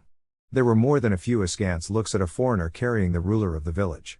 Naruto made her way out of the castle with an escort of guards following behind her. In less than 5 minutes, the procession was at the front gate and Naruto set Momoshiko down. Momoshiko asked the guard for an update on the situation. Ma'am, that freak, Kokuyo, appeared with his crazy puppets again. He attacked Princess Shizuka and somehow took control of her with his 100-puppet soul binding technique. Then, that Konoha ninja she is currently fighting saved her. After he saved her, she initiated the rite of conquest with him. They have been fighting for 5 minutes now and Princess Shizuka has yet to land a blow on him. Naruto chuckled at this. I would be impressed if she could land a hit. That man is one of the few in the elemental nations that could give me an honest fight. That is Itachi Uchiha, my second in command of the allied shinobi forces. I recommend we enjoy the show. Naruto's knowing smile concerned Momoshiko. The group proceeded to watch Itachi easily dodge around Shizuka's wind attacks. It looked like he was hit with Shizuka's futon, violent whirlwind jutsu, but then he dissolved into a flock of crows. He had the same impassive look on his face, which infuriated Shizuka. She had laid waste to the land in front of the gates, leaving wind scars and debris everywhere. Yet, she cannot touch this man and he is yet to attack her. Fight me, you bastard. Itachi looked over to the front gate and saw Naruto give him a nod. He blinked in confirmation of his orders and returned the shout with two simple words. Very well. Itachi then blurred out of existence for most of those watching and appeared in front of Shizuka. His fist met her Nadeshiko style, hardliner gale fist and cancelled it out with a spout of fire. Shizuka's attack was a brilliant one, a coating of wind laced her fist and forearm to increase the power of any punch landed. However, her opponent was Itachi Uchiha, and such an attack was child's play for him. He effortlessly redirected the wind in the attack and then grappled Shizuka's other arm. He threw her over his shoulder and slammed her on the ground before putting a knee on her chest to subdue her. Do you concede? Itachi's emotionless monotone rang across the clearing to the spectating group. Like hell, Shizuka shouted as her leg flew up from the ground and attempted to kick Itachi in the head. Itachi caught the kick but was surprised by the spin that followed. Shizuka used the leverage of Itachi holding her leg to spin out from under his knee, vault off the ground with her free arm and return to a fighting stance. I won't be that easy to defeat, she said in a challenging tone as she caught her breath. Itachi passed another look at Naruto, who gave him another nod. Itachi then sped forward and planted a chakra-reinforced fist into Shizuka's gut and made her double over. He then spun and took her back and forced her to the ground. He locked her up into a full Nelson position, spun so he was under and then linked his shins between her thighs to stop her from moving. I do not wish to hurt you, Princess. You are a beautiful and fierce warrior and I do not wish to tarnish your beauty, he whispered in her ear. Unfortunately Naruto could hear it and he began laughing. Shizuka heard Itachi's words and stopped struggling. Now, she was blushing furiously as she struggled to come up with an escape from her opponent. After a minute, she whispered that she conceded, and Itachi released his hold. Momoshiko and Naruto walked up to Shizuka and Momoshiko didn't look pleased. You foolish girl, do you know what you have done? All of these negotiations were for nothing now, she said in a clearly frustrated tone. What do you mean, mother? Naruto undid his transformation and gave her a playful wave. Realization crossed Shizuka's face and then she realized that she just fought Itachi in a rite of conquest. She bowed her head in shame and apologized. Nothing we can do now, foolish girl. You just fought this man in a rite of conquest and lost in front of your village. Now, young man, I am Momoshiko, the ruler of Nadeshiko, may I ask your name? Itachi cleared some dirt from his uniform and then met eyes with the lady. I am honored to meet you, Momoshiko-sama. I am Itachi Uchiha, head of the Uchiha clan of Konoha. Well, you bested my daughter in the rite of conquest. Do you understand what this means, young man? Itachi shook his head in the negative. It means that you will marry my daughter and help in ruling this village. Itachi looked to Naruto, who wore an exasperated look on his face. Momoshiko-sama, there will be problems with that as well. The Sharingan is an Uchiha bloodline that Konoha would never let part from the village. Once again, I offer that we could honor the marriage, but any children will need to be citizens of Konoha. Shisui and Sasuke stood behind Naruto and nodded their heads at this. You troublesome Konoha people. Do you not understand the needs of my village? Shizuka needs a husband and child to secure the line of succession. Tradition dictates that the husband moves to Nadeshiko and assists my daughter in ruling the village. That is what defeating a Nadeshiko kunoichi in battle means. Itachi let Naruto speak for him because he was much better at all of the political maneuvering at this point. Momoshiko-sama, let me ask you this. If I defeat you in a fight, does that give me the right to make you my slave? Does it give me the right to rob you of your free will, uproot your life and drag you along to serve me? Momoshiko looked offended at this. Of course not. Then I ask you to address our point of view. We wish to ally with you, but there is no way I will order my men to forsake their village and clan to simply honor your traditions. If Itachi wishes to marry Shizuka, I will honor that. If he wishes to marry her and live in Konoha, I will fight for that. If he wishes to move to Nadeshiko, which I am sure that he doesn't want to, I would even honor that. However, I will not bow to the demands of tradition. I know you will need to discuss this with your council, so I wish to give you time to do that. My group and I will return here in 2 days. I ask that you summon us with this kunai. If there is nothing else, we will take our leave. Momoshiko and Shizuka looked dejected at this, but they were forced to concede. Itachi, Shisui and Sasuke put their hands on Naruto's shoulder and disappeared in a yellow flash, leaving Nadeshiko with much to think about. The quartet appeared in a field outside of Tanzaku town, much to the Uchiha's confusion. Well boys, we were scheduled to be out of town for a week and I am in no rush to return. Of course, what happens in Tanzaku stays in Tanzaku. Each of the Uchiha nodded their consent. Very good, let's enjoy ourselves and give Itachi-kun here a little bachelor party. Shisui pumped his fist in the air and Sasuke laughed. Itachi's impassive mask fell for a brief moment and a smile crept upon his face. Is this an order from my commanding officer? Itachi asked. It sure as hell is. You are ordered to rest, relax, gamble and have fun until we return to Nadeshiko village and complete our mission, Naruto said while pumping a fist into the air.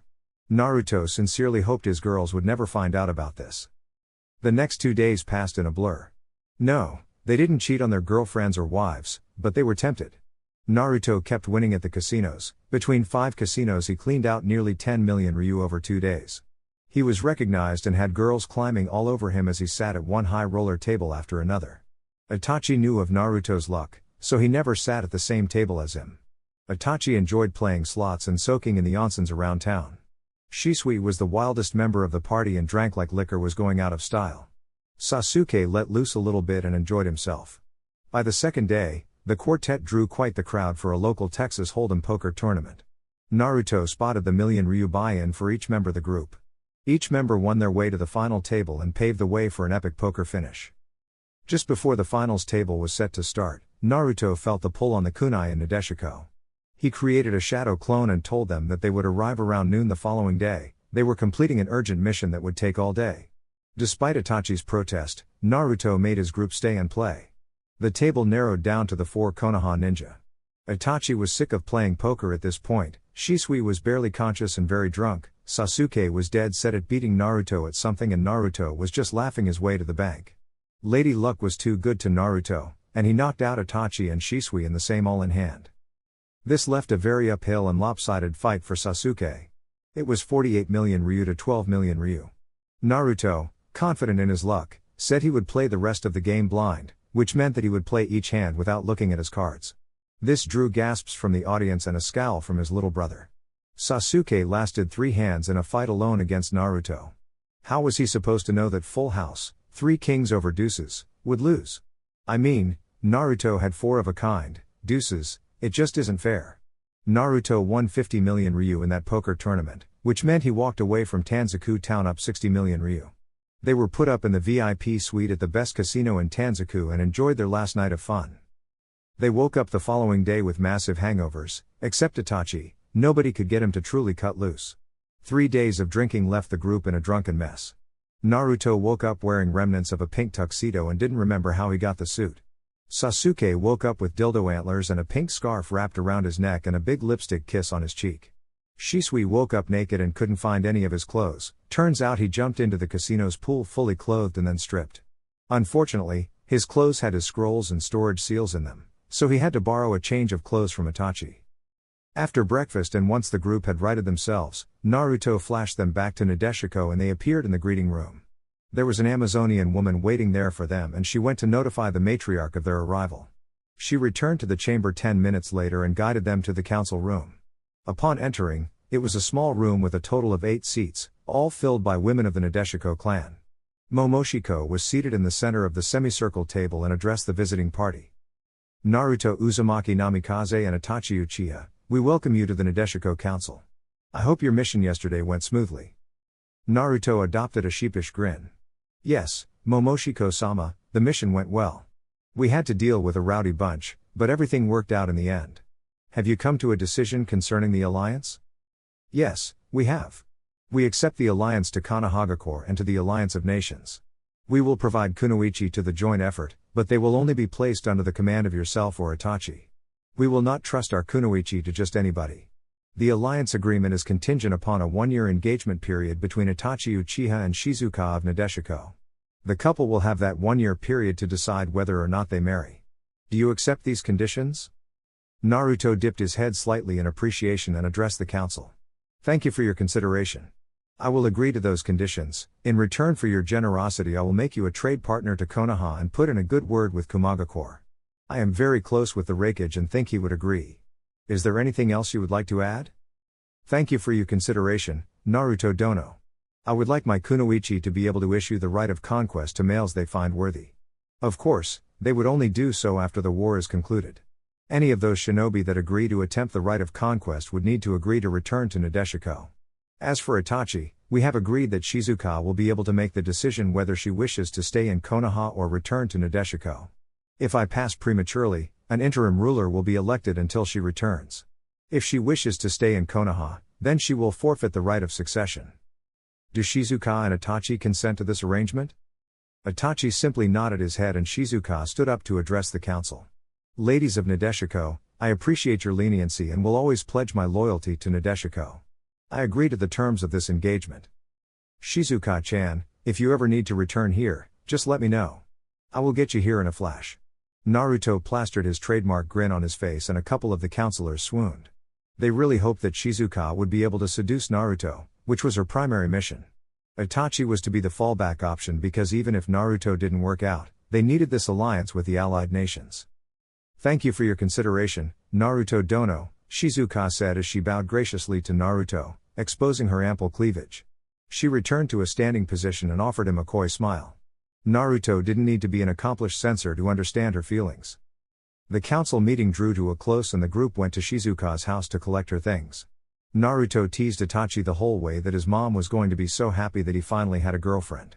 He did notice the slight downward tip of Shizuka's lips when he said this and confirmed the feelings he was picking up. It didn't matter to him, no way he was going to betray his girls.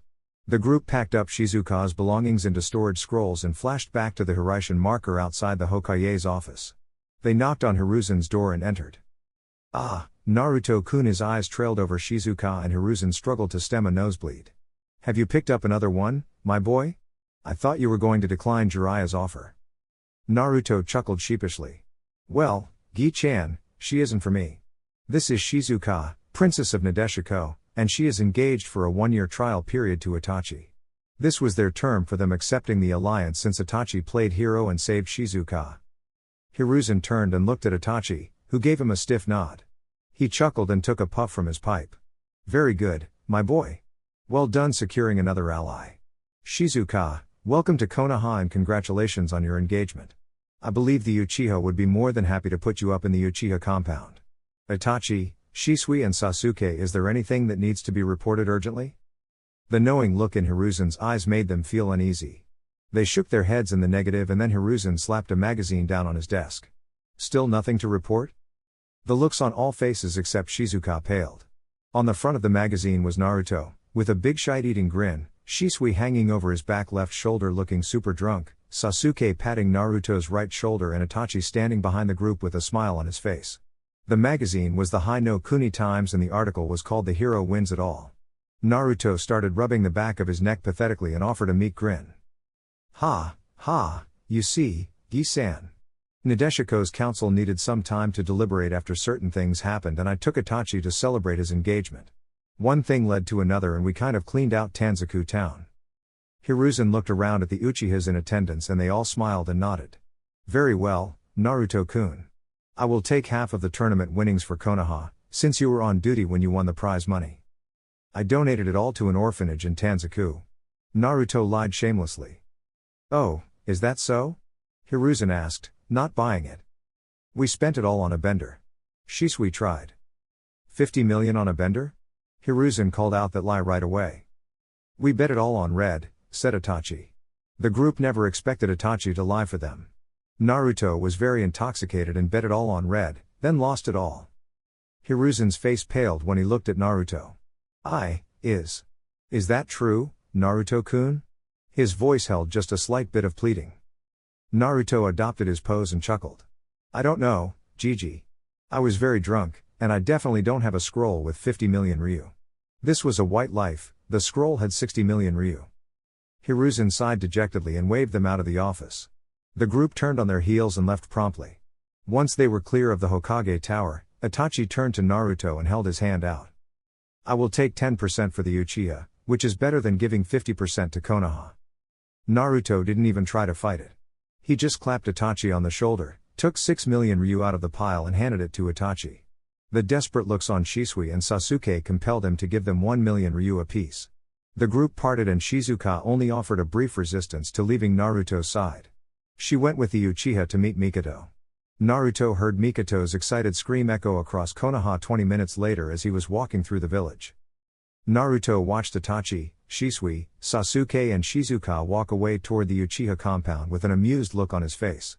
52 million ryu is better than nothing and he appreciated his friends, so a couple million ryu was a small price to pay. Naruto decided to enjoy a walk through the village because he didn't often get the chance to walk around and enjoy ambling around through the village. As he walked, villagers greeted him with reverence on their faces and the village of Konoha was lively. He saw international ninja walking through the village and successfully integrating themselves into the vibrance of Konoha. He decided to make a trip to his restaurant, Ichiraku Ramen, and catch up with Ayame and Tucci. He was walking down the lively street toward Ichiraku when he saw a familiar group of figures enter the restaurant. Kiba, Shino, Shikamaru and Kuji made their way into one of the back booths and sat down to enjoy a lunch break from the Allied Shinobi Force training. They wanted to join Naruto as his fight against the Akatsuki and they wanted to do it with the Allied forces, rather than Konoha's army. Unfortunately, that meant that they had to live up to Naruto's standards, which were significantly higher and significantly more troublesome. Oh, my, Kami. I cannot believe that Naruto trains with these damn seals on level 6. My body hurts so bad, and I am only on level 2. Whined Kiba and Akamaru whimpered alongside him. Weight seals were placed upon Akamaru, one of Q's torturous ideas for the Inuzuka clan. It is so troublesome. Shikamaru added with his head flattened on the table. It is indeed difficult. I am impressed that Naruto was able to set this standardized training and apply seals to every member of the Allied forces. Shino added while pushing his glasses up on his nose. Well, thank you Shino. I appreciate the praise. Naruto quipped as he appeared behind Kiba, without anyone detecting his presence. Kiba jumped in fright. Kami. Damn it Naruto. Naruto wiggled his finger in front of him. You don't take that tone with your commander, Kiba-kun. His voice was clearly playful, and it egged Kiba on even further. Oh, can it Naruto? What are you doing here? Kiba growled out while Akamaru whimpered. Just got back from a mission, figured I would take a stroll through town, then I saw y'all walking into my restaurant. Figured I would come say hi. Naruto's nonchalant attitude completely dismissed Kiba. Do you have to be so troublesome, Commander? You know Kiba can't control himself around you. Shikamaru's droll voice entered the conversation. Hee, that is what makes it so fun, Shika. Thanks for joining the Alliance forces bud, I requested you to be appointed to be the counterpart for your father. He gave his approval and agreed with me. So, congrats on becoming a strategist for the Allied forces. Damn it, Naruto. Must you be so troublesome? Shikamaru's voice now came across as whiny. Haha, well I could put you on the assault squads, but the requirements for that would be gravity seals level 3 with at least 100 pounds. I don't see you wanting to push that hard and I value your mind over your battle prowess. Fair, you troublesome blonde. So, Naruto, I hear you have expanded Ichiraku ramen to the other villages as well? How is that going? Asked Kuji with enthusiasm. Well, Tucci has concluded his interviews and assigned branch managers for the locations. We are working on setting up the supply routes and the buildings will be finished in another month. I am excited to go and taste test and give my final approval. Naruto replied cheerily. You know, my mom said that ingredients common to ramen have gotten 20% more expensive across the board. She said that ramen consumption around the elemental nations has almost doubled in the last year, and she claims that it is due to your influence. Haha, well Kuji, it is the food of the gods. I got Shinigami-sama to give her blessing to give it that title after I gave her some Uzumaki-style ramen. Naruto's deadly serious tone shocked the table. Shino, normally stoic, broke out of his stupor first. Shin Shinigami? You met the death god? And the death god is a chick? Was Kiba's elegant contribution to the stunned thought. Naruto held up his right hand with the Shinigami's seal. Yup, I have met Shin multiple times. First when I was 12, then last year when I took out Hidan and Kakuzu and then a couple times since. How? Was Shikamaru's stunned question. Well, the Uzumaki clan had an ancient pact with the Shinigami. I found out how to summon her in my clan scrolls and I summoned her when I returned to Uzushiagakure for the first time. There were a bunch of souls that hadn't passed on to the pure world because of some protective barrier. Then, she gave me a mission to kill Hidan and Kakuzu. After I did that, she agreed to a partnership with my clans, and she pops in from time to time. This seal on my right hand collects the souls of those I kill, and I give them directly to her. Naruto unsealed his camera and added 4 gobsmacked pictures to his arm seals, which had grown into fine collection. Soon, he would be able to present his collection to the public. He decided he had enough fun with the guys and left them at the table, mouths hanging open in a stunned silence. Ayame would break then out of their stupefied states 10 minutes later when she brought them their food. Naruto finished his walk through the village and returned to the Namikaze estate. He entered the kitchen of his house and found Tsunade talking with Hinata and Ino at the table. When he entered, the girls ran over to him and welcomed him home.